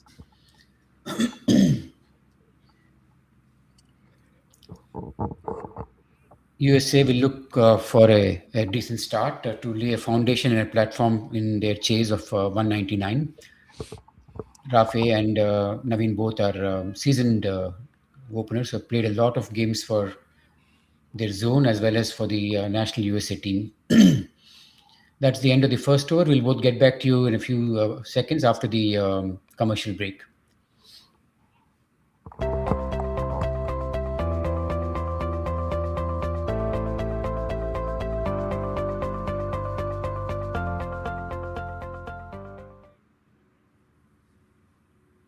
Parag, it must be a moment of great pride and joy for you and all of us in Masters to host a marquee team like Australia in a tournament that's as prestigious as the bilateral tournament at the Prairie View Complex. A lot of hard work must have gone into this, Parag. You and your team would have really put in hours on end to get this going, and today must be a real moment of pride for you. Yes, Ravi. Obviously, you are involved in it as much as most of us are. And again, one of the biggest issues that we have in the United States is facilities, right? So, compared to most other countries, we are limited in our facilities. And I think, we have done a reasonably good job so far. These seems to be pretty good facilities for international play. Meantime, James continuing his spell gets one past Naveen, beautifully bowled. The ball moved a shade outside the off stump. Naveen tried to defend it and was beaten all ends up. Yeah, James Morris, he's known as Spider on his team. I played him in Australia. Uh, very accurate bowler, uh, very smart as well. Hits the seam most of the time, moves it just a little bit in and out. And obviously, he's about 6.5 feet tall. So he's delivering a ball from the height. So he does get some natural bounce as well. Yep. Wonderful challenge to play against such bowlers, Parak, and all of you have done exceedingly well in the past. I remember the match in Cape Town where we won against a strong Australian team when we went for the World Cup. That was one of those moments which we will always, keep fresh in our memory, beating a top Australian squad in the World Cup game in Cape Town.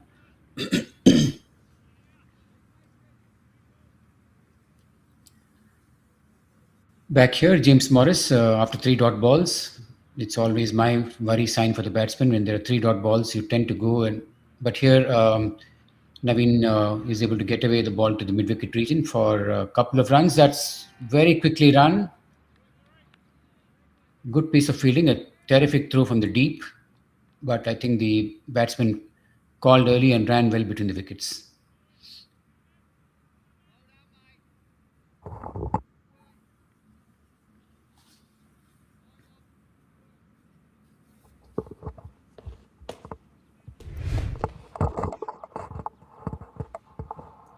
This will be an interesting chase, Parag. The USA team is very much capable of close, but he made it. Yeah, throw a little wide, but Naveen was running pretty quick and made that. A Yeah, sharp no, approach. yesterday the same team defended 170 runs and actually won the game very easily against our A team. Yes. Yes, this So will be a interesting chase. they're very disciplined. They don't give away easy runs. They field very well. So beating Australia any day is a tough proposition. But I think the first part of the game, USA has done very well to keep them to 200.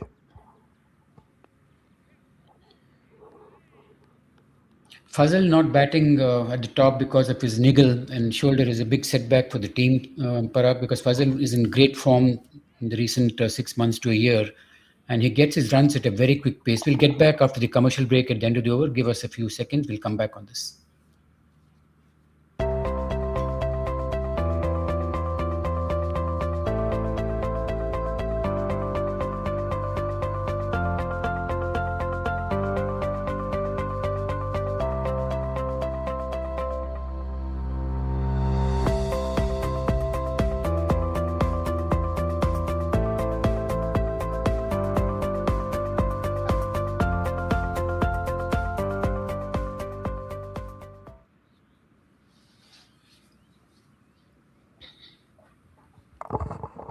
We're back live on. Parag, I was saying the team will badly miss Fazal, who can really get the team off to a rollicking start. Given the form he's in, he would have made a big difference at the top of the order.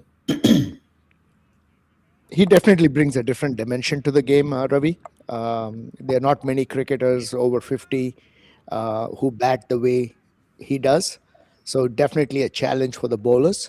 But the two batsmen that we are seeing right now, Rafe and Naveen, are very established and, like you said, are stroke makers as well. Just need to keep a positive attitude about the run chase. Good point, Parag. And these two batsmen have played a lot together for their local team as well as the zonal team. They both hail from the south, from the same region, and we've seen them stitch together many a partnership. That's correct. Just recently in the last zonal championship, I think they were chasing a score of 300 or something, and both these guys got off to a brilliant start of something like 80 of 10 overs. True.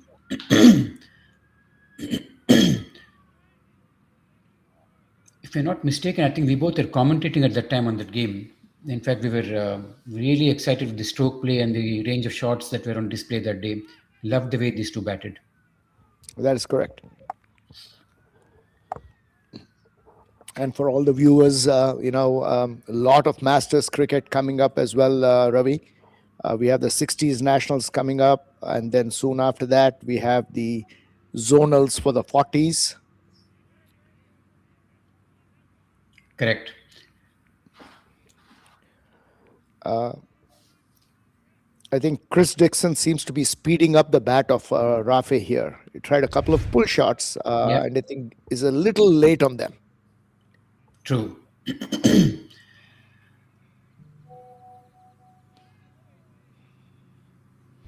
And we are also going to have, Ravi, for the first time, a Women's Veterans National Championship in July.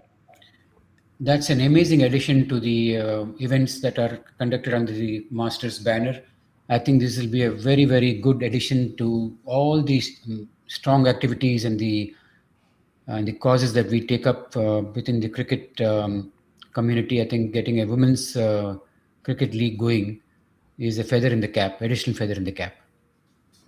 Agreed. Chris to Rafe, who drives it, punches it to the cover region for no run. It's interesting, Ravi. I don't have the team sheet with me, but they started off with Chris Dixon and Spider today, as opposed to Simmons.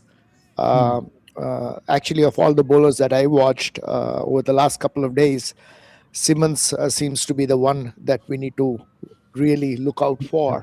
He's got a very nagging length and a beautiful shape to the ball, where he moves the ball off from the off stump and makes the batsman pretty much play every ball. That is an even tougher challenge that you're talking about, Parag. As it is, these two bowlers are bowling so well. They've hardly given any room, anything to the batsman. Obviously, this 199 will be a very tough chase. Yeah, pretty sedate start from USA, 9 Right. in 4 overs. Nicely bowled, forward in defense. This is where, like we were saying a little earlier, I think someone like Fazal, will make the bowler think, given the range of shots that he has and the aggressive ability that he brings to the crease. Um Unless you put such bowlers under pressure, they're going to get on top of you unless you are able to break that chain of good sequence of good balls. Yeah, I mean, at this level, Ravi, international level, there are going to be very few gimme balls, right? So most of these bowlers are very well accomplished. They're going to be bowling line and length. And one of the things that the batsmen need to figure out is how to rotate the strike of good balls.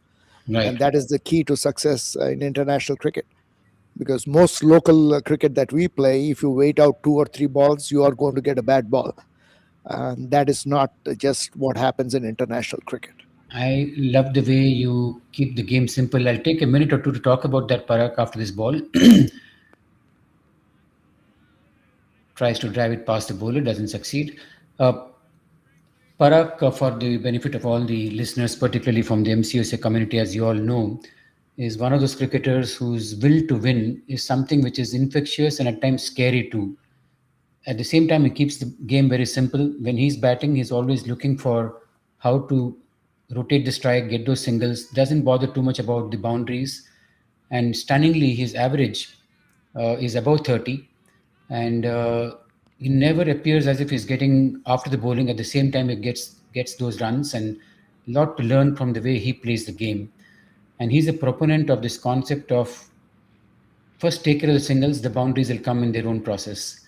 Whereas most of us, I've seen a lot of batsmen who try to look for the boundary, particularly after 2 or 3 dot balls. I've noticed in the MCSA circuit, the batsmen get a bit, uncertain and try to go for a release shot, which is exactly what happened in the game yesterday when the USA A was playing. And Parak made a note of this in his comments that if only the batsmen were a little more smart in their cricket, maybe the target would have been reached. 172 was not such a stiff target, however good the bowling was. But the hunt for the boundaries got us into trouble there. I'll get back to Parak on that point after this break.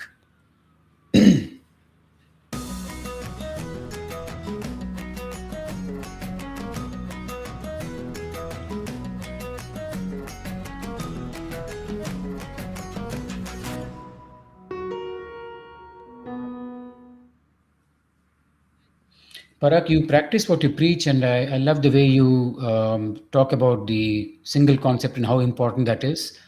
Would love to hear your views to a wider audience who are listening into us here. Yeah, that's very generous of you, Ravi. Again, I mean, I think it's more lack of skill of hitting the boundaries that makes me No, take no, the singles. that's But modesty. to the key point again, right? I mean, when you've seen many of these, I mean, and we've watched England play, we've watched New Zealand and Australia play, and especially England. That's a team that does not hit the ball in the air. They keep rotating the strike, pick a boundary. They are going at 6 and 7 and over, and they do not unleash until they get to the 35th over. They're still not, playing defensive. They're still getting the run rate going at 6 and 7, but they are playing a much safer game. No risk of getting out. And unfortunately, I think a lot of this is a result of the cricket that we play, Ravi, on a local league level. Right. Because of the grounds and the facilities we have, unfortunately, the only way to score runs is boundaries in our level. And that's where I think it's tough to get rid of. But that thought process needs to be inculcated, practiced, and changed for us to get success at the international level. And right now, I think, a little bit of run rate pressure here. But Yep. both batsmen are playing reasonably well. They don't seem to be in any trouble of getting out, and the pitch is not doing much for the fast bowlers, but they probably do need to get a move on in terms of rotating the strike. Yep, I agree. And on the other point, back to the concept of singles, Parag, it helps a great deal when leaders like you are able to set that example and keep dinning it into the rest of us. Because over a period of time, I'm pretty confident, and I can assure myself at least that yes, at some point we all will learn and change. But you do need to look up to someone who's setting that example and still scoring runs. Like I said, your average, you will not accept it, but I know your average is very high. And you are a strong proponent of occupying the crease, and then the runs will come. Very nicely flicked away off his toes. For that's a rare misfield from an Australian fielder. There could be a second run there. No, just one run, but nicely flicked off his toes. Yeah, I like the thought process of Rafe there again, trying to rotate the strike and get the singles going. I don't think that was a bad bounce. It just misfielded. Yeah, one of those rare misfields, and he has a long way to go down. Looks like a very, very tall personality. By the time he could get down, I think the ball was getting past him. 13 for no loss in the sixth over. Like Parag said, it's a bit of a sluggish and slow start, but still the good part is the start is at least without any damage, no loss of wickets, which is always a good sign. You can build your runs if you stay at the wicket. The longer you stay, obviously, you will get to know the wicket better, get to know the pace and bounce, and then plan your innings. Both these are very capable stroke makers with shots all around the field.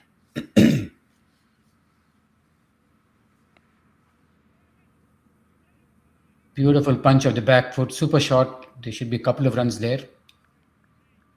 No, just a single. That shows the quality of fielding. It looked clearly like 2 runs in that, but the fielder was so good to chase the ball and slide and stop. Parag, that's that was a favorite show of yours, slide and stop. Yeah, I know. That's excellent piece of fielding. That's the other thing, right? I mean, as a batsman, you get, if you get unlucky, you don't score much. But as a fielder, you're always scoring runs by stopping runs. True. Chris Dixon into Rafe. Beautiful shot. That's a Rafe classic shot. Cover driven to the cover fence. That should go past the boundary line. Thick grass there and the sluggish outfield. It deserved a 4. That was beautifully driven past the cover fielder. Yeah, that's one of the things we noticed on this ground, especially the Prairie View 5 ground, where I think the outfield is slow and has been slow, because that's a shot that deserved a boundary. Absolutely. And look at that piece of fielding there. That is fantastic. Driven again. Oh, that's a replay. Sorry. Parag, I was trying to get some inputs from Arun this morning. He was saying that because of the rains, the outfield got a bit thicker. As it is, like you said, PV5 is probably one of the slower outfields. But with so much rain in the past weeks as a build-up to the tournament, we'll come back to it. The over has ended. After the break, we'll come back. Yash Technologies is among the largest independent global technology providers, with headquarters in the United States. With over 4,000 worldwide employees, we pride ourselves on being large enough to offer a complete portfolio of IT services, while being small enough to provide personalized attention and customer service. Yash strives to provide excellent IT support by partnering with our clients to build lasting relationships and transform their business. Yash Technologies, more than what you think. Yep, that deserved a boundary, like Parag said. Unfortunately, the outfield has been a bit sluggish and slow. James Morris into Naveen. Beautifully bowled. Naveen on the back foot, defends it into the cover region. That's interesting, Ravi. We have 2 grounds. The other ground, which is adjacent, the wicket seems to be playing much flatter and the outfield is much faster there. So the grounds are just, 50 yards apart? Yeah. But this is the premium ground, Right. but the outfield does appear to be a little slow. There have been some international games played here between USA and Bangladesh, I think, in the Right. preparation for the World Cup as well. True.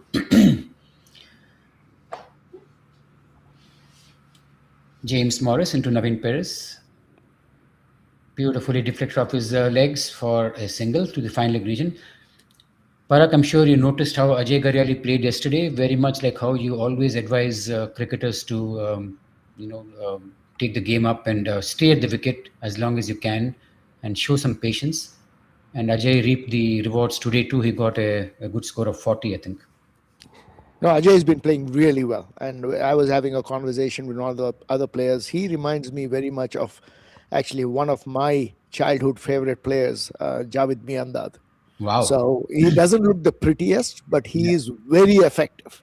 Plays the percentages and plays positively. So he's been doing really well in this tournament. Yeah. Ajay has. Yeah. I was commentating on the game and I felt Ajay was very smart in the way he waited for the ball and played each ball on its merit, was not going ahead of himself. Meantime, James Morris coming into Rafe.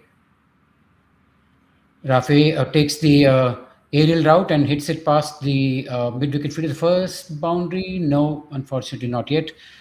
That's ball just a few feet inside the boundary, stops on its own. The fielder collects it. I think that's 3 runs. Hopefully they ran 3. Looks like that.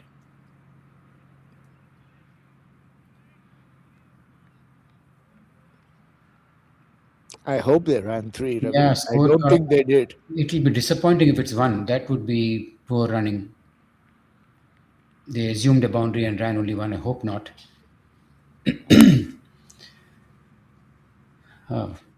19 without loss, could be only 1 run. Let's see. James to good single, placed in between the gap there, and single taken. 20 without loss at the end of Yeah. So that's some contrast between some bad cricket and good cricket. yes, it was a That good shot. running 1 run for 3 runs, that was terrible.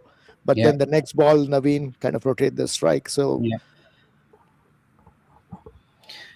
When you play a team like Australia, every small thing matters. You cannot afford to miss such runs, and you have to be on top of the game. I mean that always amused me, Ravi. So running between the wickets should be the safest and the easiest part of playing cricket, right? You've done the hard work of hitting the ball, selecting the ball, hitting it, and everything, and all you need to do is run 22 yards to get your runs. Yeah. But a lot of people, they don't want to do the easy part. I that always amused me, and I never understood that part. I love discussing cricket with you, Parag, because you get into the nuances and the very deep roots of this game. What you said is so sensible. The tougher part is to hit a good shot. The easier part is to make sure that you get as many runs as possible having hit that good shot. So well put by you.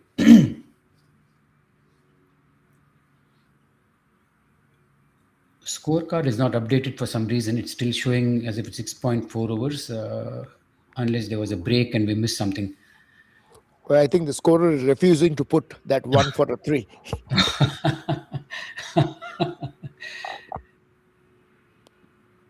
Full toss driven, beautifully fielded. Another good piece of fielding, saved a couple of runs there. So in the 6.4 overs that in the 7 overs that we have seen so far, Ravi, Yeah. I think the Australians have saved at least 10 runs. Yep. Imagine running something per over, more than run per over.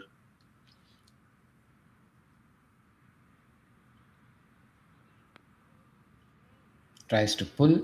Ball is not short enough to go back and pull. Ends up as a dot ball. That's the end of the. I think there's some confusion with the scorecard, and we're also getting misled here. Dickinson is the bowler, not James Morris.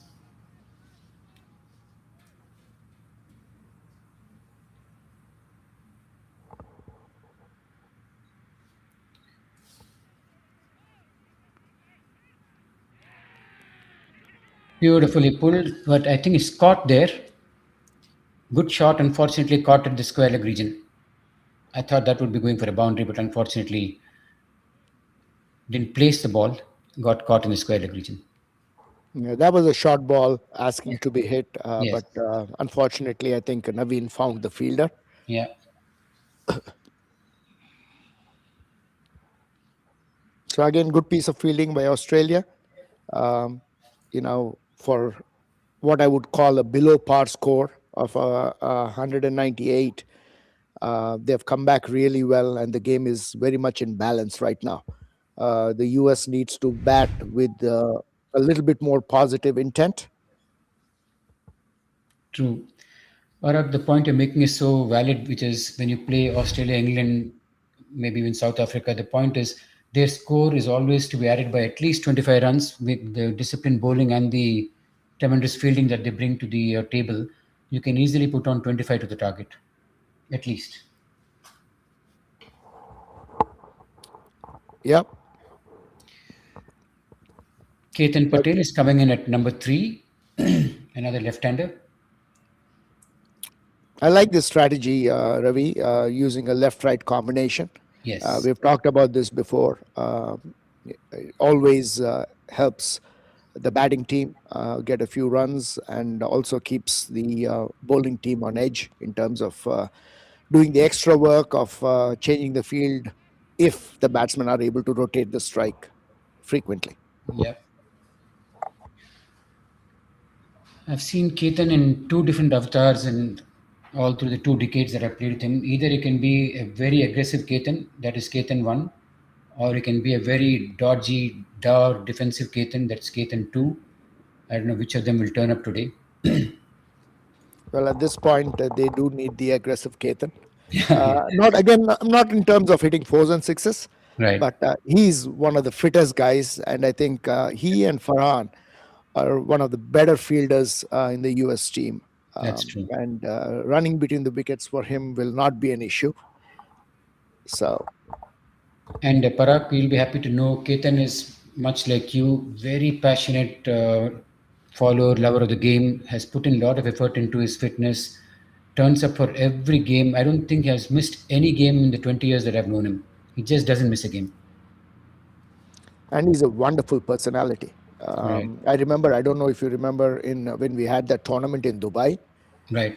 the gentleman unfortunately had a serious infection in his elbow, Hmm. which had been going on for about a week. And he still did not miss playing games. Yeah, And we were playing the finals against them, and he got 2 brilliant runouts in that game.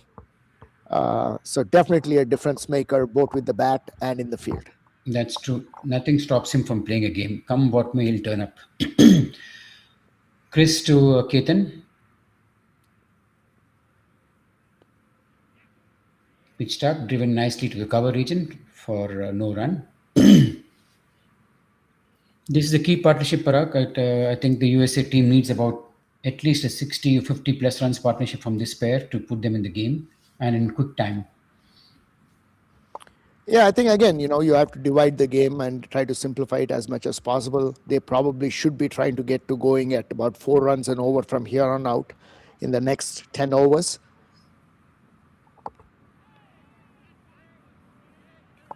And at the Nuts same time, not to lose too many wickets. So, Yep. Nuts to the point region, looked for a single but didn't get, given that the point fielder was pretty agile and moved in quickly, discouraging Rafi from taking any chances. so 21 for again, 1. if you divide the game into three parts, right? I mean, there are 3 drinks breaks, 15, 15, and 15. And if you're chasing a score of 200, you always want to see Another the, wicket there, Parag. Or no? Is it? Oh, yes, it wicket is. was taken. Catch taken by the point fielder. Good hard cut shot, but to a tall and broad man who has a wingspan which is obviously pretty wide, and he gobbled that catch. Another brilliant piece of fielding. That was a ball. You can't really blame the batsman. It was a shot to be hit, which he did. Unfortunately, found the fielder.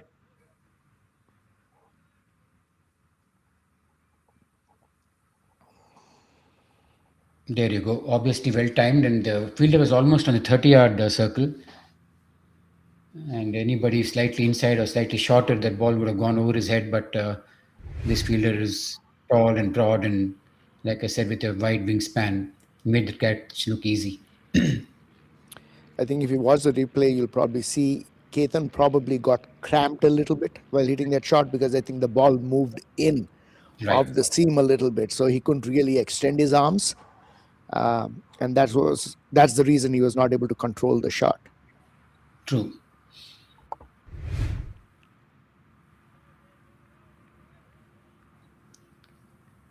Slightly shorter fielder who would have been lucky to get it over his head. I think he picked the wrong man in terms of the height, and unfortunately paid a price. USA lose two quick wickets, bang bang, and that's always a problem. And another favorite batsman of mine, Paresh, is coming into play. Terrific stroke maker. And a character. Paresh is a real character. He's a favorite of New Jersey cricketing community. Everybody likes him. Very likable person.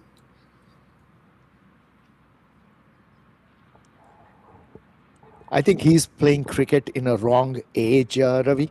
This is a gentleman who's made for playing cricket during the times of the Nawabs, where you batted and then you went and sat out, Yeah. and somebody else did your fielding. Very laid back character, Parag Paresh. We have known him for many years here, and somebody with ease for the game. It just comes so easy and natural to him, and that's why he wouldn't look like he's putting effort. Beautiful ball, Yorker length. Driven. Yeah, we played on the zonal team together, and I must say, I'm actually jealous of him. The ease with which he can bat, and sometimes you just wish, Paresh, a little bit more effort, and you'd be fantastic. Yeah. But I guess that's the way he's made, and nothing really flusters him. Absolutely. The may not be a completely fair comparison, but just from a attitude towards the game and the personality point of view, he reminds me a lot of David Gower, who also people talked about. Oh my God! If only he was more, shall I say, committed or more serious about the game, he would have achieved much more. And there are some of these guys who get the game very easy to them, but then the downside is they won't take it seriously. Oh God, that's another wicket there. USA in trouble. Rafi playing across the line to be losing his middle peg. That's some excellent bowling by Spider. One of the things he does is keeps the stumps in play all the time. And like I said, because of his height, kind of bowls a length that is not easily drivable. Yeah. And Rafe, again, that was a wrong selection of a shot for that ball.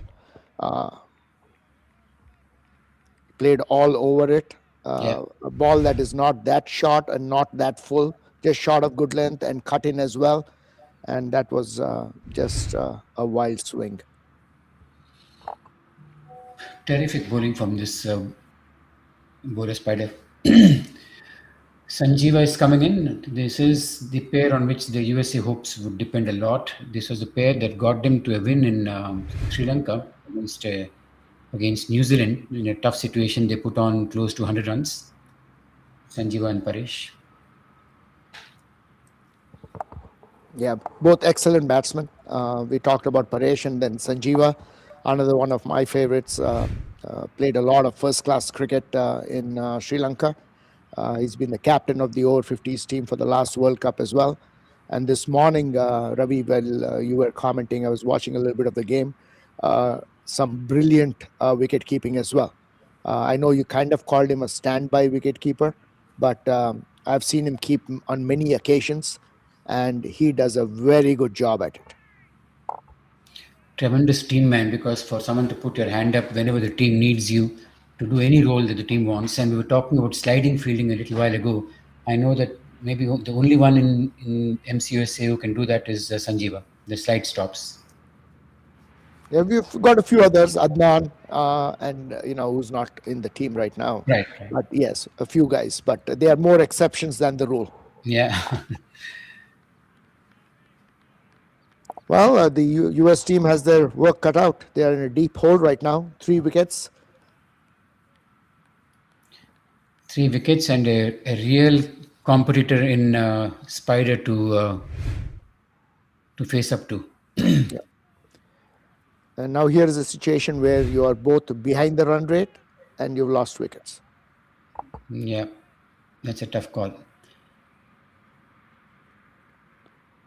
And if you want two men, it will be this pair to get us out, get USA team out of the jam. It's if anyone can do, it's these two. That is true. And just for being greedy, I would want to watch them bat for a long time. Both Yep. of them are my favorite batsmen, and I actually pay to watch them bat. Commercial break, and we'll get back soon.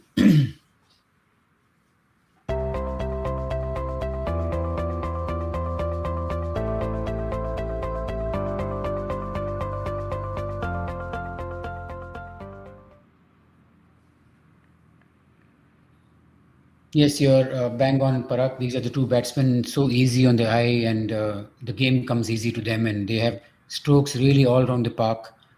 You can name the shot, and they can display that to you. I've seen both of them play some remarkable innings.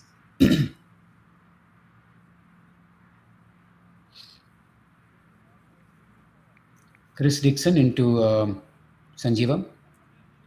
Nicely cut for a single. This is what happens when you have a range of shots. You can convert the good ball at least to a single. Like Parag, you always say, at least a single will do. You don't need to go after the boundaries. But for that, you need to have a range of shots and a calm mind to plan your innings. Yeah. And this Australian team is doing remarkably well. Playing away from home is never easy because in Masters, unfortunately, it is self-funded. There is no big organization that's funding the players, so they are putting in their own money and traveling.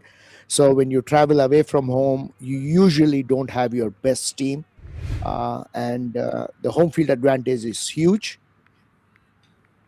True. That's a ball that I think kicked up a little bit on Paresh. He defended that pretty good.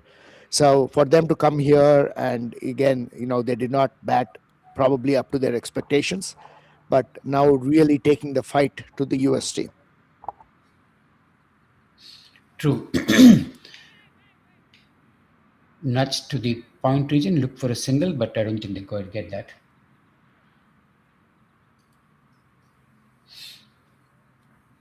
"23 for 3" in a very tough and precarious position.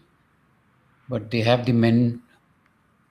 If a pair can get us out, get USA out of the jam, it's this pair.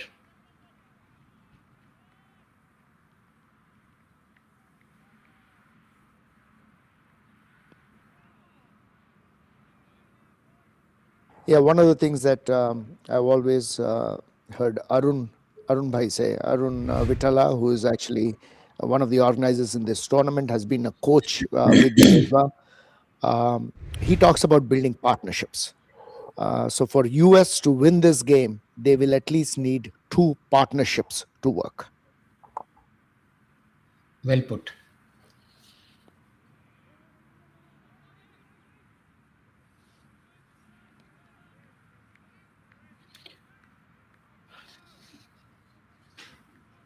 In today's time, when people have watched so much of the T20 cricket, you can get about 90 runs or so in the last 8 or 9, 10 overs. So run rate is still not a problem as long as you get a decent partnership. Even now, you're looking at 5 runs per over is required run rate.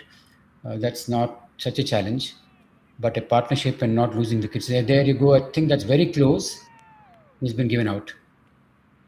That ball kept a bit low. And like you rightly pointed out, Ravi, I think this wicket is wearing a little bit. It is not the easiest to bat on. There are a few balls that popped up, and that one kept low, rank low. That's sad on the batsman. Difficult. That too for a batsman who just walked in. You get one such ball, then your name is written on that. You have to, just bow your head and walk back. That's a difficult one to. He did everything right. He got in line. Unfortunately, that kept low, and there's nothing he can do. Yep, that is unfortunate. But you have to give credit to the bowlers, Ravi, where you're keeping the stumps in play. This is a thought process that crosses a lot of people's mind, right? In the past, when at least we were growing up, watch the ball again, just short of good length, pitching outside the off stump, and pretty much hitting the off and middle stumps, I think. Yep. That was plumb in front. So the old adage was, oh, you need to keep ball on one side of the wicket, 6 inches outside the off stump, and keep it there. The problem with that thinking, I think, is the only way you can get a batsman out that way is caught. You're taking LBW out of the play. You're taking bowled out of the play. So, yes, keeping it just slightly outside the off stump, but keeping the stumps in play is, I think, the way to go.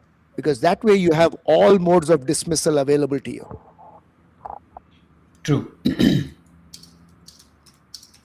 Yeah, the 3 wickets, again, 4 wickets. A couple of bad shots, and this last one was rather unfortunate.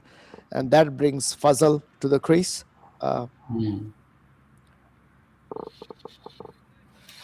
If Fazal was going to anyway take a chance with his niggle or injury, I would have rather have him opening the innings than come at this order.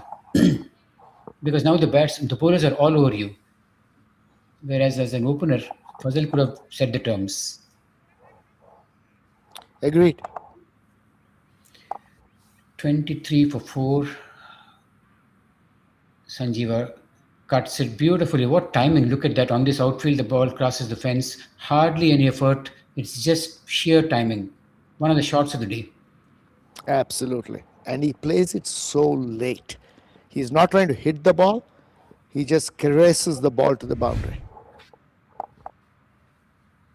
Amazing shot. Look at the replay. Beautifully timed. Effortless. And we were talking about a very sluggish outfield, and to get a boundary of that shot, just use the pace of the bowler and his wrists. Look at the wrist work there. The bottom hand wrist came into play. And that's one time when Spider gave width to the batsman. Yeah. Beautifully nudged again in the gap.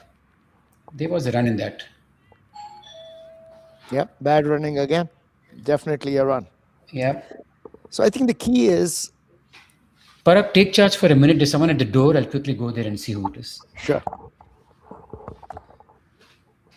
So the key there, I was saying, is the running is an afterthought. And that's when you can never take a single. Beautiful shot again by Sanjeeva. A square drive, a ball that was pitched up. Beautiful piece of fielding again at the boundary. The batsman come across for 2.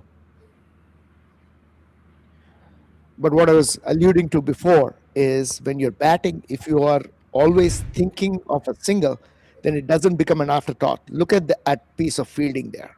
They saved 2 runs there. Brilliant.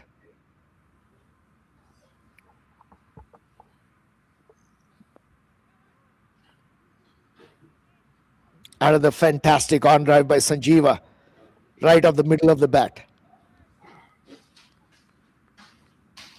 As I had mentioned to you before, this is a gentleman who makes the game look so easy. This is not an easy pitch to bat on from what we can see. The ball stopping a little bit, the bounce a little uneven, and he seems to be timing the ball so very well.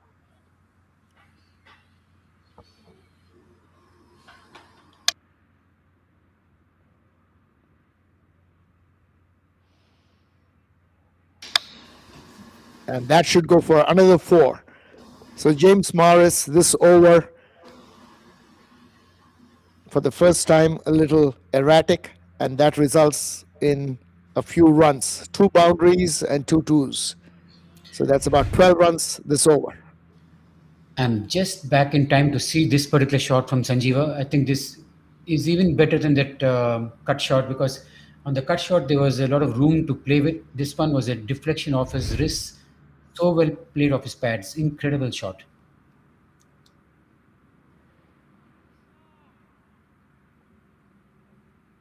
That's another boundary, this time a bit of an edge, but still between the gap, keeper and wide third slip maybe, or a gully.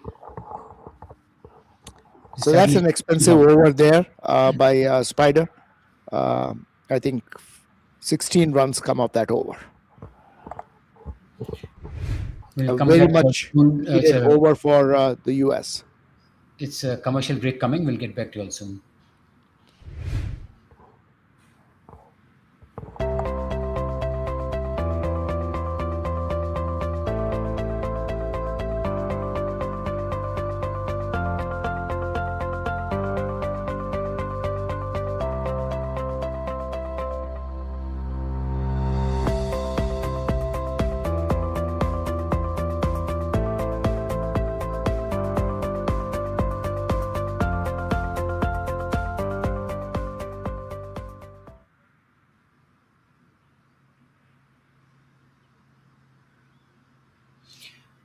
Parag, Sanjeeva is 18 of 9 runs. It just goes to show, however tough the conditions and however good the bowling and however good the opponent might be, a capable batsman will make the bowler bowl that odd loose ball.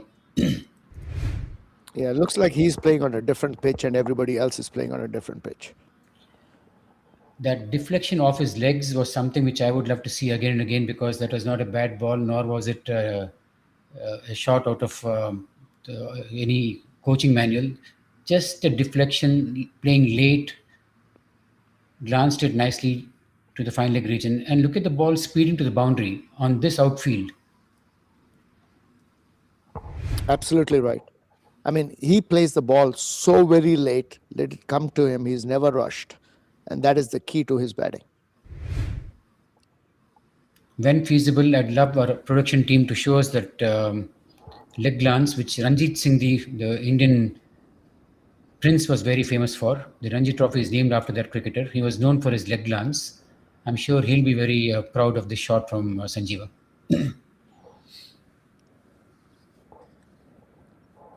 A remarkable contrast between these two batsmen, Ravi. Yes. The beauty and the beast. Very nicely pointed out, Parag. If they get to bat for a length of time, we'll have the pleasure of seeing ends of a spectrum.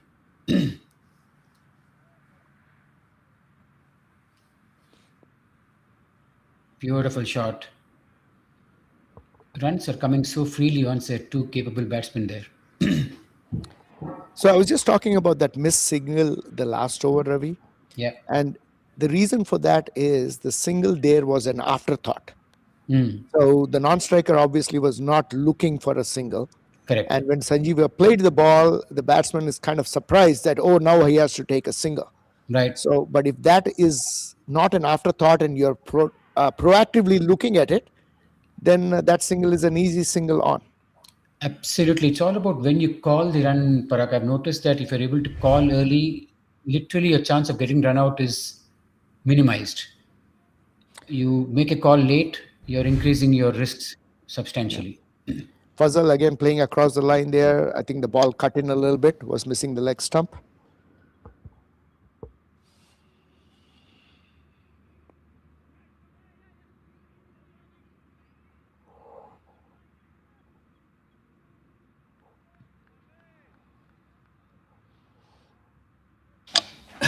Excuse me. 41 for 4, Fazal batting on 3, and Sanjeeva batting on 19. Beautiful runs. We'll come back to you all after this commercial break.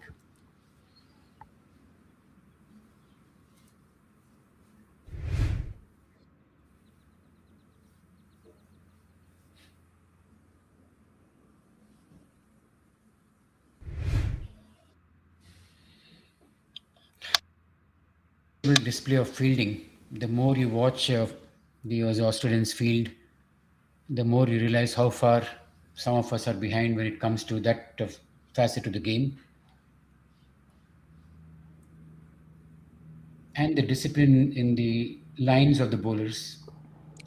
I think fielding, a lot of it has to come with intent and effort, right? Yes, there is a little bit of skill and God-given quickness, but a lot of fielding is effort and intent. And I think one of the things I've always said is if you don't enjoy fielding, then this probably is not the right game for you. Beautifully cut again to the third man region for a single. Parag, what you say, I can think of at least two examples. There's one of them who's my colleague in the 60s team, that's CK, who puts in so much of effort and joy into his, he takes a lot of pride and joy in his fielding. In fact, the rare occasions when he misfields, he's almost beating himself up to death. And that comes from that will and the passion and the love for that aspect of the game, which is fielding. CK himself, and then I've seen you yourself, who would hate to miss any ball while you're keeping all while fielding. And that is the hunger that you guys show. And once that hunger is there, obviously you'll do everything within your powers to become a good and better fielder.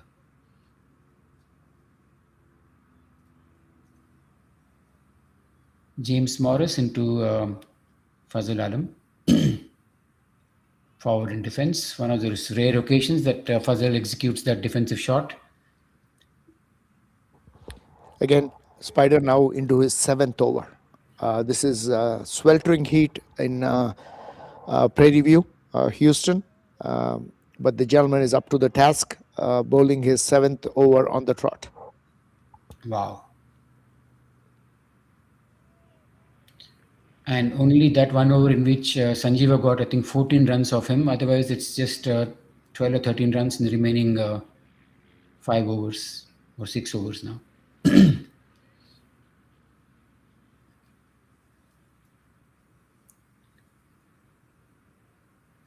44 for 4. Oh, what a ball to get Fazal out. Pitch right up. Fazal playing an unnatural game. Plays all over the ball to get clean ball. Again, we'll take a look at it, the replay. But again, you're playing across the line. There you go. That was not a defensive shot. That was not an offensive shot. Did not show the full face of the bat. Wanted to play to mid-wicket. And just beaten. Again, the virtues of keeping the stumps in play Yeah, every ball. absolutely. Tremendous bowler.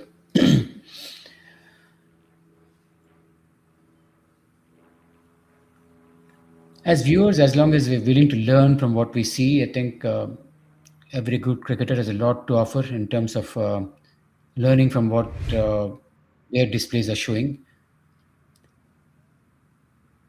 Spider's bowling, there's a lot to learn from keeping it simple within the stumps and repeating the good balls. That's the other thing. He's not being greedy. He's just repeating simple good balls and keeping the stumps in play, like you said. And the pitch has a little bit to offer, right? So when they have a situation like this, the bowler doesn't have to overdo anything. You know, unfortunately, a lot of bowlers sometimes get into this habit of overthinking. Keep repeating the same ball. Actually, it'd be interesting. One anecdote I'll tell you, Ravi. I think I did mention to you before. I'm sure you know this gentleman, Debashish Mohanty. He played for India. So he had played for my club here for a year. And one of the things, one of the bowlers was asking him about, what he does for variations. And this is a gentleman who's played multiple test games and played for India. So he says, I try to bowl one ball. And when I don't, and I miss it, that's my variation. So if you're talking about an international player at that level, saying that he's trying to bowl same 6 balls and he's not able to do it, and if he misses, that's his variation, then that is something to think about. Amazing. Just to add on to Debashish Mohanty, recently I saw a YouTube podcast or an interview somewhere in which Saeed Anwar was talking about Debashish Mohanty and the legendary Pakistani opener. When asked who was a bowler whom he disliked playing or found it tough, he said Debashish Mohanty. Oh God, that's another wicket there. Simple incoming ball. Rahim missed the line altogether to be clean bowled. Wow. Did that ball keep low? Not as much, Parag. It's more about missing the line completely. The ball moved in a bit. It moved in. Watch the ball move in. It didn't keep low at all. Hit the top of the off stump. But it moved in substantially. Big gap between bat and pad. Yeah. He didn't get in line at all. Didn't get in line. So you can't blame the pitch for that. No, not this one. So just to complete the story on Debashish Mohanty and Saeed Anwar, the legendary Pakistani cricketer, Saeed Anwar mentioned to the Indian team, specifically to Sachin Tendulkar, where did you find this guy who always has a question mark in his bowling action? So if you replay Debashish Mohanty's bowling action, at the point of delivery, his hands look like a question mark shape. So he said, whenever he bowls, a question mark is posed to me and I'm unable to play him. Interesting. So that's some brilliant piece of bowling there by Spider. Yeah. Same ball, pitching it. I mean, I think he got 3 wickets of the same ball. He got Rafe bowled, he got Fazal bowled, he got Rahim bowled. That means he's read the conditions so well and is just keeping it simple. Like you said, keep the stumps in play at all times. Except Sanjeeva, nobody has found him easy to play. Sanjeeva, to a small extent, Naveen Perez was playing him quite well. Other than that, everyone found him difficult to handle. Obviously, a pretty disappointing display by the US batters here. Yeah, 44 for 6. It's one of those days, I think nothing went right. Combination of poor shots and some extremely good bowling and a bit of the wicket playing its role. Paresh, I think wicket played a role, definitely. Ketan did play a good shot, unfortunately caught in a deep point. But that way you can keep giving excuses. It doesn't work well. But So one of the things that I've found, again, nothing that is 100%, is when a wicket is playing a little dodgy like this, um, that looks very looks close out. as well. That looks out. He's giving him And definitely. that's a hat trick. Oh yeah, it is. That is a hat trick by Spider.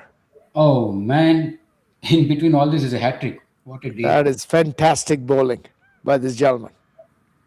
Amazing bowling, absolutely.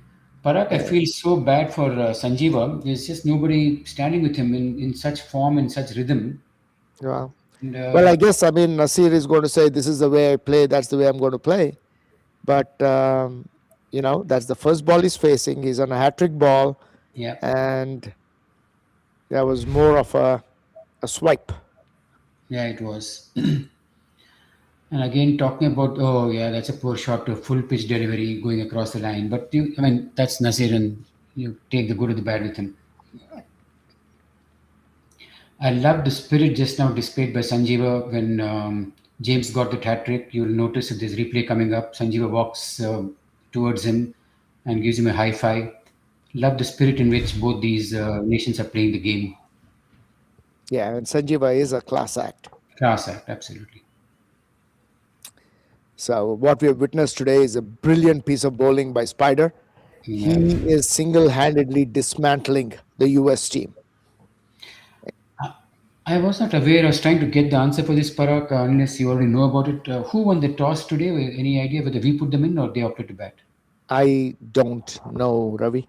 I If we can put check. them in, that would be not a good call, given that this is a third day of games on this wicket. Not Yep. sure. I mean, by default, I would bat every single time I play. I know But you. you're right. Even looking at the conditions, batting first would have been the smart choice. You are a top student from the Ian Chapel School who would say that 9 out of 10 times when I win toss, I bat. The 10th time I think and still bat. Absolutely right.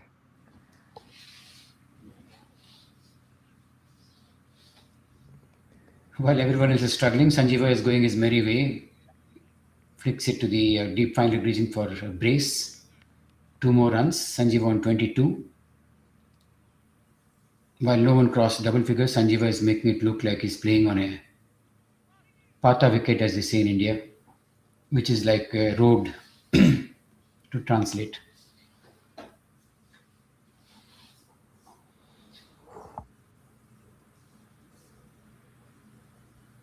Yeah, it doesn't say on the scorecard who won the toss, Oh, okay. Ravi. Maybe a production team, if someone knows, they could text us, or if anybody knows, they could WhatsApp us.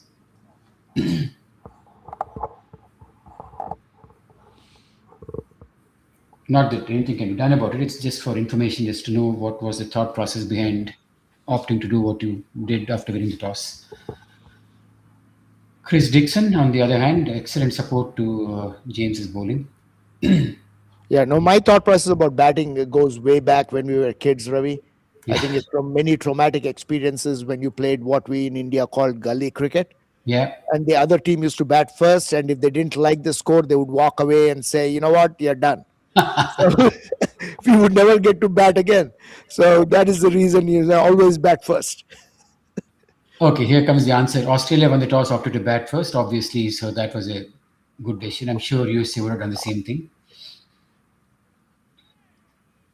Yep, good toss to win in addition to everything else that they have done good today. They've also won a good toss. But I don't think the pitch is playing remarkably different from morning to evening, Ravi. Little bit of uneven bounce was there for them as well in the morning, as you True. could see.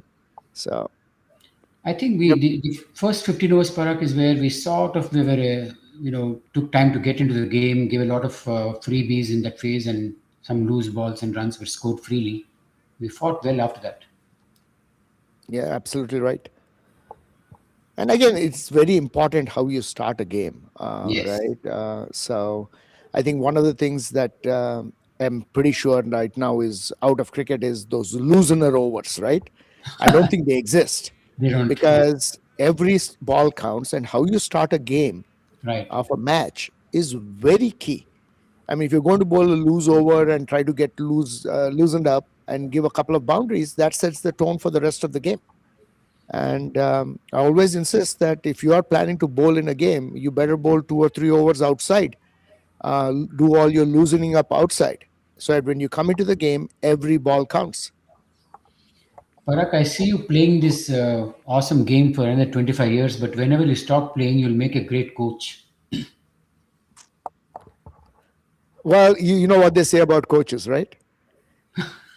If you can't play, then you can coach.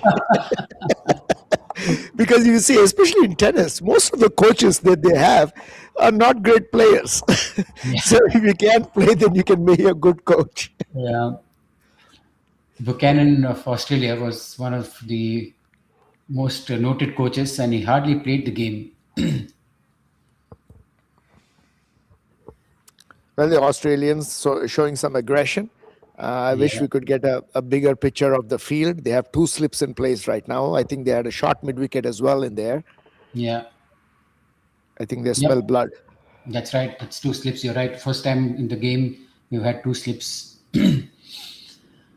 And they're bowling such a good corridor. That's 2 slips, a gully, wide field is 2 slips, gully, short cover, mid off, mid on. Nobody, at the fence except fine leg. Everybody is almost inside. It's just a fine leg. That's it. Production And team gave us a good test of our eyes, Parag. absolutely. And that's Nice. another thing, right? You never let the game meander, Right. right?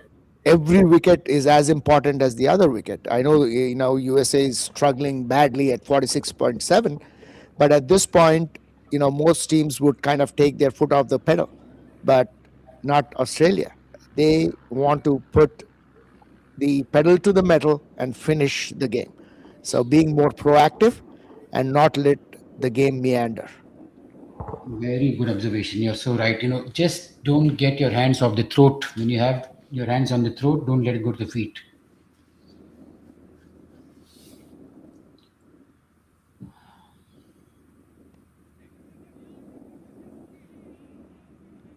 Well bowled. Beautiful channel. And And what all happens of us have played many games where, this is a funny game. A batsman gets going, gets comfortable, another beautiful ball. This one actually moves off the seam. So I think he's just bowling that line just outside the off stump and hitting the seam. That's And it. some of them are coming in and some of them are going out. Always asking the question.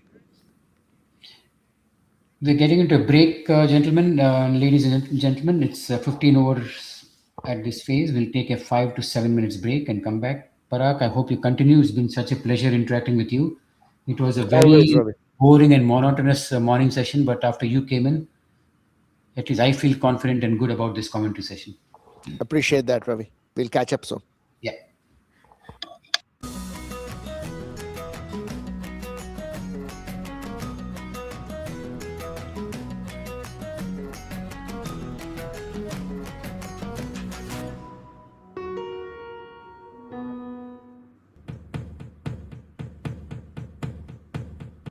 Yash Technologies is among the largest independent global technology providers, with headquarters in the United States. With over 4,000 worldwide employees, we pride ourselves on being large enough to offer a complete portfolio of IT services, while being small enough to provide personalized attention and customer service. Yash strives to provide excellent IT support by partnering with our clients to build lasting relationships and transform their business. Yash Technologies, more than what you think.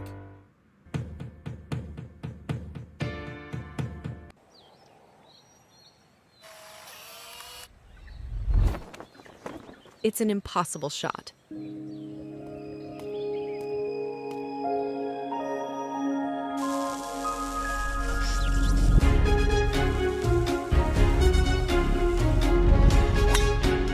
Sometimes creativity and innovation are all it takes to achieve the impossible. Yash Technologies, more than what you think.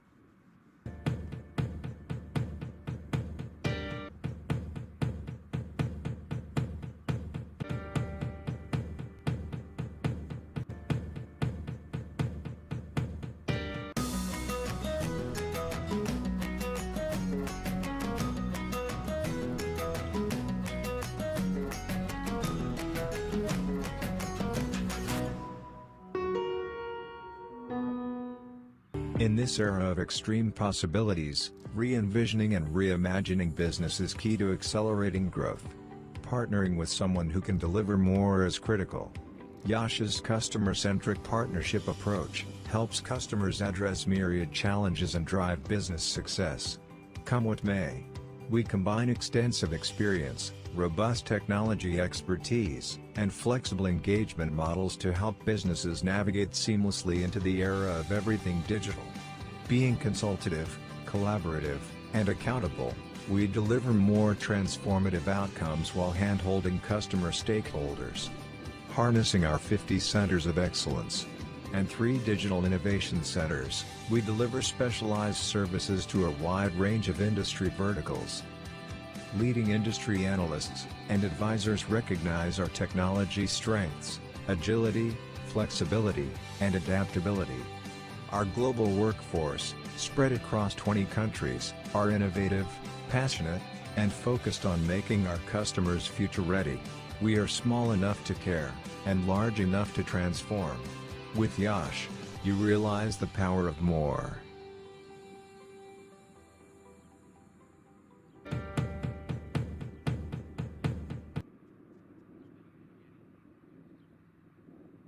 Yash Technologies is among the largest independent global technology providers, with headquarters in the United States.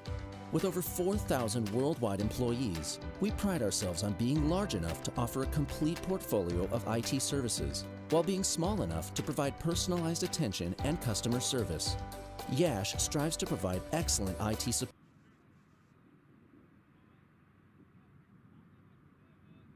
We are back after the break. Arun Turadur and Sanjeeva are at the wicket. 46 for 7 in a deep hole. The USA team is looking for some pair to pull them out to firstly a stage of respectability and then a stage of trying to still chase this target. James Morris, 4 for 27 of his 7 overs. I think it's Chris Dixon who's bowling right now. It's he's 3 wickets for 18 runs of his 7.1 overs at this stage. Both these bowlers have combined well and complemented each other to keep the pressure at both ends on, not giving any respite to the USA batsmen.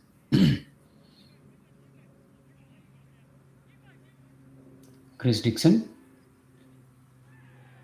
Another wicket falls there. Wickets are tumbling. Sanjeeva is getting nobody to support him. Very sad to see that, given the form that Sanjeeva himself is in. The other end wickets are falling like 9 pins, and Sanjeeva is just being left high and dry. Top edge this to the mid-off fielder.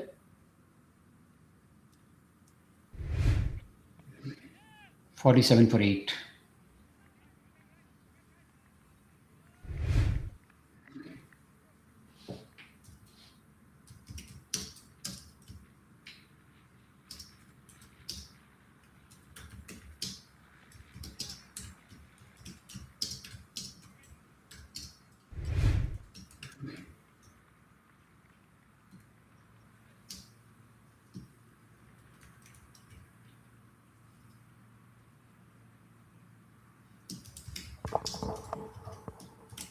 Again, you 8th wicket. Yep, it's sad to see no one standing with Sanjeeva. Satish Reddy is walking in, replacing Arun Turadur. Well, I mean, it's a long tournament. I know this is a pretty bad game for the US team. They would do well, the last 2 batsmen, to at least make a fight out of this. and let the Australians field for as long as possible in the hot sun. Uh, because when you're playing a tournament, yes, you lost the battle, but the war is still on. It's multiple games. So see what best you can do from here on out. Again, excellent spell of bowling there by Morris. Yep, Chris and Morris have shared the spoils, so to say, 4 wickets each. Remains to be seen which of them can get to five, or will they share 5 wickets each? Just an over each left for them. I think Chris has 1.3 overs left, and Morris has his ninth over coming up.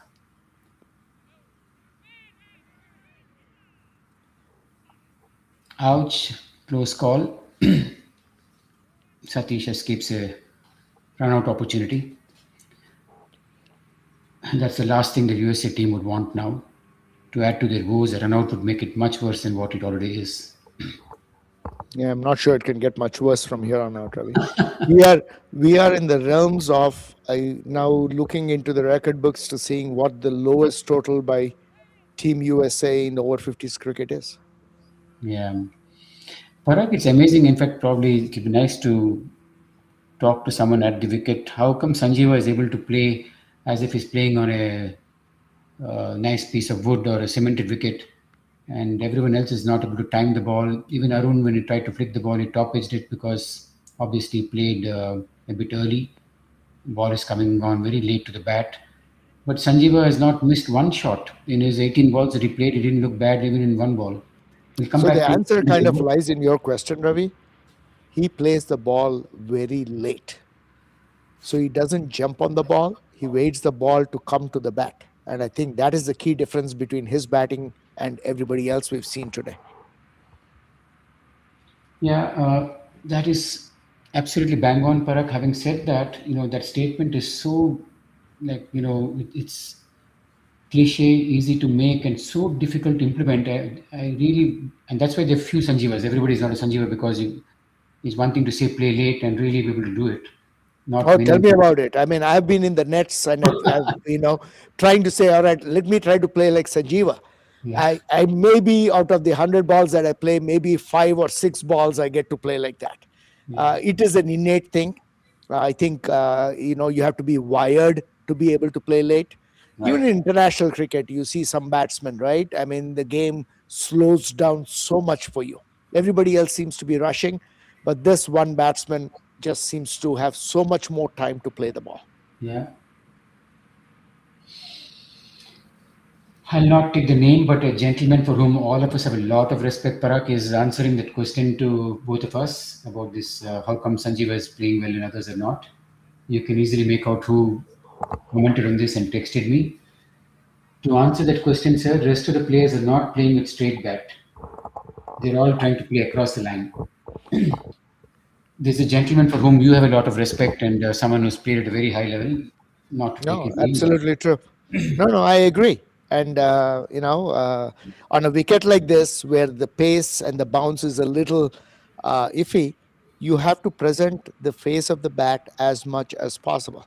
And again, from all the batters that have got out, except for probably Paresh, I don't think the pitch played much of a part into any of the other dismissals. Good point. Actually, I agree with you. And for all that we're talking about the pitch, it's only Paresh who got out to a ball that kept that low. Otherwise, look, if a pitch plays slow, that's not a bad pitch or a deteriorating pitch. Pitches do get slower in the afternoon session. Look at that defense. That's the point. Full face of the bat, like the respected gentleman commented to us on WhatsApp. Show the full face of the bat to the ball.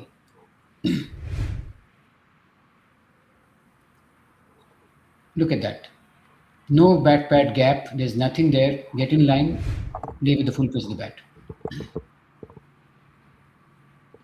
And actually, if they can show that replay again, see where the bat is, Ravi. It doesn't get ahead of the pad.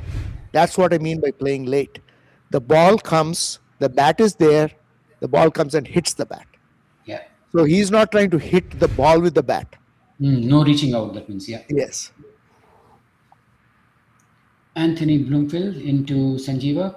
Again played late. Good example of playing late. Waited for the ball. Is a slightly slower off the wicket. Sanjeeva didn't commit himself. Waited for the ball. Then nudged it to the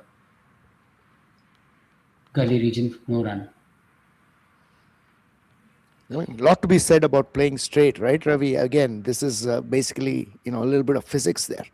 Even if you play a little bit late or a little bit early, if you're playing straight, it'll still hit your bat. Maybe you won't time it as well. It'll still hit your bat. But once you close the face of the bat, now you have to perfectly time it to be able to hit the ball. Otherwise, Right. you're going to miss it. Yep, 50 for 8 while Sanjeeva is displaying a batting lesson. Rest of the There you bats. go. There you go. Bat pad close together. Coaching book. Straight out of the leaf of a top coaching book. Nicely played again. Beautifully played. I think he's probably listening to us, Ravi, and he's just kind of, showing off right now. But I mean, if I was the US team captain, I would take this over and get everybody into a room and say, this is how you play proper cricket. That is so well put, Parag. Very nicely put. You just don't need to watch the whole game. This over, I think, is a very good lesson for all. I mean, including all of us who are watching, at least myself and whoever else batsmen want to learn and play straight and play long innings. In difficult conditions, this is how you play. 51 for 8. We'll come back. There could be a commercial break, a few seconds, and we'll be back.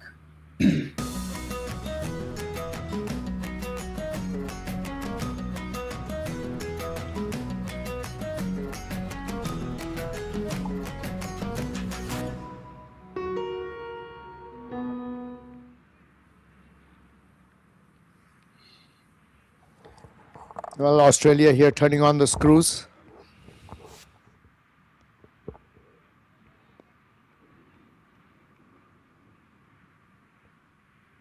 Nicely given to the mid-on region. 51 for 8. Sanjeeva fighting a lone battle. Lone ranger out there in the woods. And to get some respectability to the US score. He's playing his class, 24 of 25 balls. While scoring rate is 2.97 an over for the rest of the innings, Sanjeeva is doing it about 1 ball. Nicely pulled. No run.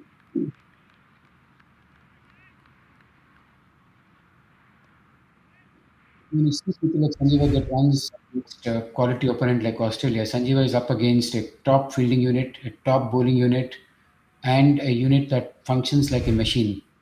You're up against all these three, and the hunt is a pack. It's not about one bowler bowling well, it's about good bowling from both ends. So runs against such quality opponents are worth the weight in gold. Every run is worth 2 runs. Absolutely. And they easily have saved, even in the score of 52, they probably saved about 20 runs so far. Yeah. A combination of some bad running by us and some excellent fielding by them. We've lost about 25 runs.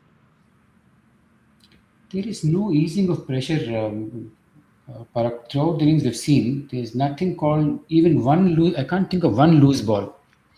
No, The, there's not. the one that Sanjeeva cut, we can't call it loose ball. It was just given some room, and Sanjeeva made most of it. That cut that he played, it was not as if it was a rank, gimme short ball that you can go back and punch or cut.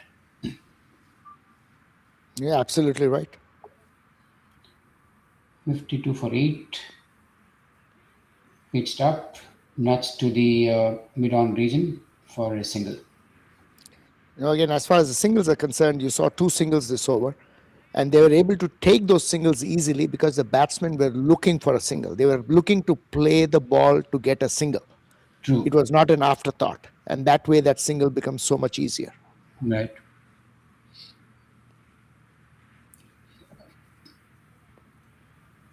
Beautifully played again. Forward in defense, like we keep saying, coaching book. That's another one out of that coaching book. Forward in defense. End of the spell looks like for Chris Dixon. He's bowled 9 overs, 9 on the trot. 20 for 4.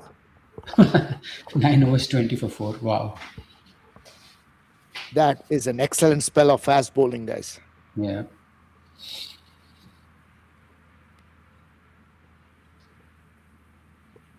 Nothing express pace or whatever. Just hit the right spots, hit the lengths, stick to a line. I don't think there's any wide in his entire spell.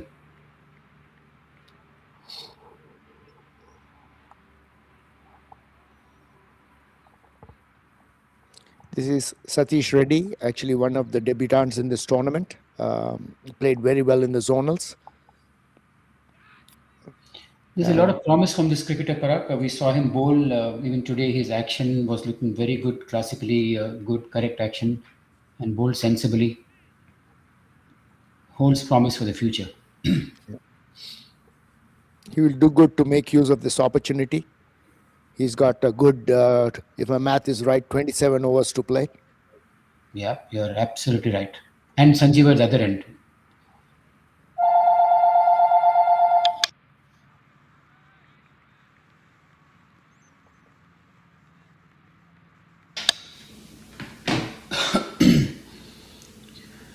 Yes, that's a terrific point you make. Satish has a wonderful opportunity, and if he can support Sanjeeva, who's batting so well, that will be a double bonus, icing on the cake. Not only taking the opportunity coming his way, but also giving support to a batsman in good flow. Well, you call for it. There's your first wide, Ravi. Yeah, that's right. 60 for 8. Oh, 54 for 8. There's something wrong with the scorecard. And in the other game, Australia A are 108 for 3, chasing 267. So the USA put up a decent total on that ground, but that should be an interesting, closer game than this one. Where Australia A are chasing 108 in 24 overs, so they need 159 runs in 126 balls with 7 wickets in hand. Very good game. That's a good game. Ashish Poddar was playing very well. I wonder how much he got. I didn't follow it after that. He was batting 60 odd, I think, Ravi. 60 odd, right? Very good. Another wide. It's good to see the USA team do well because you want competition for spots, and that will always get the best out of players. And as a unit, we all will get enriched if there's competition. The better players get picked. Good to see Ashish, Ajay, and others do well there. Yeah, I mean, definitely quite a bit of promise from the newer bunch of guys, Ravi.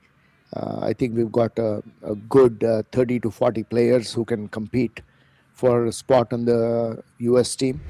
Again, this is a good opportunity with the World Cup coming up in January in Hyderabad, India.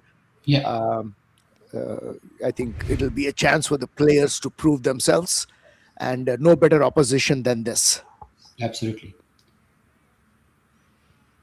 And Raj seems to have led from the front. He got close to 50, I think 48 or 47 this morning. He went high in the order and got some runs.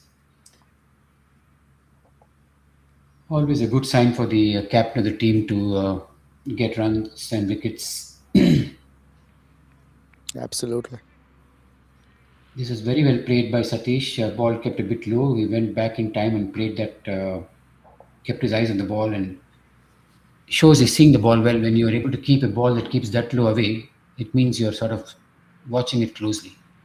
True. And he didn't try to flick the ball. He just tried to defend it with a flat, straight bat. That's a terrific observation. That's a good point to make, Parag. Commercial break might come up. Few seconds, we'll be back again. Yash Technologies is among the largest independent global technology providers, with headquarters in the United States. With over 4,000 worldwide employees, we pride ourselves on being large enough to offer a complete portfolio of IT services, while being small enough to provide personalized attention and customer service. Yash strives to provide excellent IT support by partnering with our clients to build lasting relationships and transform their business. Yash Technologies, more than what you think.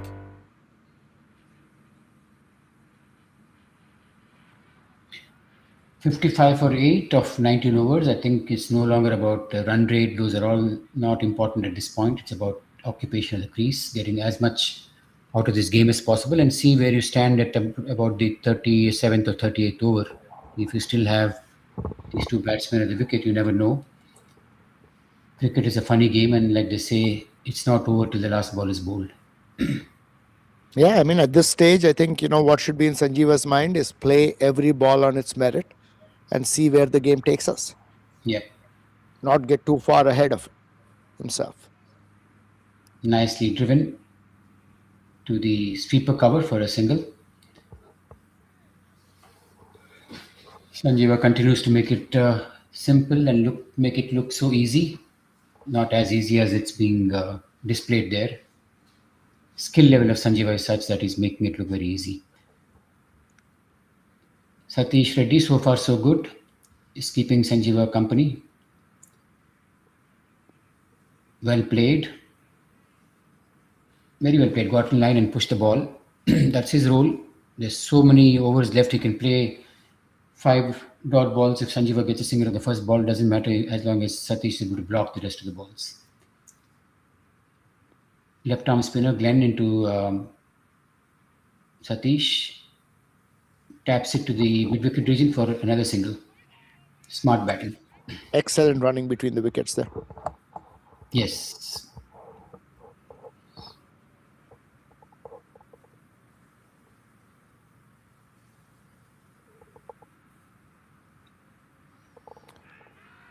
Now that's down the leg side, going down. There's no chance of it. Glenn clearly bowled very well yesterday. Was one of the main guys who got our A team all out. That's the ball from the last time. Definitely pitching outside the leg stump and headed that way. So, from what I observed, he's got obviously the natural left arm spin, which he kind of loops the ball, and then he also mixes that up with a good arm ball. That's a good combination. And look at his point of release or delivery stride, and the release points are very high. As it is, he seems to be a tall bowler. Above that, he's got a high release point. That's right. End of the over. We'll come back to you all soon after a break.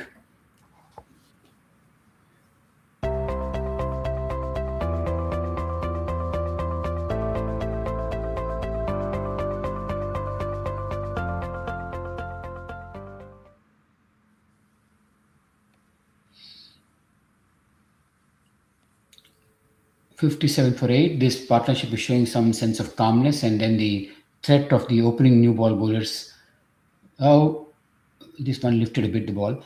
That threat is gone as long as both these batsmen keep their calm and nerves about them. They should be able to last some overs, and Satish should give Sanjeeva company. That's a ball that held up in the pitch a little bit. That's right. Stopped and Anthony Bloomfield to Satish. Well played again.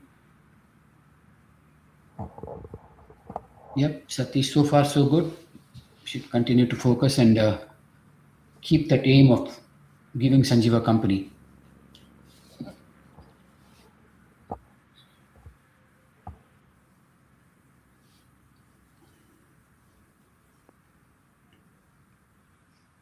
Nicely played.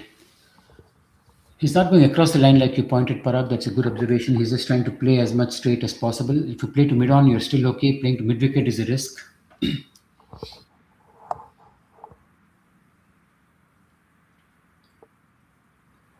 $57 for 8. Anthony into Satish. Well played off the back foot. Judging the length early and committing himself to either the front or back foot, Satish so far is doing a good job. His eye is in for sure. Well, he's showing some, metal there, trying to stick it around with Sanjeeva. Yes. Obviously, I think it's a tall task to think about winning a game, but again, don't look too far ahead. That was an off drive. Again, brilliantly fielded. That's a certain save of a boundary or at least 2 runs, if not a boundary. By the fielder's reaction, looks like it would have probably been a chance. Can't tell. Could have been, yeah. Let's see. With this, we can make out, I think. Where's the ball?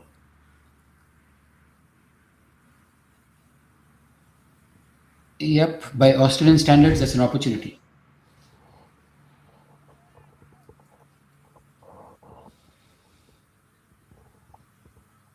5 dot balls, always a pressure ball when it's the Fifth or sixth ball after dot balls are the ones that you'd watch for. Well played, smart. Don't try to get anything out of that ball.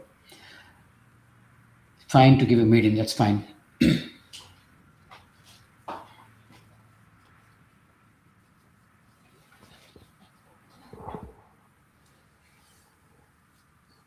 At the end of 21 overs, 58 for 8. Runs very hard to come by.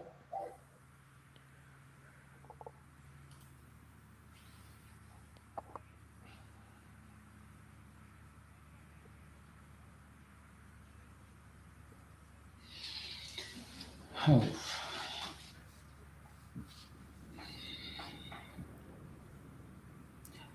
Glenn Cleary into Sanjeeva. Playing late, tries to cut it. That was either an underedge or it missed by the keeper.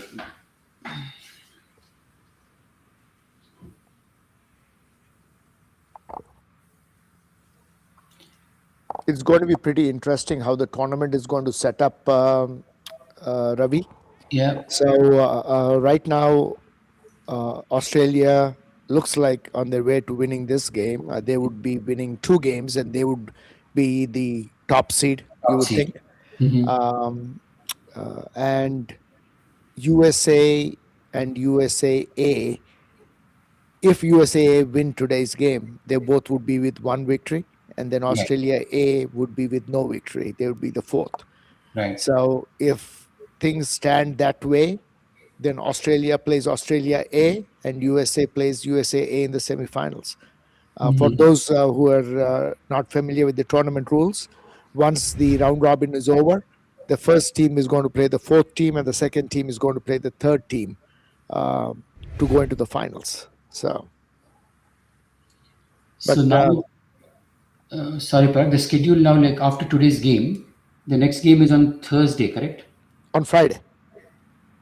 They have an off day tomorrow, and the next game is on Friday, okay. where USA plays USA A and Australia plays Australia A. And if things stand the way they are, again, it's very premature right now. Right. But then the semifinals might be the same matchups, is what I'm saying. Got it. Yep.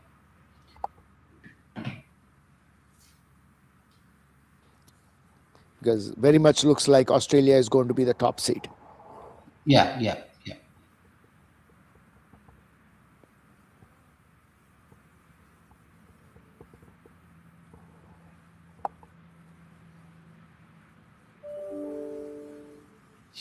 Interesting.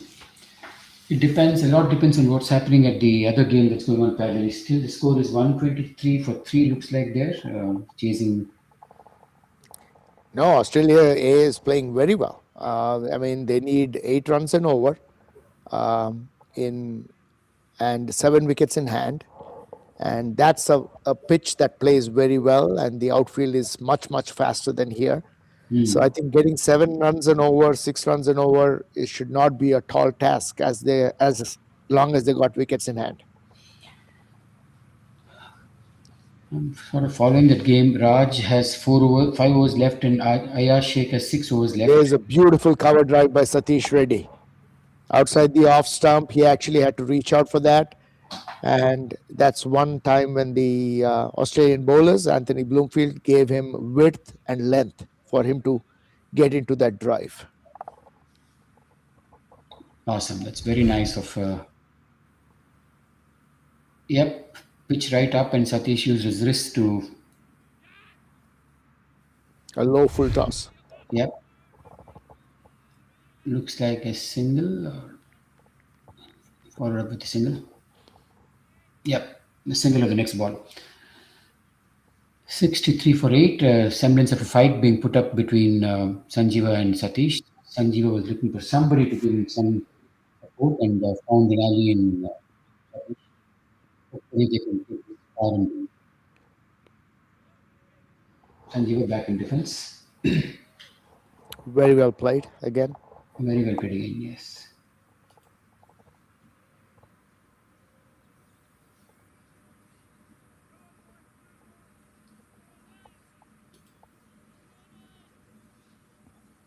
Obviously, Morris is not bowling right now, but it's amazing how a few overs of good batting can suddenly make the bowling look ordinary. That's right. Yep. Keep showing the full face of the bat to the bowler. At some point, you'll start getting the odd loose ball, and slowly you can overcome all the challenges. That's a good ball. I think probably cross seam went Yeah. straight instead of coming in, which he usually brings the ball in, Anthony Bloomfield. Beautiful shot. Wonderful shot from Sanjeeva. Pulls off the back foot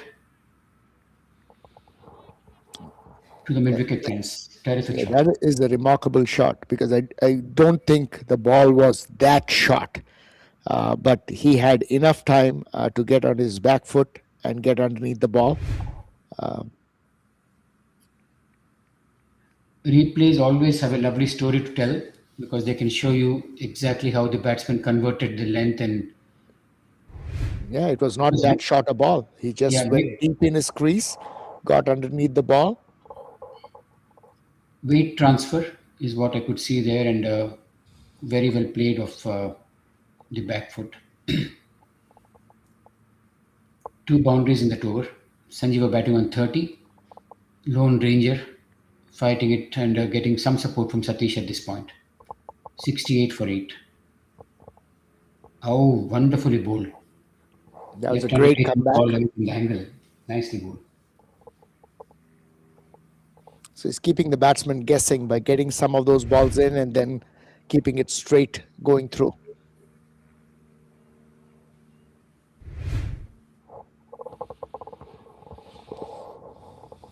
It has to be a very good ball to test Sanjeeva's technique at this point when he's so well set. That was one such good ball because Sanjeeva was looking for the ball that would come in and was beaten. But still, you will give credit that Sanjeeva didn't overcome it. That's why he didn't edge there.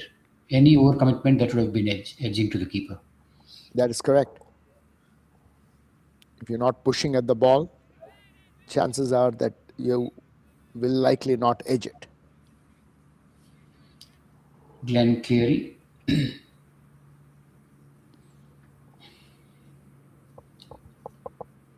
Has a lovely simple action and a good release point.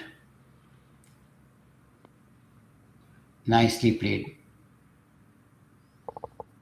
Very good single. Very good single because there was hit to the fielder. They ran early, obviously they called early and made that run look so easy. Yeah, again, one of the things in Masters cricket is all of us are not as quick as we used to be about 30 years ago. So if a fielder is standing pretty much on the 30-yard line, most of the time, if the batsmen are in tune and looking for a single, there is a single. True. 69 for 8. Sanjeeva batting on 30. Beautifully late cut. Asian artistry to be seen there. Played so late and cut it to the third man. And Sanjeeva very happy with the running between wickets. The call was well taken by Satish. Responded immediately the moment the call was made. That's how that run got done easily. Excellent running between the wickets. Nicely played again.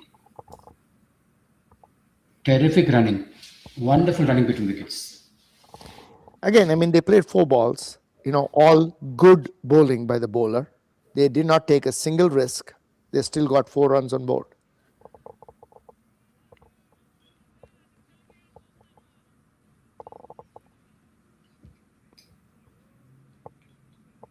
Nicely pushed back to the bowler at the end of the 24th over, 71 for 8.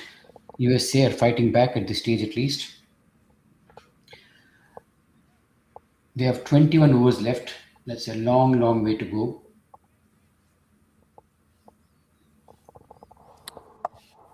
Australia A has lost another wicket there to Ayaz. Ayaz, again, another bowler who's got a knack of just getting wickets. If you watch the replay, that wasn't one of the best balls to bowl, but he ended up getting a wicket with the batsman trying to pull to square leg. So that's an interesting situation in that game. They are 126 for 4 Australia A, needing 141 runs in 99 balls with 6 wickets in hand. That will be a close game, good one to follow. I wouldn't take my eyes off Sanjeeva's batting for anything. However, I have comes 2 out. screens going, Ravi. Oh, So nice. obviously, I'm not taking my eyes off Sanjeeva's batting. Okay. I didn't think of that. The 2 screens option. Yeah, good one. Okay. 71 for 8. I like the way Satish is supporting Sanjeeva, and the 2 batsmen are putting up a very good fight. Never make it easy for your opponent. Let them have a tough win if they're to win. New bowler, receive parry. On driven, beautiful shot. That was one of the shots of the day. A beautiful shot by Satish on drive. And they 2 come runs. back for 2. As they say in cricket, on drive is one of the toughest shots to execute. You have to get everything right to execute that shot. The cut and pull might not be that tough, but on drive, you've got to get everything right. Just past the bowler.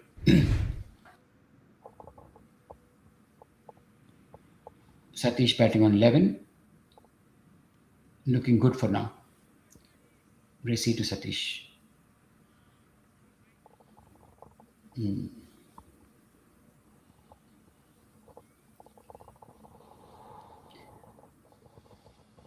Would be good to have a word with Satish and say, don't get over aggressive, don't get overconfident with what you're doing, just continue the good work. Get back to game awareness. Sanjeeva needs support, and that's your role. As we talked about, Ravi, so this is a longer tournament. So, you try to get as many positives out of this game as possible.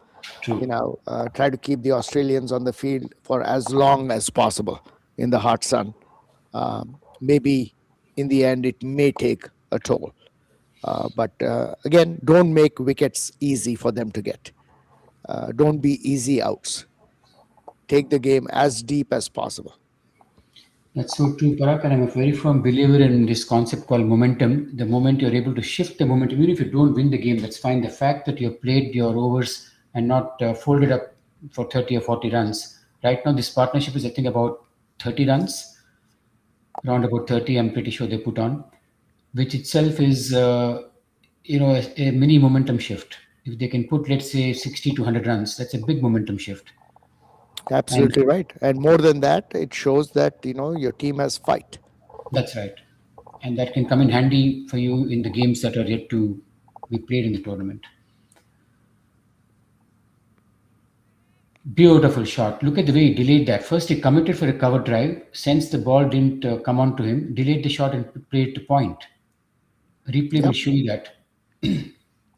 Going for a cover drive, but later gliding that ball to the point region because the ball came a bit slow.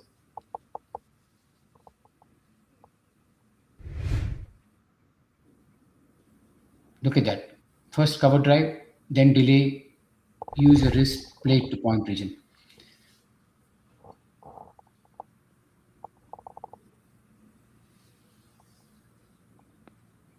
Nicely driven. Back to the bowler, no run.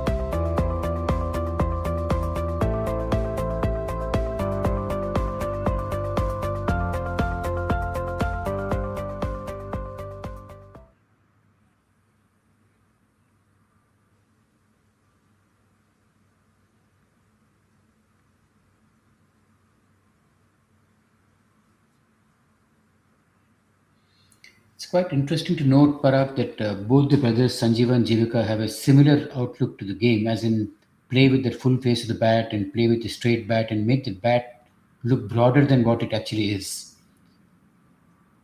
No, absolutely. And again, difference again is the level of cricket one has played. And both these people have played a very high level of cricket in Sri Lanka. So Glenn to Satish, drives it to the cover region. Satish is getting more and more confident, looking better by each ball.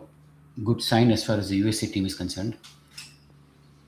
Well played again.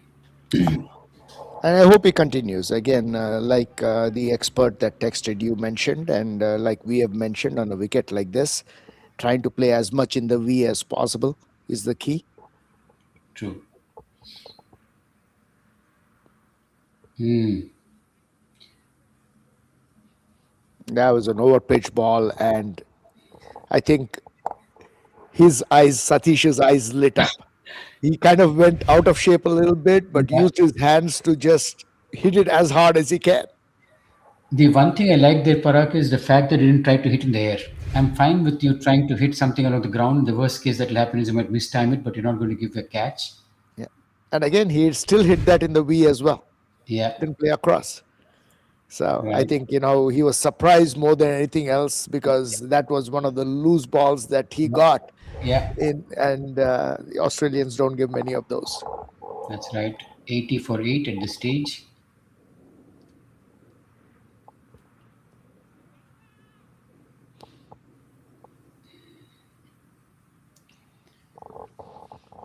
And very sensible to go ahead and rotate the strike after that shot. Right.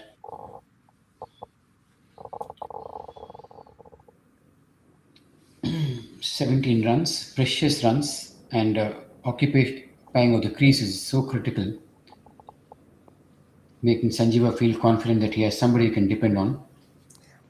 Another single to end Again, the. more proves to the point, Ravi, that the toss or the pitch did not play that significant a role as Yes, opposed to just bad shot selection. right. I might have got carried away after seeing Paresh get out, Parag. Other than Paresh, really nobody got out to a ball that misbehaved or did something off the wicket. Only seeing Paresh get out, I thought toss would have played a big role. But you're right, it didn't, because no other ball other than Paresh's dismissal Yeah. did something out of the ordinary. I mean, I wouldn't call this a pure batting wicket where you can play shots across the line and the ball's coming onto the bat. Yes, it is a slightly difficult wicket to bat on, but by no means is this is 82 for 8 kind of a wicket.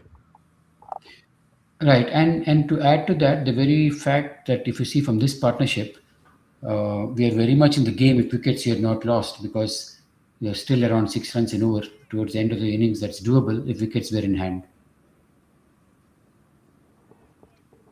Well, we can hope that these two batsmen keep carrying on and pull the game out of the fire, like it said, and then show the rest of the batsmen how cricket is supposed to be played. Right.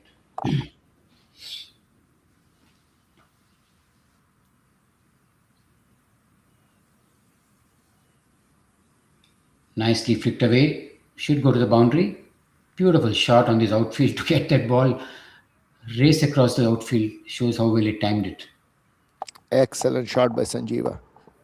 So, for any of the viewers who are kind of expecting a little bit of neutrality in from the commentators in this game, we are both from MCUSA, so we totally are very biased.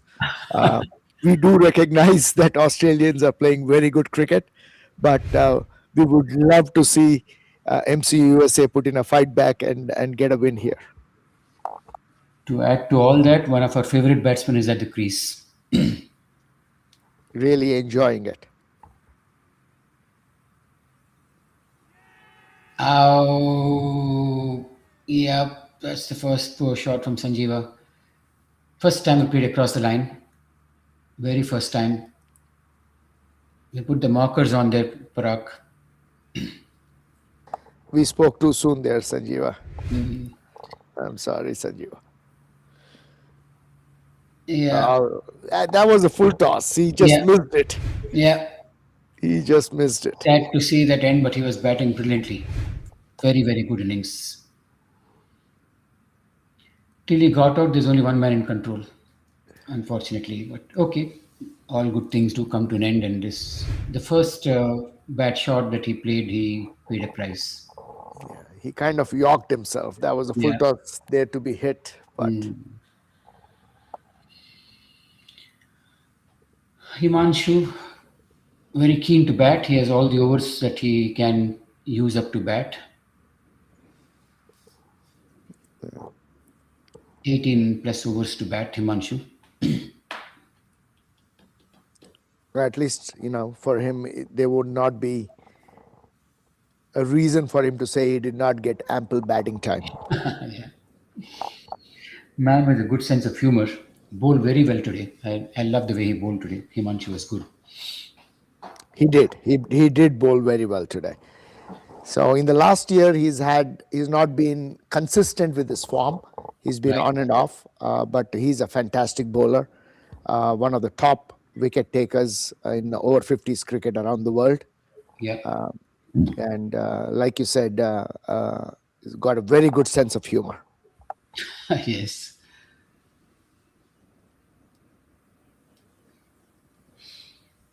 Parag, we have to give it to the USA A team in the sense that yesterday, having been bundled out for 120, they let the past go by and played so well today to get 260, which is a very, very good fighting score, a good target to set. Yeah, on that wicket, at least from watching the games, Ravi, I think that's pretty much par score, 260. Yes, no question. A very good job coming back from the loss yesterday. Right. But now the game is very interestingly poised. I think they need 133 runs in 90 balls. So 15 overs left. So for people who want to watch an interesting game, that is another game that's streaming live on YouTube. So Talking about streaming, MCUSA has come a long way. Just think about this. We two are sitting in two different parts of the Northeast region. You are in Boston, I'm in New Jersey. The game is in Houston, and we're able to commentate on a game like this. That's terrific work from the production team of MCUSA streaming services. absolutely. Hassan and Vishal have done a fantastic job. Hassan in particular has pretty much grown with MCUSA. Over the last 4 years, he's done tremendous work, put in tremendous amount of time, resources, and more importantly, the passion to make it better every single time we have a tournament. The last time we played that zonals in Dallas, he did a fantastic job at that. And again, as you can see, the stream quality, the very fact that we are able to comment remotely shows how good visual job Hassan and his team are doing. So thank you very much, Hassan, for that. And hopefully we'll continue to improve. One of the things that I've asked him in the past is, a few of the LBW decisions we talked about today, if there is a way we can have review system. And he says he promises on working on it as well, which would be very nice to implement. Nice shot from Satish. Beautifully driven past the bowler, another boundary.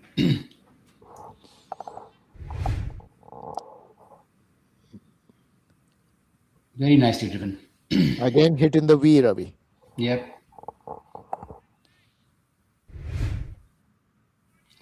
Talking about streaming, Parag, I remember one particular run out.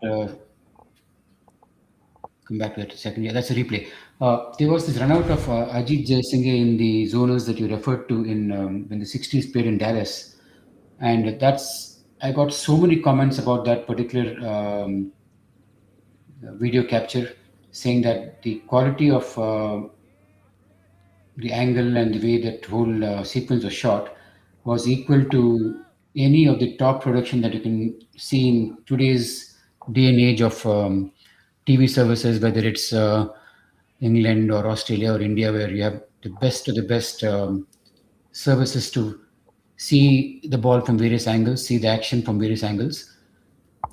There was one in which Peter hit the stumps with his hands, and to the naked eye, it appeared as if Peter collected the ball and deflected the stumps.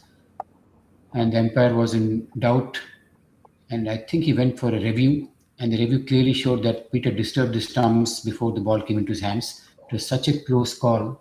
and at a critical juncture of the game, that till today people call us and talk about that particular shot. Absolutely. Just referring to the other game, Ayaz, as I said, has a knack of getting wickets. He's got 2 wickets in an over. So Australia A are now struggling 135 for six there. Wow. So that brings me to the question. I'm not to put Hassan on the spot. I'm not 100% sure why we are not using the square leg cameras for run out and stump reviews on this stream. I don't know if it was ever discussed or not, but that would have been a pretty cool addition for this stream. Absolutely right. That too, given that we are hosting a marquee event and you have a top team like Australia visiting us, you want to show your best tools that you have in the box. Everything that you have should come out on occasions like this. I'm sure I know the answer to that, Ravi. But, obviously it costs money, Right. extra people. Yeah. Guess what? Ayaz got another wicket there. Three Oh, wickets wow. in an over. Amazing. Let's turn the game. But yes, I mean, obviously Hassan does a fantastic job. It requires more manual people manning the cameras to be able to do that. And as we had said before, us being a non-profit organization with no real funding, we are kind of limited in our resources. Yeah. And we actually thank Hassan for going above and beyond and doing what he's doing at the moment. Good bigots, good Parag, and the founders in yourself and your other colleagues who sat one fine day, maybe in a tea discussion, and forged this fantastic institution.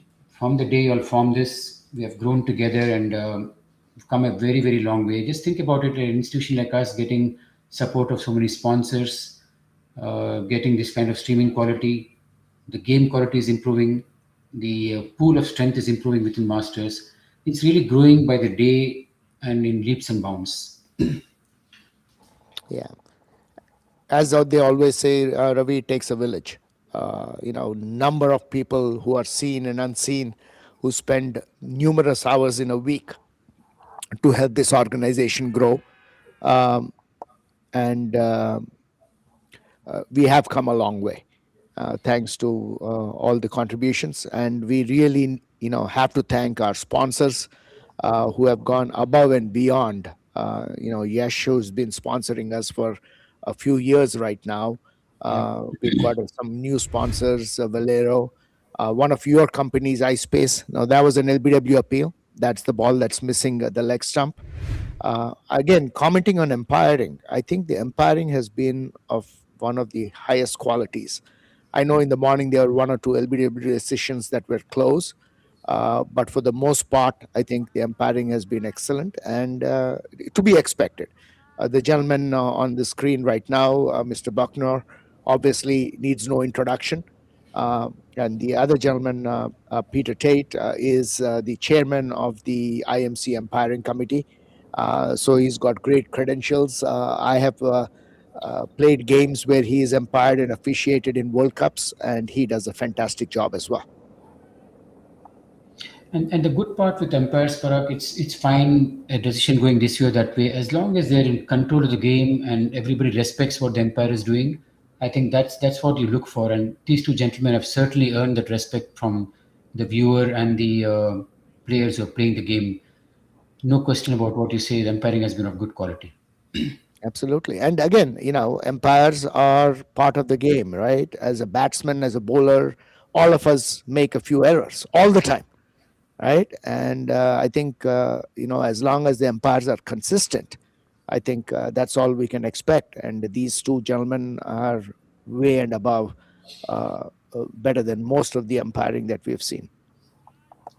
And as in everything else in life, there are two sides to coin. The replay shows you something else, and when you watch it for the first time naked eye, you have to make the decision in split second. And it looks one way, but when you watch the replay, you'll come up with other thoughts. But umpires don't have that benefit. Absolutely right. And I've yet to see a batsman who was given out LBW think he was out. And I've yet to see a bowler where an LBW decision was not given thinking that it was not out. Yep, yep. So, and the umpires come somewhere in between. There are some cricketers, I think, again, Sanjeeva walked away when he was given LBW without any murmur, any look towards the umpire. It was out, obviously, but still he, like you said, even if you're out, batsmen do tend to give a glance at the umpire. Sanjeeva just picked his bat and walked away. Yes.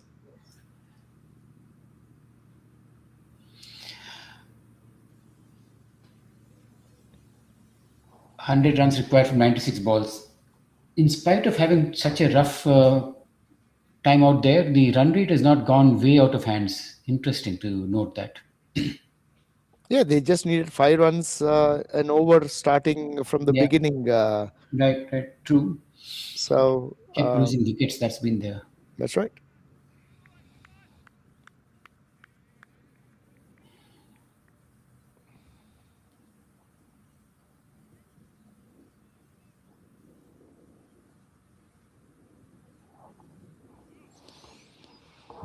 And in bunches, and obviously, that hat trick by Morris broke the back That broke the for the back. US team. Right. And just took any remote chance that the US had at putting a fight back. Yep.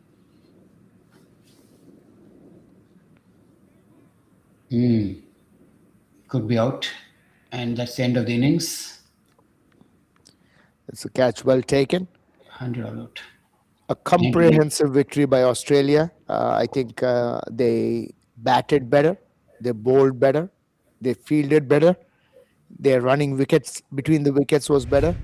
And I don't think the US batting showed enough fortitude to work themselves out of tough circumstances to win this game. So well-deserved winners are Australia. Good game. Hopefully, some lessons learned by the US team, and they come back stronger. The tournament is still wide open. As we said, everybody makes the semifinals. This is the initial games are for seeding. So hopefully there's a long way to go in this tournament. Thank you, Parag. It was wonderful chatting with you. And thanks for joining in. This morning, like I said, was extremely monotonous, and I'm not sure the viewers and the listeners enjoyed in-handed commentary from me. But after you joined, at least I enjoyed the afternoon session. Viewers, thank you so much. We'll keep in touch and look forward to the remaining games. Good day, gentlemen. Have fun. Bye.